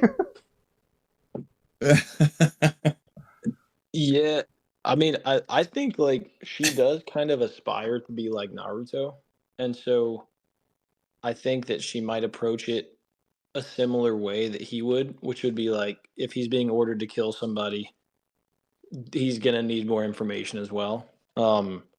Like I don't think she's against following orders if she feels like they're good orders, but I think that she is the kind of person that needs justification for something like that. So, since we're drawing... I have a ridiculous argument. Oodie's gonna love this. Mm-hmm. So you say that, Sage. Well, are you aware about the true meaning of the tuning exams that Hiruzen explains? Oh, no. You remember that whole speech? Yeah. The cooperation of villages and stuff. It was a great representation of the old shinobi system, like the way that operates, the thing the overall Naruto story is gonna fight against the overall story. However, you know that Naruto himself completely agrees with Hiruzen, and he couldn't be convinced more. He was fully on board. So with that in mind, our comrades dying in war, let's go. Like Naruto, who embraced the old shinobi system, the one that uses shinobi like tools. That's who Sarada aspires to be. Well, to be fair, Naruto never embraced that because at the end of the Land of Waves arc, whenever Kakashi gives that explanation about like shinobi are like tools, that's kind of effectively what we are. Naruto basically says, "Fuck that! I've got my own ninja way, and that's what I'm gonna do." Well, Sage, I'm glad you're saying that. Sage. Hiruzen hadn't convinced them yet. Because when we think of the order of events, the Land of Wave actually takes place before Hiruzen's speech. That's true. His speech was very moving. Remind me what exactly did he say? Because I'm getting tired too. I'm about to have to get off here. But what exactly did he say in the tuning exams again? He sure convinced me. Yeah, it was the shinobi are tools mindset. You got to complete your mission, and if your comrade dies, then that's actually a good thing because it supported the mission. In the world of shinobi, you're fighting and dying for your lives to put the pride of your village at stake. That is friendship. All that speech. Yeah, your comrade's dying on the battlefield. It was for a good cause, actually. Naruto's like, yeah. I think Naruto can believe that without believing that like he's just a tool. That's during the prelims, right? Am I tripping? Yeah, it's right before the prelims. Yeah. So that would be what, like? It's not in the manga. It's only in the anime. Oh, is it? Oh, yeah. Why are we Naruto's reaction in the manga was a little bit different. It was different enough to where it wasn't. Let me go see what it was exactly. No, I don't even think it was in the manga. Because I know chapter 90 is the Ebisu tutoring Naruto thing, so it would be before that. I think. Yeah, it would have to be like the Hinata fight, so maybe like the 60s. But whenever Life and Death battles, maybe 65. So Kakashi says a shinobi shouldn't be concerned with a reason for her own existence. It is more important merely that we exist as a tool for our homeland to use in whatever way they need. That's as true for us in Konohagakure as it is for ninja anywhere else. And Naruto says, "Is that really what becoming a full-fledged ninja is all about? I don't like the sound of it." And he says, "That's well, it. My mind. That's interesting. The anime added extra lines there. But anyway, sorry. Yeah. Well, he's like, that's it. I've made up my mind. I'm gonna create my own Nindo, my own ninja path, my own destiny. The goat. Well, so Hiruzen in the manga. So I'll tell you the anime one after, but to preserve the chapter is it? balance of power at the risk of lives is the essence of friendship in the shinobi world. And then you risk not only your futures, your own futures and your dreams, but the dignity and prestige of your home and village as well. So in the manga, Naruto's answer is, he's smiling, by the way. Now I get it. And in the anime, it's, well, he sure convinced me. Now I get it. Kakashi just was vague. He just didn't understand. Yeah, you just didn't understand what Kakashi was saying. Naruto is totally okay with risking lives for the balance of power. Oh no. So this is 65, right? Yeah, there we go. Yeah. Yeah, because if you scroll up on like page 10, or hold on, no, page 9, Hiruzen says, a war in miniature between all of our allied lands. And Tendon's like, what do you mean? He's like, if you were to study our recent history and consult a map, it would swiftly become apparent that our alliance is, in fact, a temporary and mutually beneficial agreement between a group of geographically contiguous lands, whose previous existence was one of continual strife, constantly jockeying against one another, openly and in secret for power and the control of resources that were perpetually depleted almost to exhaustion in the struggle. Until a better way was devised, the way of the Chunin Journeyman Ninja Selection Examination. And Naruto says, that's the stupidest thing I ever heard. I thought the point was to select the Chunin. But then Hiruzen goes on to convince him. And he says, now I get it. Now I get it. I feel like that's one of those dumb Naruto moments. Oh, absolutely. Like, this is arguably, narratively, the worst thing Kishimoto ever did. Like Naruto should not be on board. That infamous Forest of Death line where Naruto's like, I don't have a clue what's going on here, but I'll act like I. That's where this should have been. I absolutely love that line. That should go here. I haven't a clue what's going on here, but I'll act like I do. I feel like that's what I wonder what the Raws say. I'm curious about that. Before I get off of here, I want to look at this. So this is 65. Let's take a look at this. Well, Miss Anne, looks like you're getting a chance to shine again. Yeah, sorry, Miss Anne. No, sorry. Is the I haven't a clue what's going on here thing in the manga, or is that anime only? I think it's anime only, unfortunately. Let me see what the manga might have going on here. Oh my god. Yo, what the? Are you sure it's written exam? Because I'm pretty sure it was pre-Force of Death. Anka. No, it's before the written exam. So chapter 65. Do you guys agree with that? Because I'm pretty sure it was pre-Force of Death. I haven't a clue what's well, going on. Well, it is pre-Force of Death, but it's because it's pre-first exam. Oh my god. It's when Sasuke's asking Kabuto for those ninja info cards on like Rock Lee and stuff, I'm pretty sure. I mean, it might be. Okay, I'm gonna post this in chat, and I just want to see what you guys say this says in the Japanese. Oh yeah, real quick from earlier. So Sasuke's singing in the anime with Sakura is ridiculous. He's like, like, I'm the only one who can destroy him. She's like, what? She's like, that day, I was crying. She's like, when were you crying? It was my. She's like, what? I am an Avenger. It's like, bro, you're just saying random incomplete sentences. It's like, how is she supposed to get anything from this? And then also, from Sasuke's perspective, what are these incomplete thoughts he's having? Sasuke's such a troll, bro. He knows exactly what he's doing. Remember, character development. Here, Sakura has no idea what he's talking about. But later on, Sakura knows the deal with the Uchiha clan. Exactly. So what does this translate to? I posted it in chat. Oh yeah, okay, this chat. 納得いったぜ is like I can get behind that, I guess, is my best. Or like you've convinced me. Or So you're saying the anime dub is the most accurate translation? Never mind, Kishimoto ruined Naruto here. 納得いたぜ is like, I don't know how to describe it in English because it's not like. What do you guys think it is? And I'll tell you why that is or isn't correct. Well, so the Viz says, "Now I get it." It's not really like nuance-wise. That's not really accurate. It is, but it's no surprise. The anime dub is, you sure convinced me. 納得いた is like,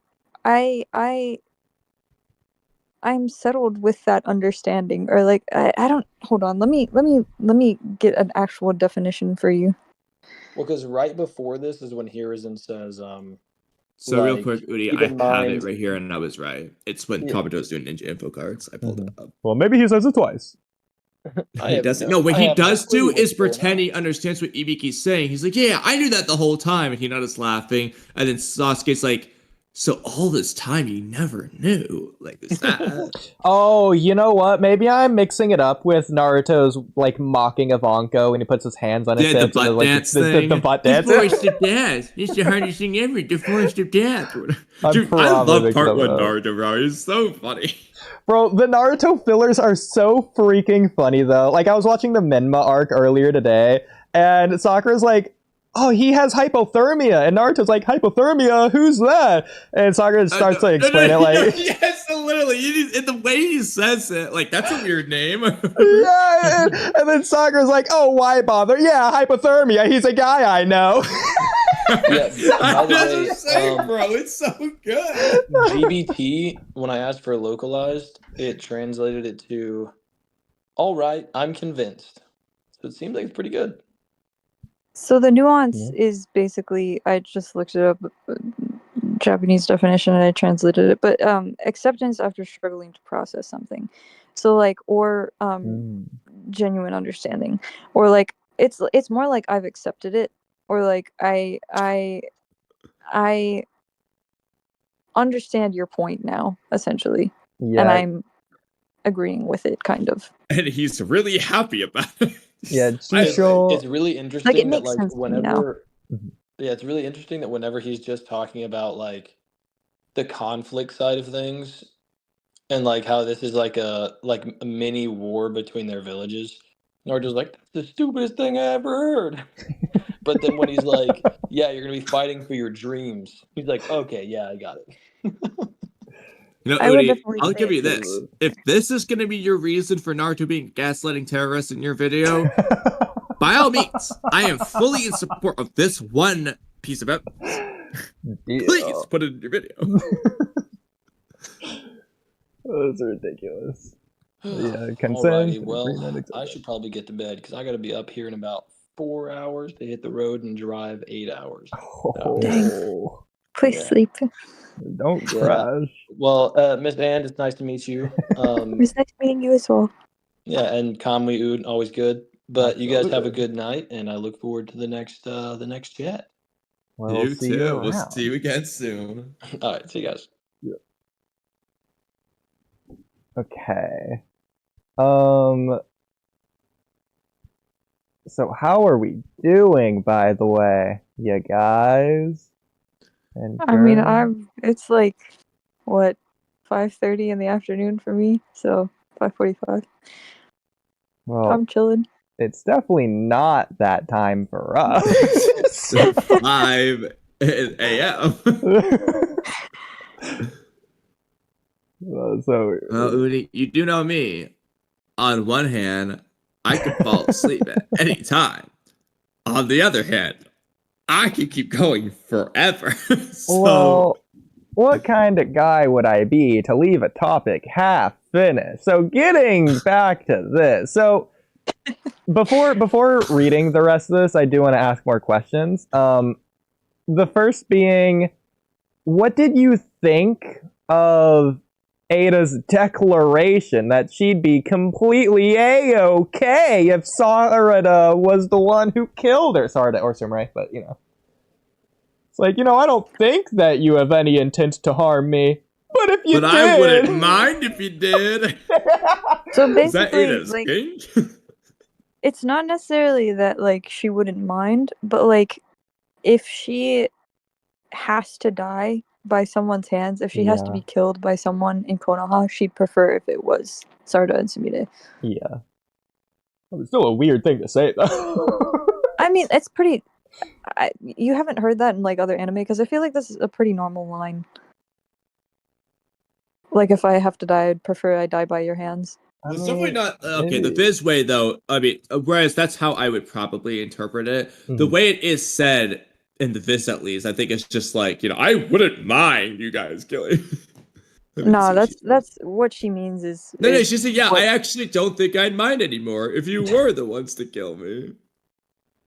No, she just means like if I go down, I'd prefer that you guys be the one to do it, basically. Yeah. That's kind of what's interesting though is this, at least in this one, it's I don't mind anymore. So she would have cared in the past, but not now. Well, speaking of the past, Salad, do you think that Ada always knew but didn't want to accept, or did she just straight up always knew that Sarada and Sumire were immune, or did she just figure it out? I think she just figured it out, but she subconsciously always wanted them to be immune, which is why they were immune, but now she understands that they are immune because she subconsciously wished for it. Do you think she was, like, subconsciously holding herself back from figuring it out before this moment?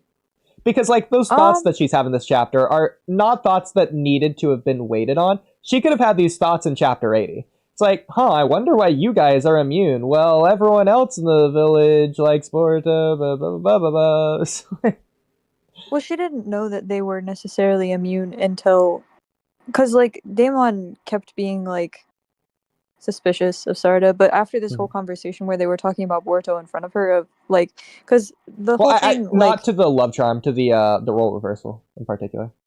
Ah, okay. Because what she says would apply to both, not just the love charm, in my opinion. Right. I don't know. There's also the chapter 1 scene where she's questioning, like, are you sure you're immune to my love charm? Yeah. Which is weird because you would think that she would have had that conversation back in chapter 80, but she either waited 3 years to have the conversation. Yeah, no, that whole conversation in general is just everything about it. Oh, we just learned this about omnipotence, the thing that I was told 3 years ago. And apparently she hasn't told Sarada about this ever, and Sarada's never asked. That's why she's not telling her. It's just... Didn't talk to each other for 3 years. So much for being best friends. Like, yeah. So, what about Ada's thoughts on whether or not Sarada and Sumire do have any intent to harm her? Because obviously she wouldn't know about the Shikamaru assassination plan. But do you think she like has any sort of speculation that maybe there's a reason they were keeping it from me? Maybe they do have intent to harm me. Maybe that's why she said that line, to like give them approval if that's what they are thinking, assuming that she's thinking that they might be thinking that. Yeah, I mean, for sure, because the whole reason they couldn't reveal it to her in the first place was because that meant that they could kill her, because Ada knows she's immune to anyone trying to hurt her because of her charm. Yeah. And obviously because of Daemon, which is that too, but like it was more emphasized, I think, that it was her charm and not just that Daemon could protect her from any potential threat. So why do you think Ada just... Okay, I don't... Let me ask this in a less biased way. What do you think Ada thinks about the fact that Sarada activated her Mangekyo when the truth was revealed? What do you mean by that? Like the cliffhanger last month. Oh, okay. I was like... I was thinking Sarada's Mangekyo unlock versus Ryu. Yeah. What do I think Ada thought about her unlocking her Mangekyo, or not unlocking, but activating her Mangekyo during when Daemon was about to attack her, like right after she figured it out. Yeah. Ada probably thinks she was, in my opinion, I think thinks she noticed Daemon and was trying to defend herself, find a way to defend herself from Daemon, and Daemon was just like, ha, you tried, you failed, you're going to fail every single time, so don't even bother trying. Like, he's just like, So Daemon is such a, anyway. I love Daemon, he's my favorite character. But he's amazing. I know. But obviously I think that Ada would view Sarada and Sumire in a different light from someone like Code, but Ada didn't like Code trying to attack Daemon back in Naruto Next Generations. So okay, so I see where you're kind of going with this now. Then, like, I don't think, because she mentions again that she wouldn't mind Sarada and Sumire being the ones to do her in, I don't think she would mind them being the ones to do Daemon in either. In yeah, that I don't sense. even care if you kill my brother. Not necessarily that she doesn't care if they kill No, I him, know, but I like, know. But no, he also isn't really capable of being killed by them, I don't think. It would have to be someone else. Well, Mello is not happy to hear you say that. But anyways, so Kamui, this is not a question I've asked you yet either. At least I don't think so. Why do you think Sarada deactivated her Mangekyo Sharingan when she did? So, if you don't remember, it was at the very beginning of this chapter. Daemon still has his hand around her neck. He hasn't let go. He has not untightened his grip. He's still holding her. I think if I had to pick, I'd either say it's because she just gave up, or she was so shocked by the blitz that it just almost just like knocked her out of it. Like it was just unintentionally. She just like lost it. She was just so startled that she just unactivated on accident without really thinking. If I had to pick, I don't think Daemon squeezed it out because he didn't. Really okay, well that's my favorite answer. That he squeezed the life out of her and deactivated it. Just like you haven't seen Dragon Ball, but sometimes when you get really hard, you're hit out of your transformation. In fact, I think Naruto's hit a couple times. Like yeah, exactly, just like that. But it doesn't feel like Daemon actually squeezed her neck. It's that he just like put a little bit of pressure and said, "I could." Yeah, I agree. But that's why I don't think that's the one. I mean, you're not going to take away my headcanon, even if I know it's not true. It's the funniest one. So that's the answer. I mean, her just giving up is kind of funny. I know they're all kind of funny, but yeah. But Miss Anne, what was your interpretation of that scene? I think that because she realized she couldn't do anything, she should deactivate it and submit to the authority. Especially since Daemon's going on about how vaunted her Mangekyo Sharingan is. If you don't know what that word is, don't worry, no one does. It's overhyped. He was right. Proved how strong he is, which I love to see. This chapter was Ikimoto calling the Boruto fans. You know, like I said, he's quoting my videos about why they love Inutsuki is not why they're immune to the jar. Literally calling, yeah, there's tons of people who like them. Yeah, what do you know? Chocho's one of them. Yeah. Well, it would have been funny though if she specified Chocho. Like, Chocho likes going. You know, I hate to say it, Kamui, but technically your theory still hasn't been confirmed because Ada's only speculating. Whereas, yeah. It's bad. They could do a plot twist, you know, they could. A breaker of bad news. Well, because I know it's the theory that we've been gunning for literally years at this point, but it feels like now it's here. Maybe this is just Ikimoto bias, but it feels like there should be more than just that. And if it was just that, either they just didn't execute it well, or it feels a little bit shallow, empty, hollow. It was just said, and that was the end of it. It was just a very fast, like, yep, here's the answer. All right.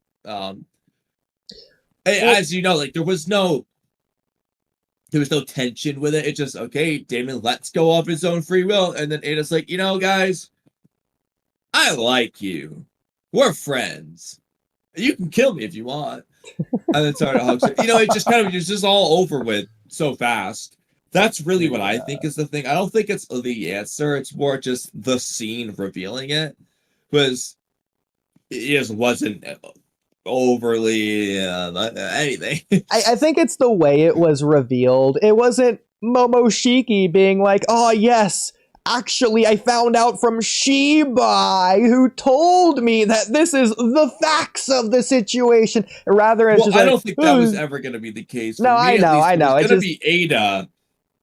But they were going to expose themselves, and Ada was going to come to the conclusion. It's just that the scene wasn't, built with any tension, really. It was just like she just said it. Yeah, it's more of the fact it's revealed after the fact, and the fact she's just like, oh yeah, I guess, as she's like shrugging it off. It's not a big deal. Yeah, yeah. Doesn't mean anything to Ada, so it means less to me as an audience member, I guess. Yeah, because like in the hypothetical scenario where she's upset about the lie, but also wants to be your friends, and there's like that internal turmoil that she's going through, where she eventually accepts like, I want to be their friends, and then she can have her conclusion around that time as well. That's just going to be a different scene than her just saying it. It's as an example, just getting the answers. I'm glad I'm right, but other than that, I'm not gonna say it was like a spectacular emotion dwelling scene. This reveal could have been a big chance to have a big reflection for Ada, which would be similar to two previous scenes, one from Naruto Part 1, one from Boruto Part 1. The Naruto one would be when Kakashi in the Sasuke retrieval arc ties Sasuke to the tree and tells him about his past. Oh, well, what if I killed everyone you've ever loved? How would you feel about that, Kakashi? Oh, sorry, you're too late, because everyone I've already known is already dead. And then Sasuke just has no answer to that. He sits there for hours thinking about it. Similarly, you have in Boruto Part 1, Naruto's asleep, Kurama comes out, starts talking to Kawaki. Oh, you looks like you're not dried up after all, just like that vase, as he's crying. And that whole conversation there. Well, another thing you could do, and they technically could still do this, but in light of the Mitsuki-Ada conversation, Mitsuki points out how he thinks they're similar. Yeah. And he gives his whole thing about what's happened to him. Now, Ada kind of brushes it off. It's like, oh, we're not similar. Yeah, they could have done it in this chapter. They could do it in next chapter. They could do it in this arc. I probably would do it later, but Ada could self-revive. I'm just going to give you an example of say, like, Mitsuki was right. I didn't look internally and think about my feelings. I wanted to be friends with Sarada and Sumire, and that's why they're immune. Had I looked inward and thought about that, I would have found this out sooner, and we could have been actually friends sooner, and so on and so on. So she could take Mitsuki's conversation and use that as a self-reflection point and do something with that moving forward. They could do that. And that would be the most reasonable thing for her to do, because they had that conversation, literally said they're similar. Carry it forward. Because I'm not saying I need her to be overly dramatic like Sasuke or to cry like Kawaki. I'm not saying that I want that for the scene from Ada. But if she could just drop the vanity, drop the pride, and just have a sit-down moment where she just genuinely accepts and considers and thinks about her flaws and how to move forward, just have a humbling moment for the character, that could have been pretty good. Yeah. I think it's technically not too late. They could do that, but... Well, that's what I'm hoping for. Because this is my biggest hope going forward. They're not done with this current plot thread because Ada doesn't know that Sarada and Sumire have that Shikamaru assassination plan. Especially if at least one of them, maybe both, are still on board with that plan. Because putting that into the context of the line, well, actually, I'd be okay if you guys were the ones to kill me. That's put in a completely different perspective if they do plan to kill her. She finds that out. So I'm going to give you a kind of out there idea that could happen. So, obviously, what we've been presented, the plan's to kill Mamushi to beat him. But what if, actually, from Koji's perspective, they can't beat Mamushi, but what they can do is kill his target, Ada. And Koji's actual plan is to get Shikamaru to order Sarada and Sumire, who can't kill Ada because they're immune and Sarada has her Monkeko Sharingan, And that actually is what Kochi wants, is for Ada to die so she can't be devoured. And that's how you could get to that if you wanted to. Otherwise, I don't really know how they're going to get to killing Ada as of right now until she turns evil or something. Like, I think I wrote this in podcast topics. Yeah, right here. Will Sarada kill Ada? Whether it's because Shikamaru tells her it's now or never and to do it, and she betrays Ada, or if Ada pulls a Haku, shout out, because I was going to reference this earlier, since we're comparing Sarada to being like Naruto. Well, Naruto listened to Haku's orders to kill him when he asked. He was going to do it. He wasn't going to hesitate at all. He was going to do it. So what if Ada's going to pull a similar thing? Oh no, there's 1 billion Mamushi clones. I'm going to be devoured for sure. So he doesn't get the power. I need you to kill me. In which case, Sarada should be genuine friends with Ada, at least at that point. Either way, this is just another possibility for Ada to not be devoured. But would she do it in this case? Salad, do you think so, maybe? I think if Ada asks to be killed, Sumire would have to be the one to convince Sarada to kill her. That's they do awesome. it together. Okay, that goes back to assassination classroom. In the trees. But I mean, honestly though, Ada hates Mamushi. The last thing she wants is to be devoured by him. So I could see her choosing death. I don't want it to be out of disgust, but rather out of sacrifice. Oh yeah.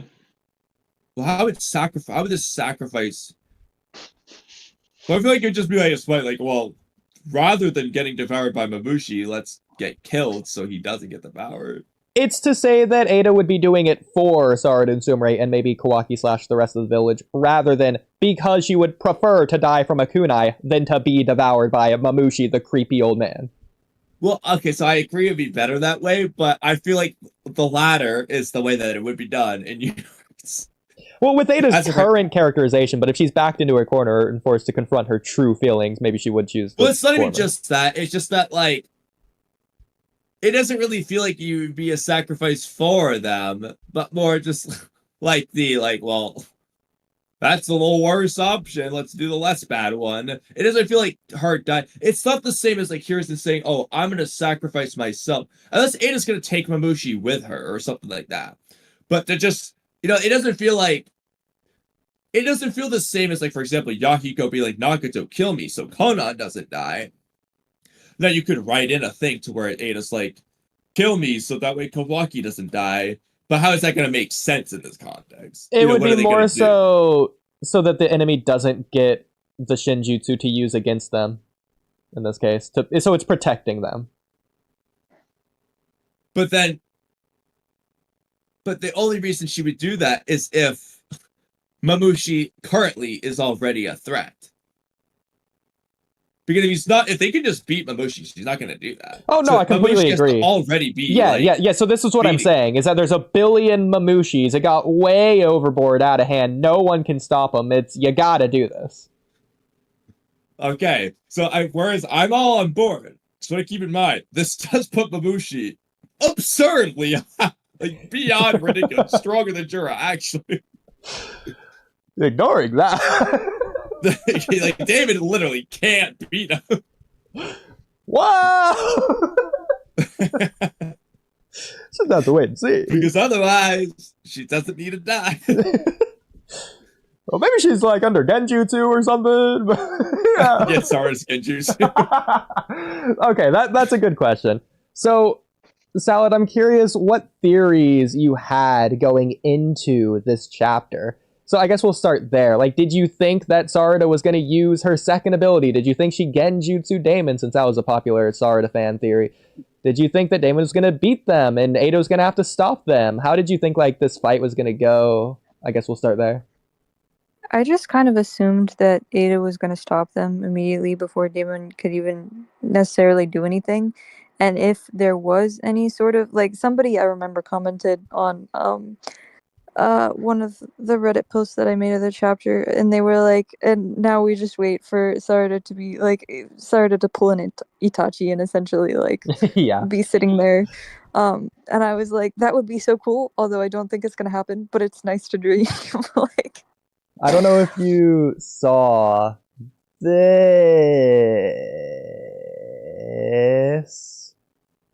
This is so stupid. I did not see that, I'll send this but to I you. think that would be hilarious. That was basically what the person commented in terms of like what they said. But Yeah. I'll just put this in general chat. There we go. Okay. So that was the theory going into this chapter. Going forwards, do you have any theories? Like, for example, do you have any theories on, do you think they're just going to completely drop the Shikamaru Ada assassination plan, or do you think they're just never going to touch on it again? Do you think we will see that conflict? Do you think Ada's going to find out about it, and what are her thoughts going to be once or if she does? I think Ada already knows about it as first, and then second, I think it is going to be brought up again because Ada is still posing a threat to the village, even if nobody wants to admit that, like, Yeah. or if nobody wants to like talk about that at the moment because she's kind of all powerful and whatever. She still is a threat, so they have to discuss what to do with her because they can't just have Kawaki and Sumire and Sarada and Mitsuki puppy guarding her forever. True. Do you have any theories on what's going to happen to Mamushi? Is the Kokoji's plan going to work? They're all going to die, or is Mamushi going to get away and come back in the future, or is he going to devour Ada here? How do you see this playing out? Well, in literature, anytime you reveal a plan, it It doesn't never go that can way. go according to plan because it's Exactly. boring. Yeah. So, whatever Koji is planning, since they talked in depth about his abilities and this whole plan and how they're going to corner him in Konoha and how all this is going to work and they're going to try to hurt him and get like to 20 to 30 people, something is obviously going to go wrong there. I don't know what it's going to be yet, but it's not going to go according to Koji's plan. I know that for a fact. So, unless it does, which would actually be bad writing.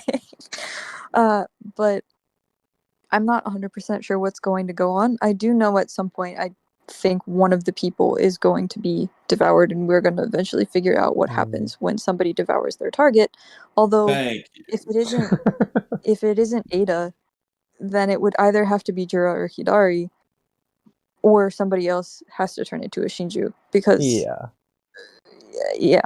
So the most likely option is for it to be Ada and for it to be figured out, and that would actually, they've been building up, like they just built up Ada's friendship with Sarada and Sumida this chapter and like made this beautiful wholesome scene. So it's very likely again that something is going to happen to her because this beautiful wholesome scene was like, or quote unquote, I'm not necessarily saying that's exactly what it is or whatever, but was put into the anime at the specific, or the manga at the specific point, means that something bad is going to happen, usually, in terms of what the flow of books and manga usually ends up being. I mean, I see why you're saying that, but I think you could technically retroactively apply that to any moment. Like, oh, her conversation with Mitsuki in Chapter 6. Mitsuki and Ada are getting a big moment. I wonder if they're about to die in Chapter 7, or something like that. In the Naruto, he's constantly being developed throughout all 700 chapters. It's like, well, that doesn't really mean necessarily anything in that regard, that something big's about to happen. So, well, I mean... yeah, but like, sorry, in terms of Mitsuki and Ada's conversation there, it was more about resolving internal conflict in terms of Mitsuki like coming to terms. So that was like the end of Mitsuki's little character arc thing, and it added on to something Ada did. But this is like specifically to play at your emotions. So just like how the Sumire conflict was created, it played a role in the Sarada's Mangekyo awakening, and then when it died down, Sarada told her feelings to Sumire, and then they resolved the conflict in like a nice little happy thing. This is like the beginning, feels like the beginning of another conflict, I guess, if that makes sense. Okay, so it sounds like you're more or less on board with Ada being devoured. If she is devoured, do you want her to return in the future, or is she just going to stay gone forever? I think it would be interesting. I don't know if she's going to be devoured per se, but I do know that something is going to go wrong with this whole situation. So while it would be interesting for her to be devoured, I don't necessarily think it makes the most sense for it to be her, since she is the most powerful. So she should theoretically have the strongest ability she to also like has defend. the strongest ally in Dave. Exactly. So it would, if it does happen, it has to happen in a very unexpected way. It can't just be like she wasn't strong enough to defend herself or whatever the case may be, because she has so many people surrounding her. Like like something completely unexpected has to happen Exactly. in order for that to be the case. Yeah. Um. Well, there's a lot more they can do with Ada, which is why I personally don't think she's going to be devoured. But hypothetically, if she were to be devoured, what all, or is there like one thing in particular that you would like prioritize that you would want to see from Ada before she gets devoured? I wanted to have that conversation with Boruto. Yes, She never had it. thank you. She was supposed to have a conversation with Boruto. Exactly. Never happened. Yes. They can't just leave that there and then not have it happen. Same brainlink. Brainlink? what is it? I'm just trying to say like 3 words in 2 words. It's not working out. I'll just leave it at same brain.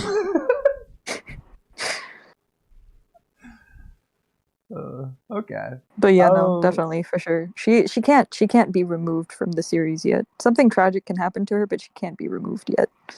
Yeah, and if she does get removed, then I want it to be similar to a Dragon Ball Z Perfect Cell kind of situation where the androids were devoured, but then they came back.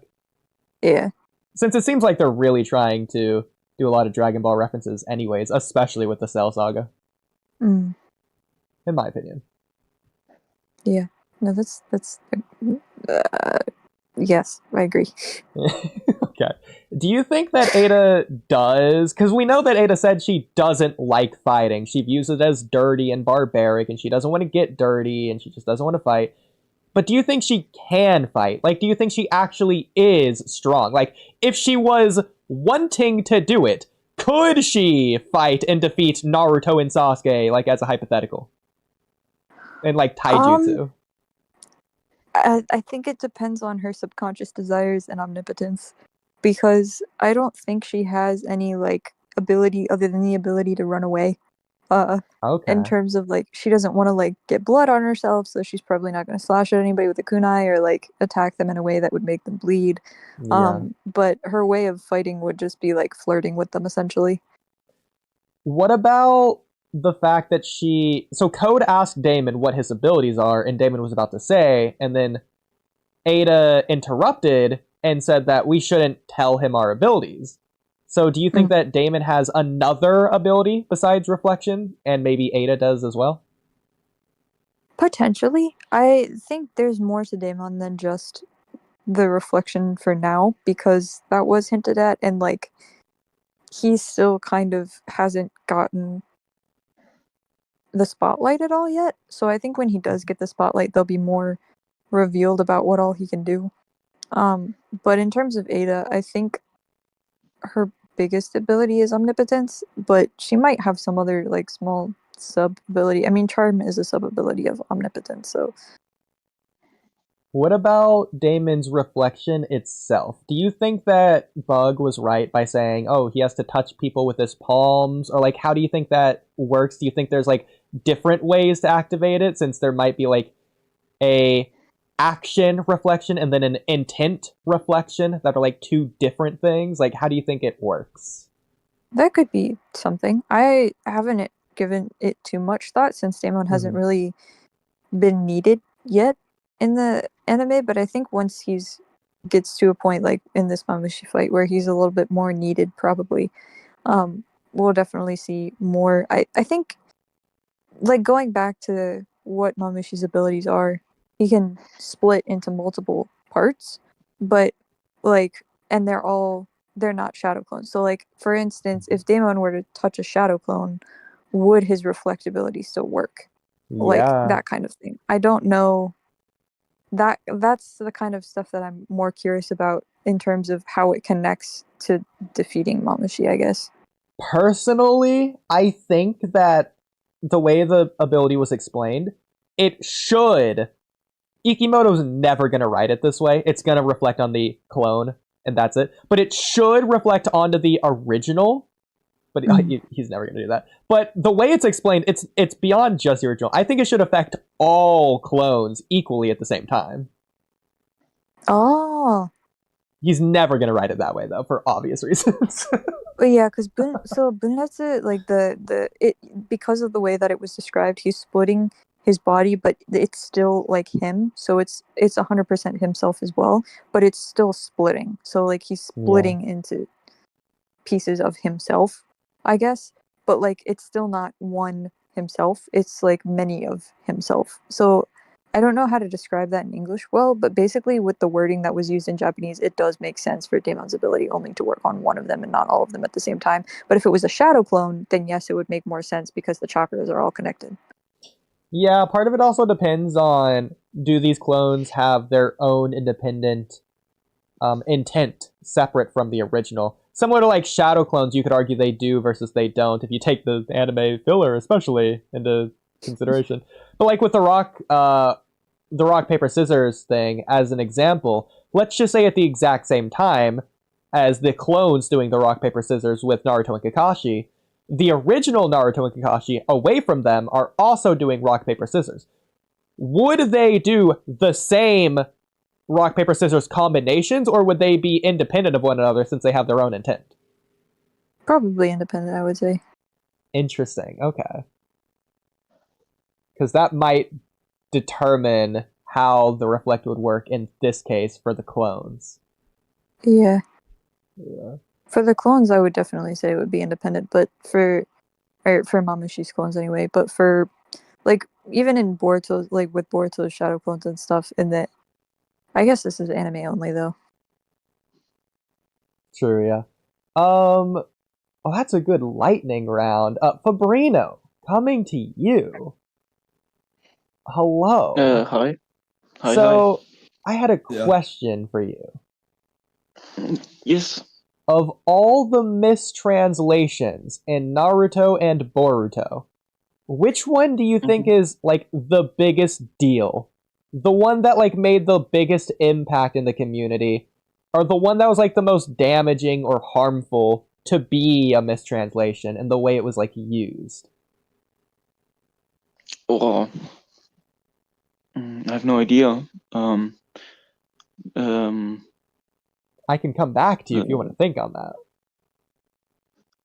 Maybe something similar to Dragon Ball with the calling of also cyborgs.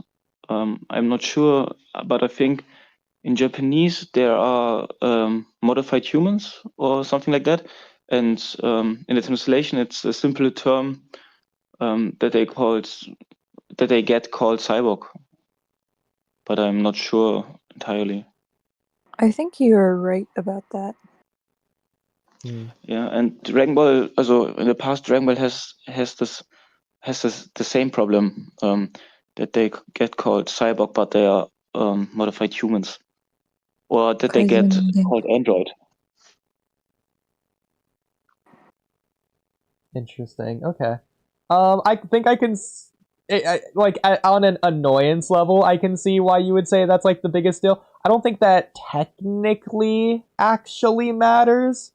Or at least I personally don't care about it. Like, it's interchangeable to me at the end of the day. Who cares? Besides that. Whether they're android or cyborg, it's all robot human-y essence at the end of the day. But anyways. I have another translation like thing. Please. On top of, everybody every month trying to prove, all the Sumida fans trying to prove that Sarada doesn't actually like Boruto, and somebody coming into the comments section in my DMs every single month being like, oh, they said this, is this true? And they're just like, no, it's not.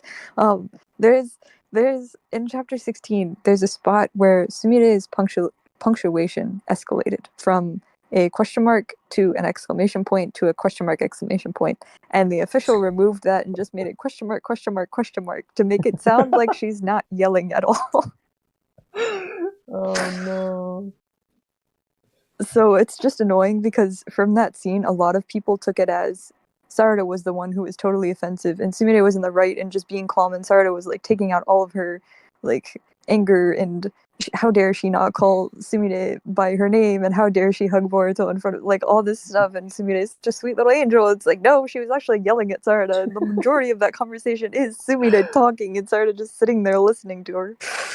Sumire was just really confused. I have a translation question, Salads Oh, and yes, Bolts. Is it possible that speech bubbles, also where only 3 dots are in, that in the original, in Japanese, these bubbles have exclamation marks or question marks or nothing?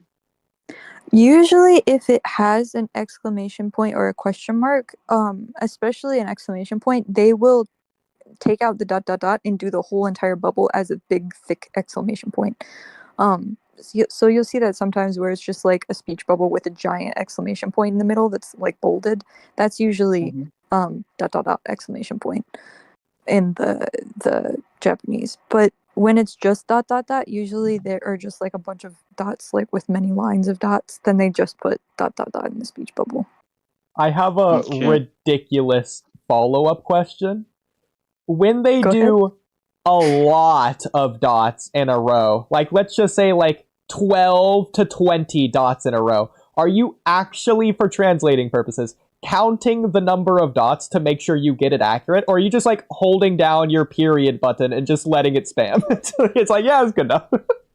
So this takes out so much of the dot dot dots, right? I usually put 3 if there is a dot dot dot, but at the end, like because you put it at the end if there's a if the sentence is broken up, so to show that it continues on to the next speech bubble. There is one instance where I counted and included every single dot dot dot, and that was in Sumire and Sarada's conversation about Sarada's feelings for Boruto, where she actually called her Sumire for the first time, because the amount of dots I put that as I made a little Boruto quiz on chapter 25 because there was so much like on Sporkle, and I had like as a bonus question, how many dot dot dots were in this conversation? I love that. Between Sarada and Sumire. And in my analysis, I went back and I counted every single dot dot dot and did a whole entire literal translation of that part with the dot. Like, let me see if I can find it and put it in chat really quick because it's pretty funny. That's just fun. I love that. And of all scenes to do it for, to get that accurate, because that's such a careful scene, it should be very delicate with their emotion. So it's like very good to get that exactly right. So I love the fact you took the time to make sure you counted the dots. I really did. That's amazing. Wait, how do I? Ah, there's the button. Oh, you know what? There was a big topic to do tonight, and I completely forgot about it till now, and it wasn't in podcast topics. I can't believe I forgot that. Probably because I called it something different. But that's okay. It's not going to be here. Okay, well, I forgot exactly what I said, but it was, I was going to ask you about the, it's not here. I was going to ask you about the Ikimoto questions, because we never got into that in the first time, so I wanted to, like, do a full conversation on that. Just for the podcast.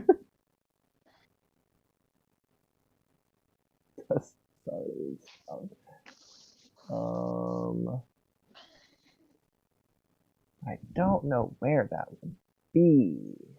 I wrote that, but it doesn't really matter as long as I remember to. I don't know. It's gonna be anything. If I just type "and," it's gonna be so many questions. I can also do "in." I could probably find it pretty quick, actually. But are you looking for the dot dot dot thing still? I just found it. I'm trying to get it into chat currently. Perfect. Here you go. Okay. Yay, dots. Yay. Okay, really quick. I'm gonna try and find that one thing that I just said. I have no idea how far back it is.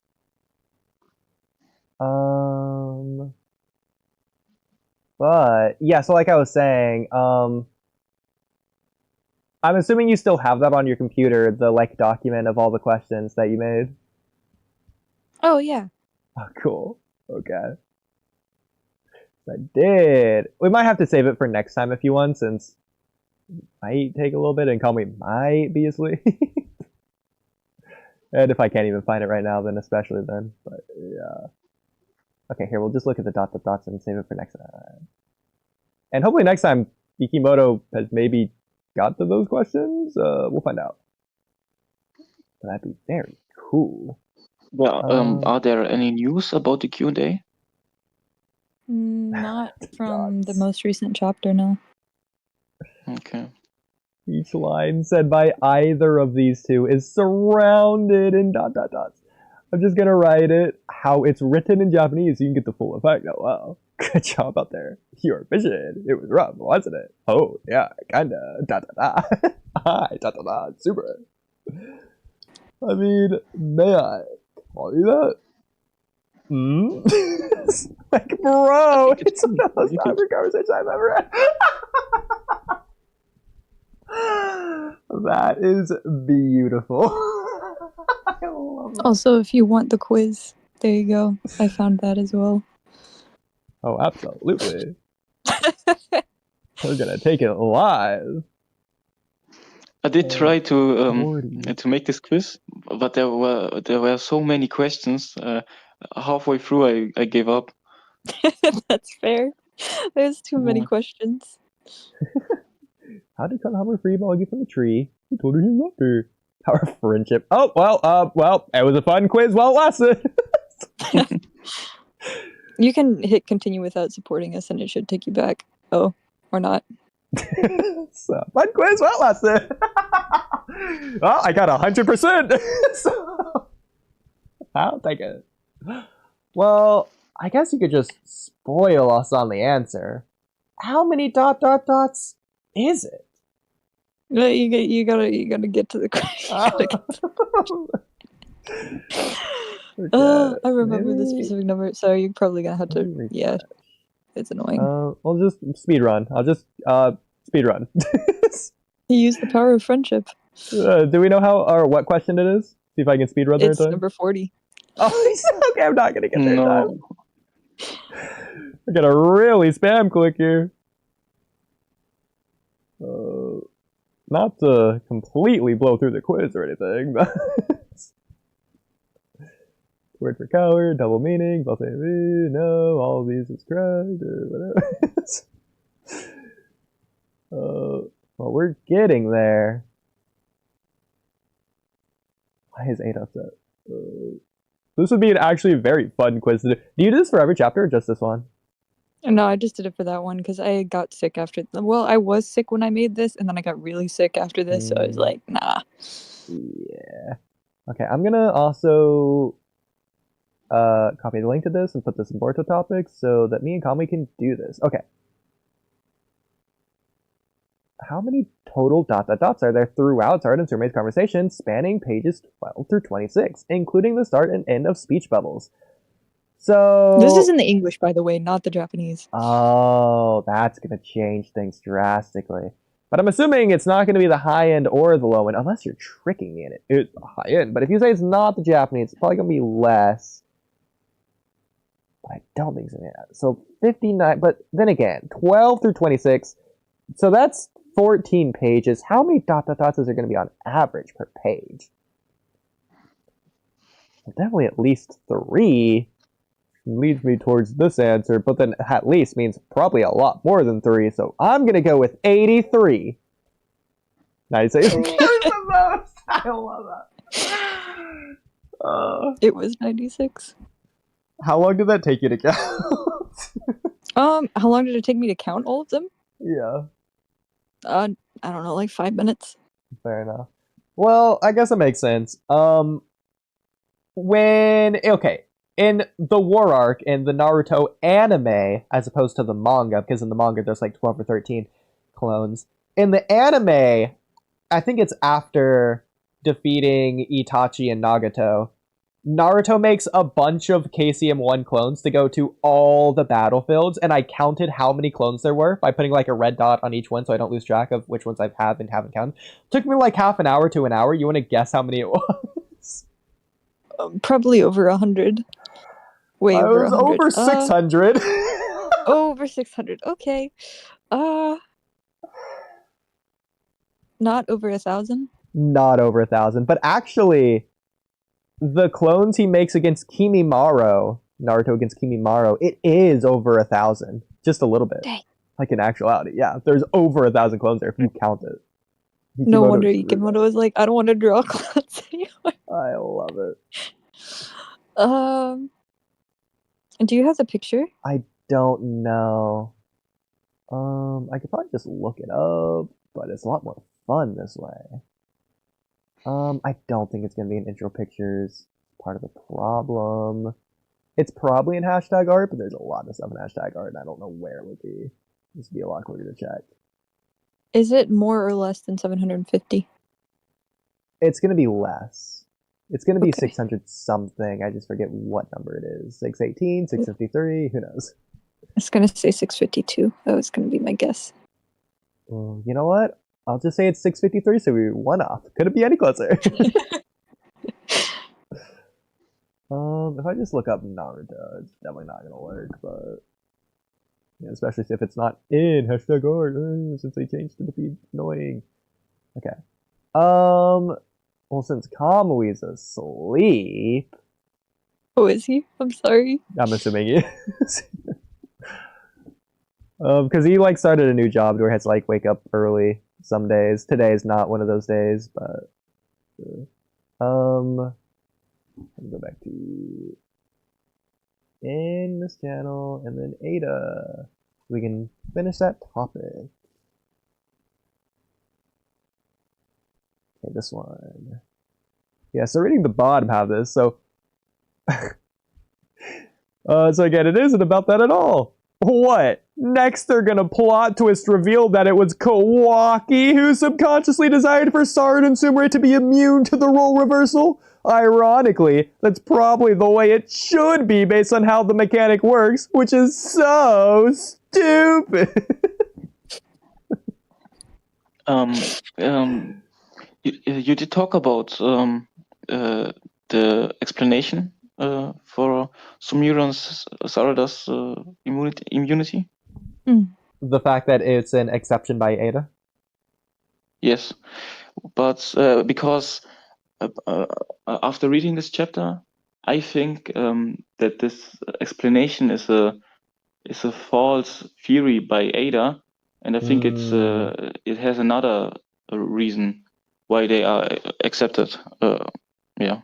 Yeah, that's what I'm leaning towards as well. And the problem, it's not a problem, but like, this is what Ada said this chapter is the theory that I've wanted it to be for years. But now that I have it, the way it was presented, it feels like they should do more.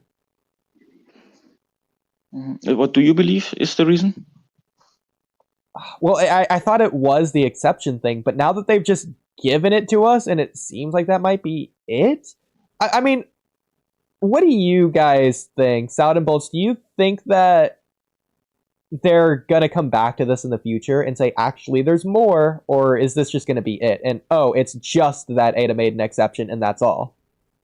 I doubt they're gonna come back to it just because of the way it was worded in Japanese, which I actually went over in one of my blog posts because I made a blog, yay, for all the language analysis stuff that I do. But it was like the words that Ada used in Japanese were very specific towards like she was the only one that could have done this. She was the only one that could have made their exception. She must have. It wasn't must have in terms of like she was like, I did this because of this. There was no like vagueness surrounding the language. It was just straight up, this is the reason. So, I believe Ada. That's the reasoning of Ada is based on her limited information. Also she claims that the love to an Otsutsuki can't be the reason because other girls are also in love with Kawaki and Boruto. But I think, and based on that, she came to the conclusion that it must be her input. But I think the reason is because the Otsutskis are in love with Sumire and Sarada. Also I think Boruto is in love with Sarada and Kawaki is in love with Sumire, and that's why they are immune. And Ada does not have this information. That's why she can't come to his conclusion. I was actually thinking that for a while towards the beginning as well. And they might, if they did bring something because of like the theme of love and everything. Also, a lot of Japanese people think that Boruto has been in love with Sarada this entire time. And that Kaoki is probably leaning towards liking Sumire if between all of the potential options for romance he has, Sumire makes the most sense, and he also like kind of lets down his guard and talks to her a little bit more than everybody else. Yes. So yeah, I think that has a potential to play into things as well, possibly in the future when that kind of stuff is talked about and revealed, maybe. Yeah. Interesting. I like the idea with Kawaki being in love with Sumire. Also first because he has opened himself a bit to Sumire. Also this closed character has also emotionally opened himself a little bit. And in chapter 78, I think, as Kawaki grabbed Boruto because of Momoshiki, the Kawaki's look goes to Sumire's face, and then he lets go of Boruto. So maybe this has some meaning. And another reason why I believe that Ada's reasoning is false is because of Sumire.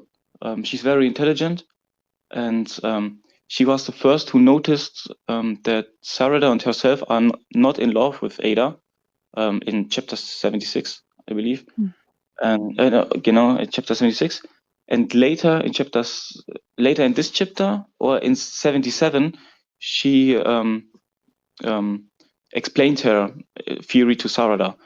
And when you go back to the moment where she first realized this, there are many panels of her face highlighting that she observing something, Sarada's reaction maybe.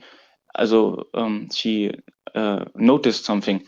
And in this chapter, again, there are many close-up panels of Sumire's face noticing something or observing something.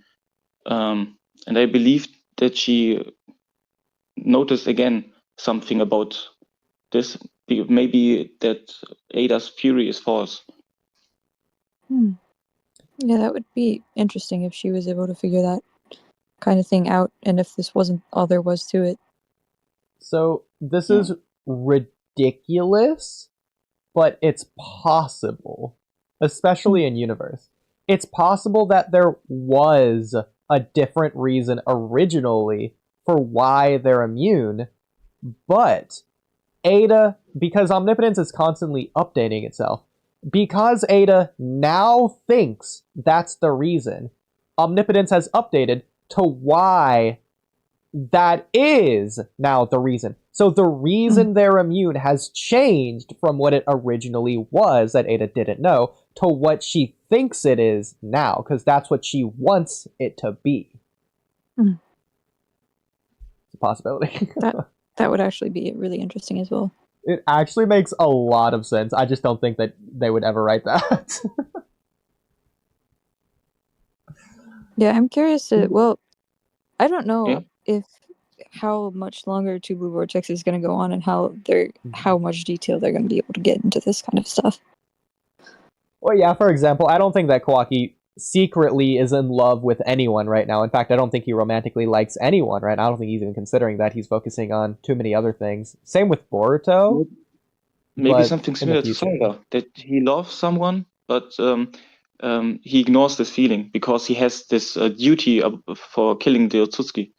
Yeah, that's exactly what I was thinking, because that's another one of the things that's constantly brought up, is how like romantic love, other than Sumire's, romantic love is something that is like a feeling that you can't really help, and not necessarily like something that you choose. Yeah. I completely agree with that. Yeah. I think that might even, I could be wrong on this, that concept you described might apply more to females than to males, just based on like chemistry or something. Oh yeah, no, that's definitely true, but at the same time, like, in terms of like, because in Japan, like, obviously the love talk would be surrounded by the girls, because the girls are the ones that do the confessing, the girls are the ones that do the flirting, the girls are the ones that do the hitting on the guys, usually. Yeah. And the guys just kind of sit there and wait and don't really act on it if they do like someone, unless in the case like they're certain, or somebody tips them off that, hey, this chick likes you, or now it's becoming more popular for guys to confess as well. But like, because of the way Japanese culture views relationships and love and that kind of stuff, if Boruto and Kawaki did like Sarada and Sumire, then there would be like, they wouldn't say anything about it, which is one of the other things that somebody asked me about on Reddit, was like, do you think that Boruto likes Sarada and why, or do you think that Kawaki likes Sumire and why?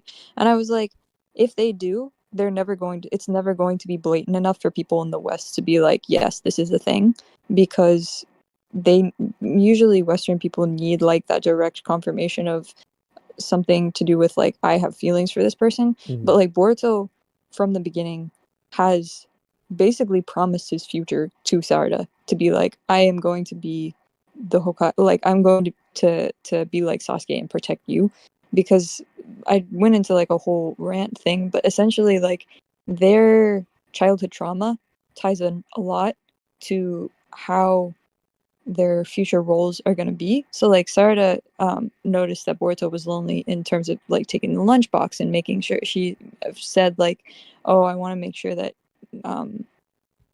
every kid in the village has somebody to kind of like be able to deliver, quote unquote, deliver a lunchbox to their parents, to like make sure their bonds are like protected and everything. So she wants to be Hokage, and Boruto's like, well, I don't want you to be alone as Hokage, so I'm going to be like Sasuke and protect you, because they both have that trauma of their dads being absent in that specific role, and they've decided to fulfill that role so that nobody else in the village would be lonely, and thereby keeping each other company, I guess, if that makes sense. So you have that whole thing with them and how all that worked out, and then you have Boruto constantly being overprotective of her, in a sense that he isn't around other people, like taking his eyes off the fight, which he does twice, and when other people like Kawaki and Mitsuki and get batted away or whatever, get hurt in front of him, he doesn't snap until Sarada gets hurt, which has also happened a few times, especially in the Boro fight. So like, you have all these subtle things, and like, especially in the light novels, there's a ton of nods to her having a crush. I mean, him having a crush on her. Like him noticing her face amongst like a crowd, or like if she's sad or whatever, checking up on her emotions, noticing things about her that he doesn't notice about anyone else, or like backing away from her when she's smiling, whatever the case may be, getting embarrassed, getting flustered, whatever. So like, if that all is a thing, it wouldn't be because he has this, I don't know whether I'm going to make it out alive or not. He's not going to say anything, because that would obviously hurt her more than it would if he just stayed silent about the whole thing. So anyway, Yeah. Sorry, that was a long rant. All good. Those are the things we love the most here. If Boruto does like one of them, I think that before this chapter especially, he probably liked Sarada more than Sumire if he had to choose one. Yeah. But this chapter, I'm not going to say Sumire necessarily caught up, but she made huge strides there towards the end, in my opinion. Maybe Boruto didn't even like her at all before, but I think he probably does now. The way he's looking at her after she's running away, saying "tee-hee," there's like this softness on Boruto's face. It's he was confused. He's no longer confused. Now he's looking at Sumire a different kind of way, if you ask me. So what happened in Japanese here is actually a phenomenon called ishikishiteiru, which means like becoming conscious of the other person's feelings. And because he has this like sweat drop on his face, and he's kind of like, huh? Like if you look at his face, he's like, his jaw is open, his eyebrows are slightly raised, his eyes are wider. He's like, he's not blushing, he has a sweat drop. So like, Yeah. I don't think he's like, in my opinion, from what this looks like, from what, in comparison to how he's looked at Sarada in the past, because a lot of people were trying to compare it to his face that he made when he's hugged Sarada back. Like, this is very much like, I am now aware that you might potentially like me, and this is weirding me out a little bit. Okay. From my perspective is what I saw it as. But like, in terms of, anyway, yeah. No, that's fair. I could be completely wrong. Because what you said makes complete sense. It really could just go any which way at all. Who knows at all? Because realistically, I think Boruto's just saying all these people as life forms that are important, rather than the relationship that he has with them. But rather than like, it's important because what he had with them in the past is important to him. It's sentimental. It means something. And he's saying them more as that rather than like, as an example, like potential romance partners or anything like that. It's like the bonds he's focused on more than the individual. No, that makes sense. Yeah, like he's most focused on prioritizing protecting their lives because that's what's important to him. More than like, I guess, their individual sentimentality of their existence. I don't know.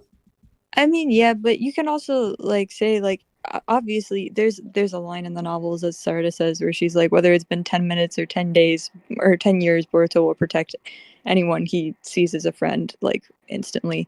That's true. And he's like that's Naruto like, in that regard. yeah, exactly. But because there is a difference for how he does it with Sarada, because again, like there's a lot of instances where she's the only one that can get a rise out of him. She's the only one he tries to show off in front of. She's the only one that he snaps for when other people are like swatted out of the way, in the case with Boro, or she's the only one that he like completely softens his face for, in terms of like getting this like kind of rainbow of emotions. Is another thing that I talked about on Reddit with somebody. But like his reactions for Sarada and the way he forms his speech is like he completely lets down his guard and just goes back to being himself, even though he's still obviously older and more mature. In front of everybody else, he doesn't have that. Like he still says tebasa and stuff, but all this like kind of like and like endings that he sticks onto the ends of his words. With Sumire in that conversation, he was very like business oriented, like, I have this thing, can you look at it for me, can you fix it, can you have it done by next week? And in front of Sarada, in that one like little bit of like, but I didn't expect you to suddenly jump on me like that, like he has this very like, he becomes boyish again, almost, if that makes sense, instead of his change to become like Sasuke in terms of his speech and everything like that. Yeah, well, that goes back to early Boruto, because early Boruto, he was very sarcastic, which to a lot of people, especially in the West, makes him come across as bratty and unlikable. But Boruto, especially early on, is very intelligent. And I don't just mean a prodigy, a talented person at learning all these jutsu or whatever. But again, sarcastic, he's very intelligent.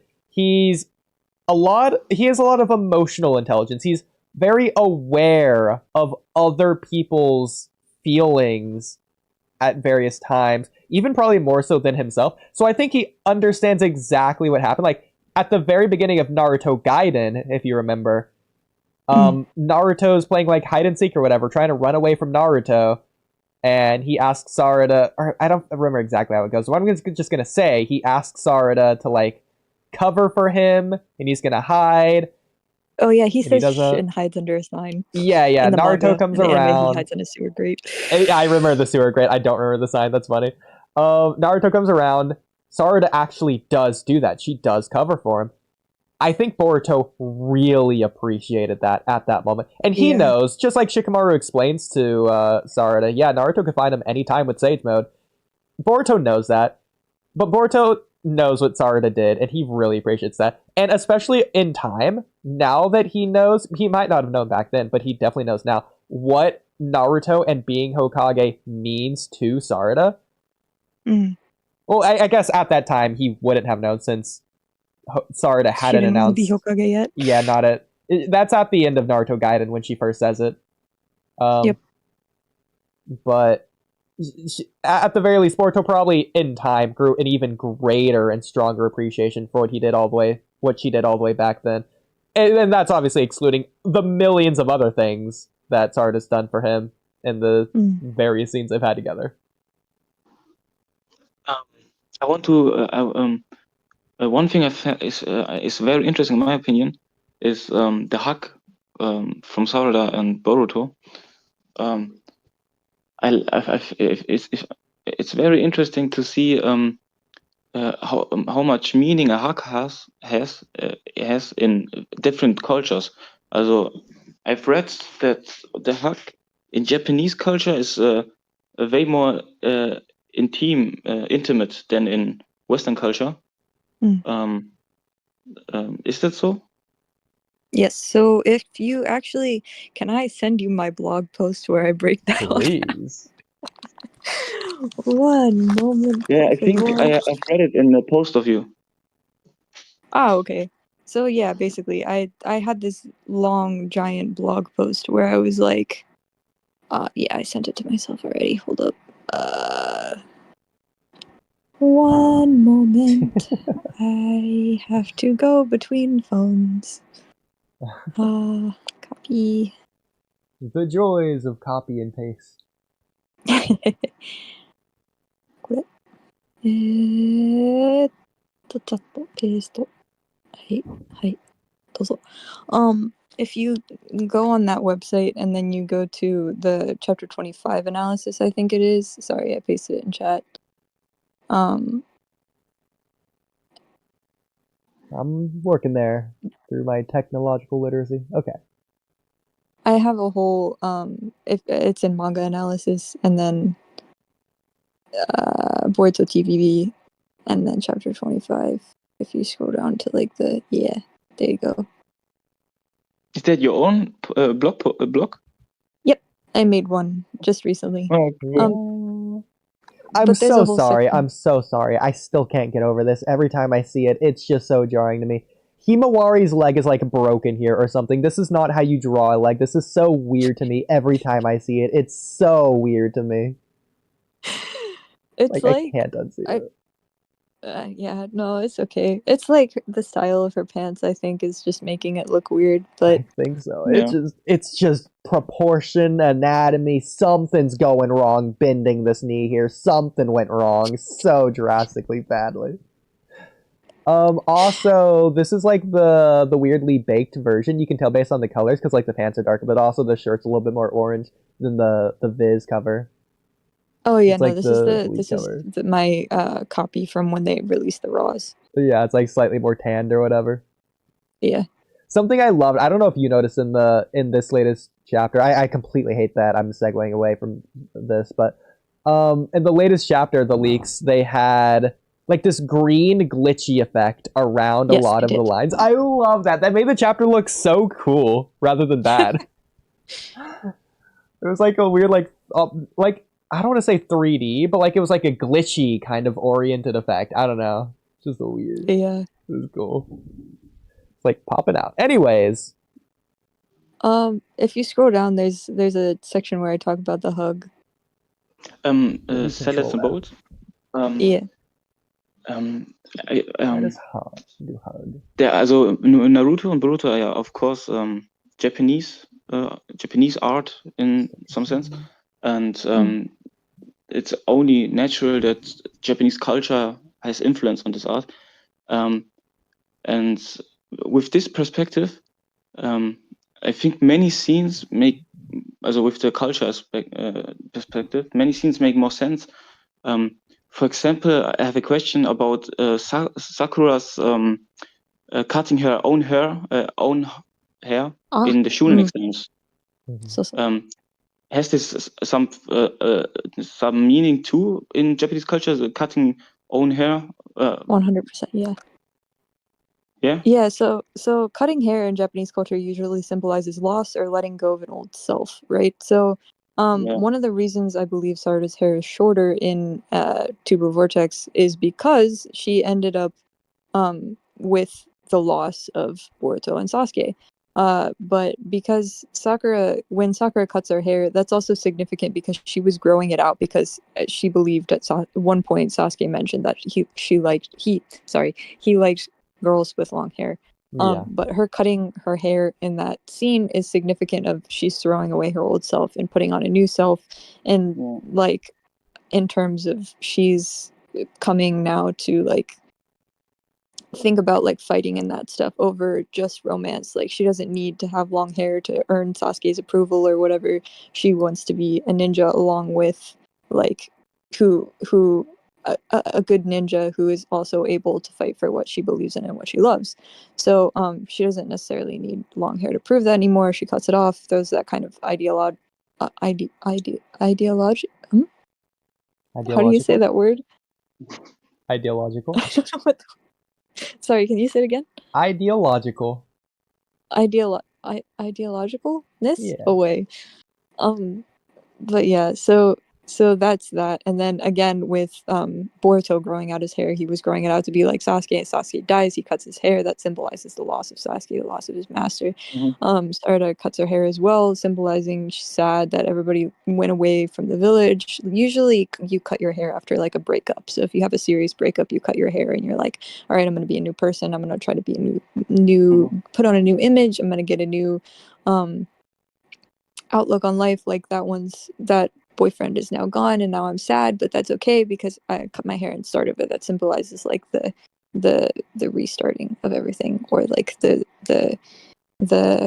again putting on a new self. And that's again also what Sarada kind of does after she cuts her hair. She gets this jacket that's a brand that Boruto likes, and she puts on all this jewelry that is like part of her family, like the necklace for Sakura and the earrings for Sasuke and the all that kind of stuff, and this more girly appearance to kind of like symbolize that she's might be thinking about her feelings for Boruto and what they mean, instead of just and what kind of girl Boruto might be attracted to, instead of just thinking about being a ninja and being Hokage and all that kind of stuff.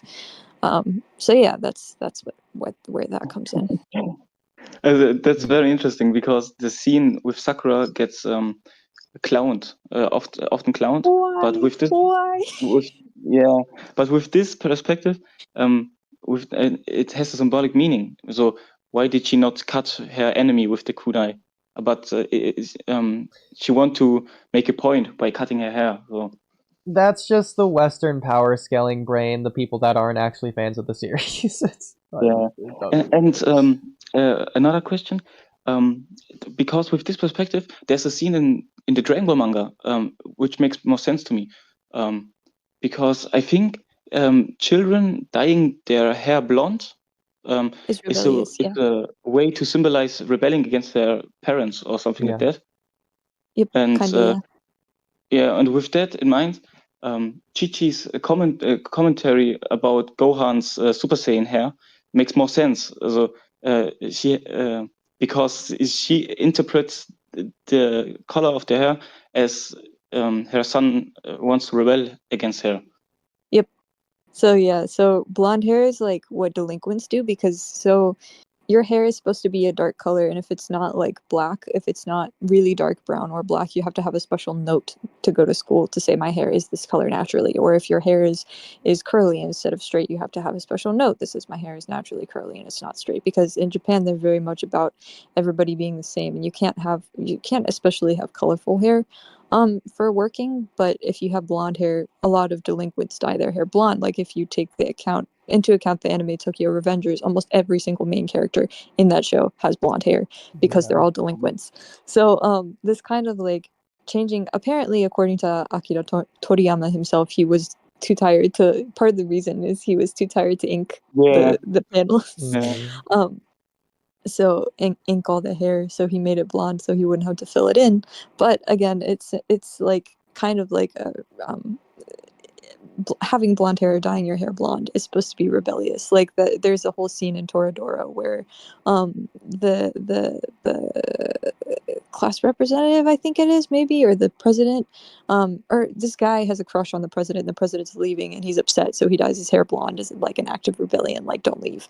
And he's trying to like do all this like stuff to get him to pay attention to her and like turn to like the if you leave I'm gonna become like a delinquent and rebel and do all this other stuff, and she's just like, no, don't do that, and they help him like wash his hair back out and everything. It's a whole symbolic. Anyway, yeah. I like that. Yeah, whether it's cutting your hair or dyeing your hair, I feel like it's very indicative of, it's indicating a change in the individual. And usually you should go through the change first and then do something to your hair afterwards to show off that transformation. But I feel like a lot of times it's can be done the other way around, to where you want to change. And so you do something to your hair so there's no going back. You've committed to the change, so now you have to do it. That's technically the wrong way to do it, but whatever works, I guess, as long as you get there. Yeah, I mean, like that is another thing that happens as well. So yeah, probably not healthy to do without. But sorry, guys. Oh, one more thing I would say, that there's the obvious, also the Sakura blooming like a flower bud with the Ino thing as well when she cuts her hair. Yeah. Yeah. This blooming is also like an analogy for like starting something new. Like it's that analogy is used for Sarada a lot as well. In terms of like her Mangekyo Sharingan blooms or something, they'll use the word bloom instead of like awaken or whatever, cool. to symbolize it coming into Jutsugensu. I don't know what that is in English. Coming into being, coming into reality, coming into her own. Coming into her own. Making it into her own, but like also like the word that you were it's like another word for Kaigansuru, where it's like awakening, quote unquote, but it's not necessarily awakening in all the nuances that the English word is awakening. Bud, bloom, something. Anyway, manifest. Yeah, whatever. But on to the hug. That's what I was gonna talk about. So, yeah, the hug. So, just like how kissing on the cheek isn't normal in the West, hugs in Japan aren't necessarily that normal. I do have some friends that will take that back. I have one friend who's a girl who will hug me every time I see her, and is like that's the clingy one that takes my hand everywhere. Is she a foreigner or is she a Japanese girl? She's Japanese. Okay. 100% Japanese. And I have a friend who's half, who is a guy who I was leaving. He was leaving for like a year to go somewhere, and we've been friends for like 7 years, and I know his whole family and everything. So before he left, his mom was like, give her a hug, and his little brother immediately hugs me. And then he was like, I don't want to, it's embarrassing. He curled into a ball. And I was like, no. So like it's kind of like, it depends on the person a lot, but basically, because Sarada is more of a touchy person, I feel like she's more okay and in line with hugs. But even that being said, hugs between boys and girls, especially front hugs, especially like jumping into their arms like that, is not normal. It's not something that you would really casually do to someone, and it's seen as a little bit more intimate. Like, imagine if like you had a crush on someone, right? And then all of a sudden their supposed childhood friend or whatever kissed them on the cheek. Like, you would be like, what the heck? And especially if that person had been like, oh, I don't like them like that, it's not like that, we're just childhood friends, whatever, blah blah blah. It would be the same like kind of offensive thing that you would get mad over in the West. But because Sarada is this kind of like not clingy, but like touchy person, like she doesn't mind physical contact as much as the average Japanese person, she didn't think about it hurting Sumida's feelings. Like, that was definitely very clear this chapter when she did the whole hug thing. So in other anime as well, as I put here, especially in shoujo anime, anytime there's like a little tiny touch of between a boy and a girl, whether it's like putting your hand on their arm, even in the anime between Boruto and Sarada, it doesn't have the little flowers or the bubbles or whatever like it would in shoujo manga, but it's zoomed in on, so it's just the scene of that physical contact. Because it's it's highlighting that it's normal between them, and like they are the only ones that really do it to each other.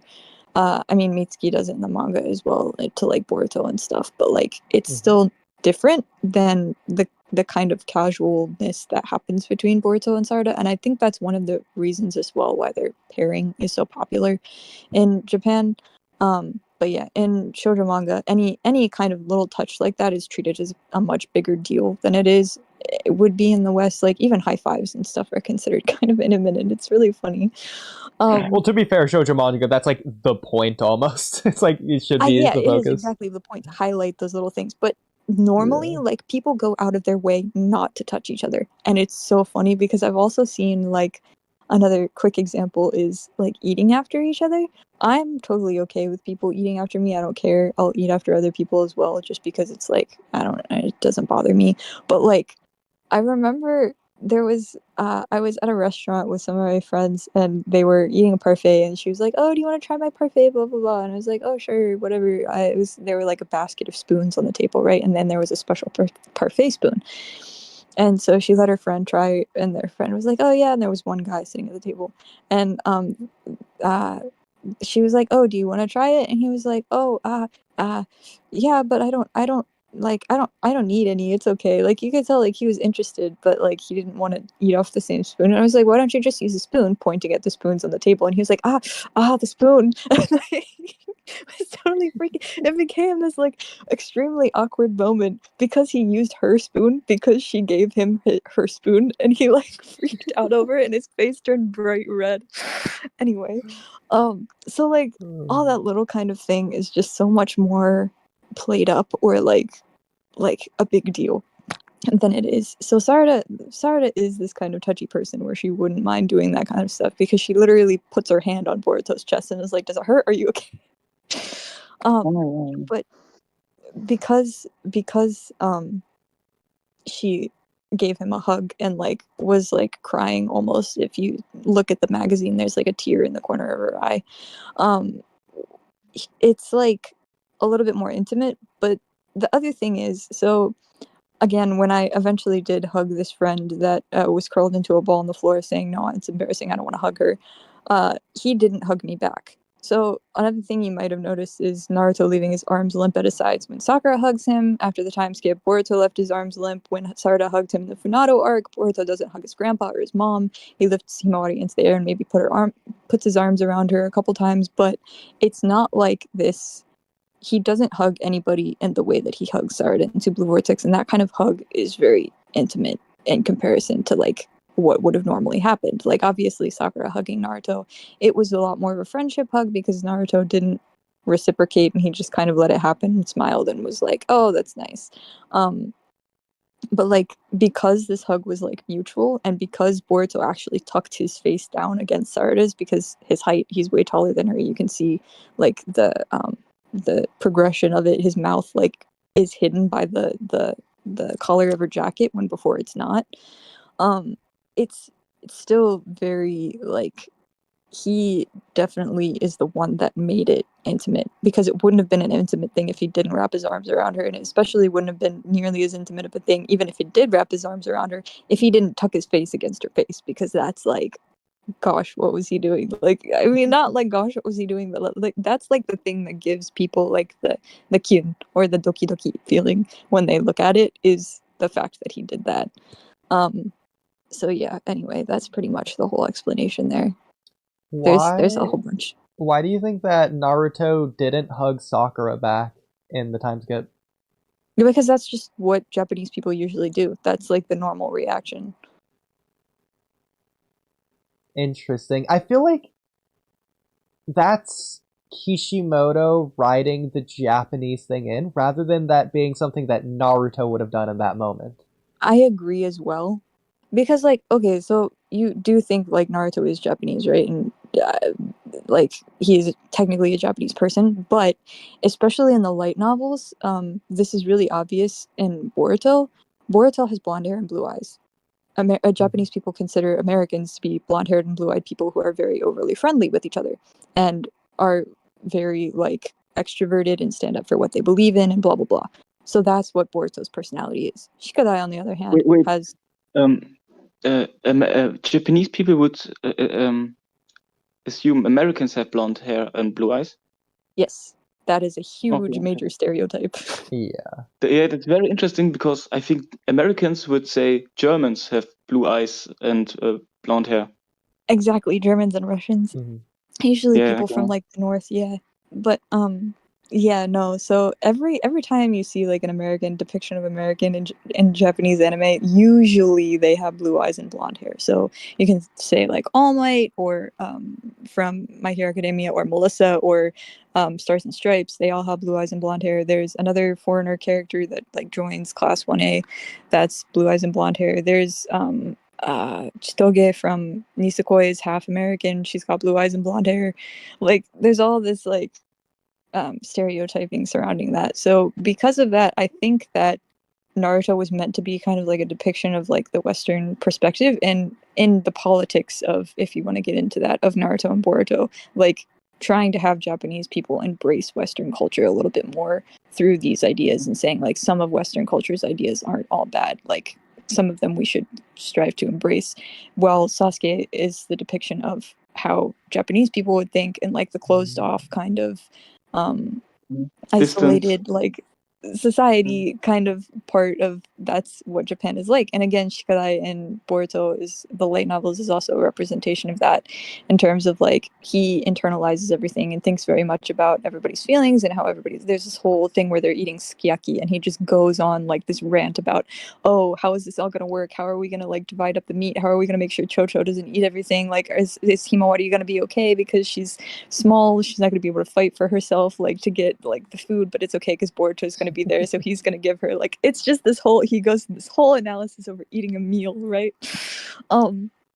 So it's like he's got that perspective of like thinking without saying anything, and meanwhile Boruto and Sarada are very speak before thinking kind of people, and so is Sakura as well. But yeah, you can see from the page there, a lot of people crop out Sumire, or they don't have the Boruto's mouth thing, or they crop out Boruto's face saddening. So there's just a lot of like stuff in the hug there where you can now see all four panels.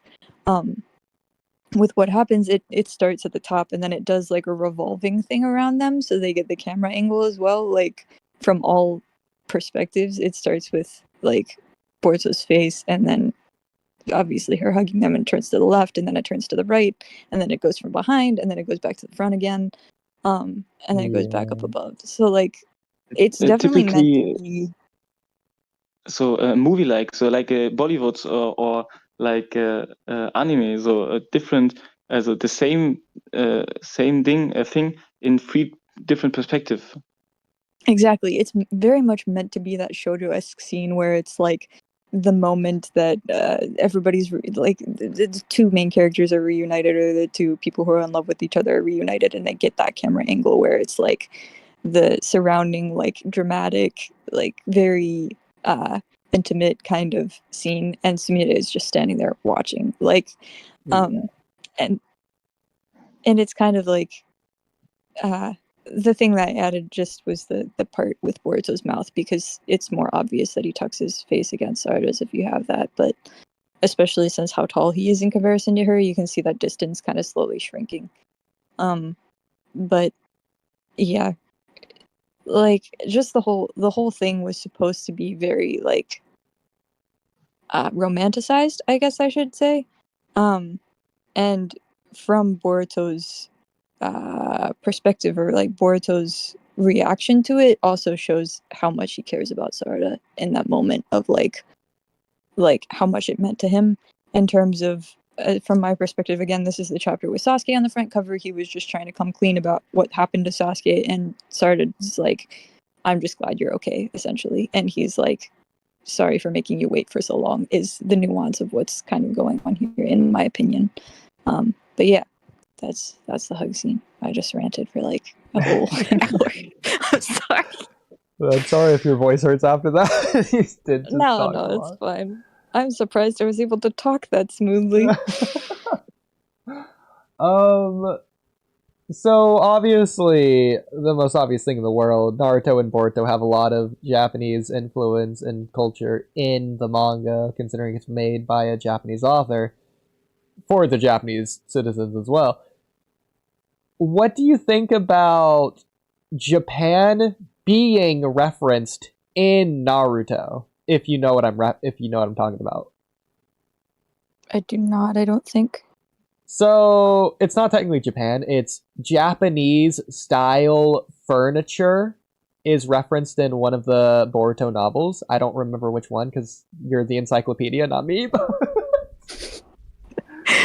But Naruto goes to someone's house, or maybe it's his own house. I don't remember. But like, he's describing the furniture, or maybe it's the narrator's describing the furniture in the house as like Japanese Oriental style.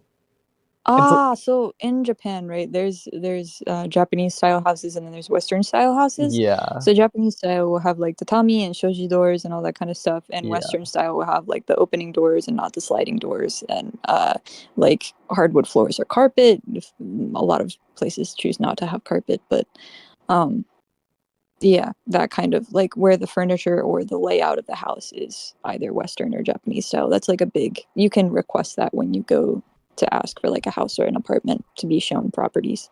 And I'm sure that Japanese readers will read that and understand that rather than thinking it's like a Japanese thing. It's like written for the Japanese people to understand. Exactly. But okay. So do you think that they were like intentionally saying, Naruto exists in the Japan exists in the Naruto world, or are they just like doing a little like tongue-in-cheek thing for the Japanese audience, or do they not even realize that they're even like unintentionally doing that? Like, I don't think they're really necessarily trying to bring Japan into the Naruto world. I think they were just trying to give a description, because anything outside of dialogue or like is fair game to be not necessarily from that world. If you're making a metaphor or a simile to be like, this is something like this, you care more about describing it for the audience who is reading it instead of describing it from the character's perspective that's in the story. What time is it at your locations? I'm glad you asked. It's time to end stream. It's time for you to go to bed. Yeah. Dang, it's like, bro, what, 7 a.m.? Okay, time that other people wake up. Yeah. 7 a.m. is in the morning, or? Yeah. For me, it's 8 p.m. in the afternoon. I'm gonna have a sunrise while you have a sunset. Yep. My sun set a long time ago, though. Japan's sun sets at like 5. Oh, I did not know that. Yeah, no, it's kind of sad. Ooh. Well, every day in the year? No. Not every day, but they don't do any sort of daylight savings or anything like that, so the sun just sets ridiculously early in the winter. Okay. Crazy. I guess I'll let you enjoy your early night then. I will be eating dinner. Luckily, I remembered to eat earlier while we were talking. I was gonna say something. I thought you were about to say it, and then Kamui interrupted you at some point. I was like, was she about to say that? I don't know. But maybe you weren't about to say that. I don't know. You're about to say something at least. I don't know. I got up and I was like, I'm gonna remember to eat, because I have alarms set so that I remember, but I've been snoozing them. Yeah, what? No. To remind you to eat? Yes. I don't get hungry. I don't have that feeling, unfortunately. And then my blood sugar crashes, and I'm like, oh crud, I'm too dizzy to get up and cook anything, and I don't have anything in the fridge, so time to call a friend. You're about to put a snooze on this stream, and I'm about to put a snooze on me being awake. All right, good night, everybody. Good night. Enjoy your sleep. Yeah. Ciao, ciao.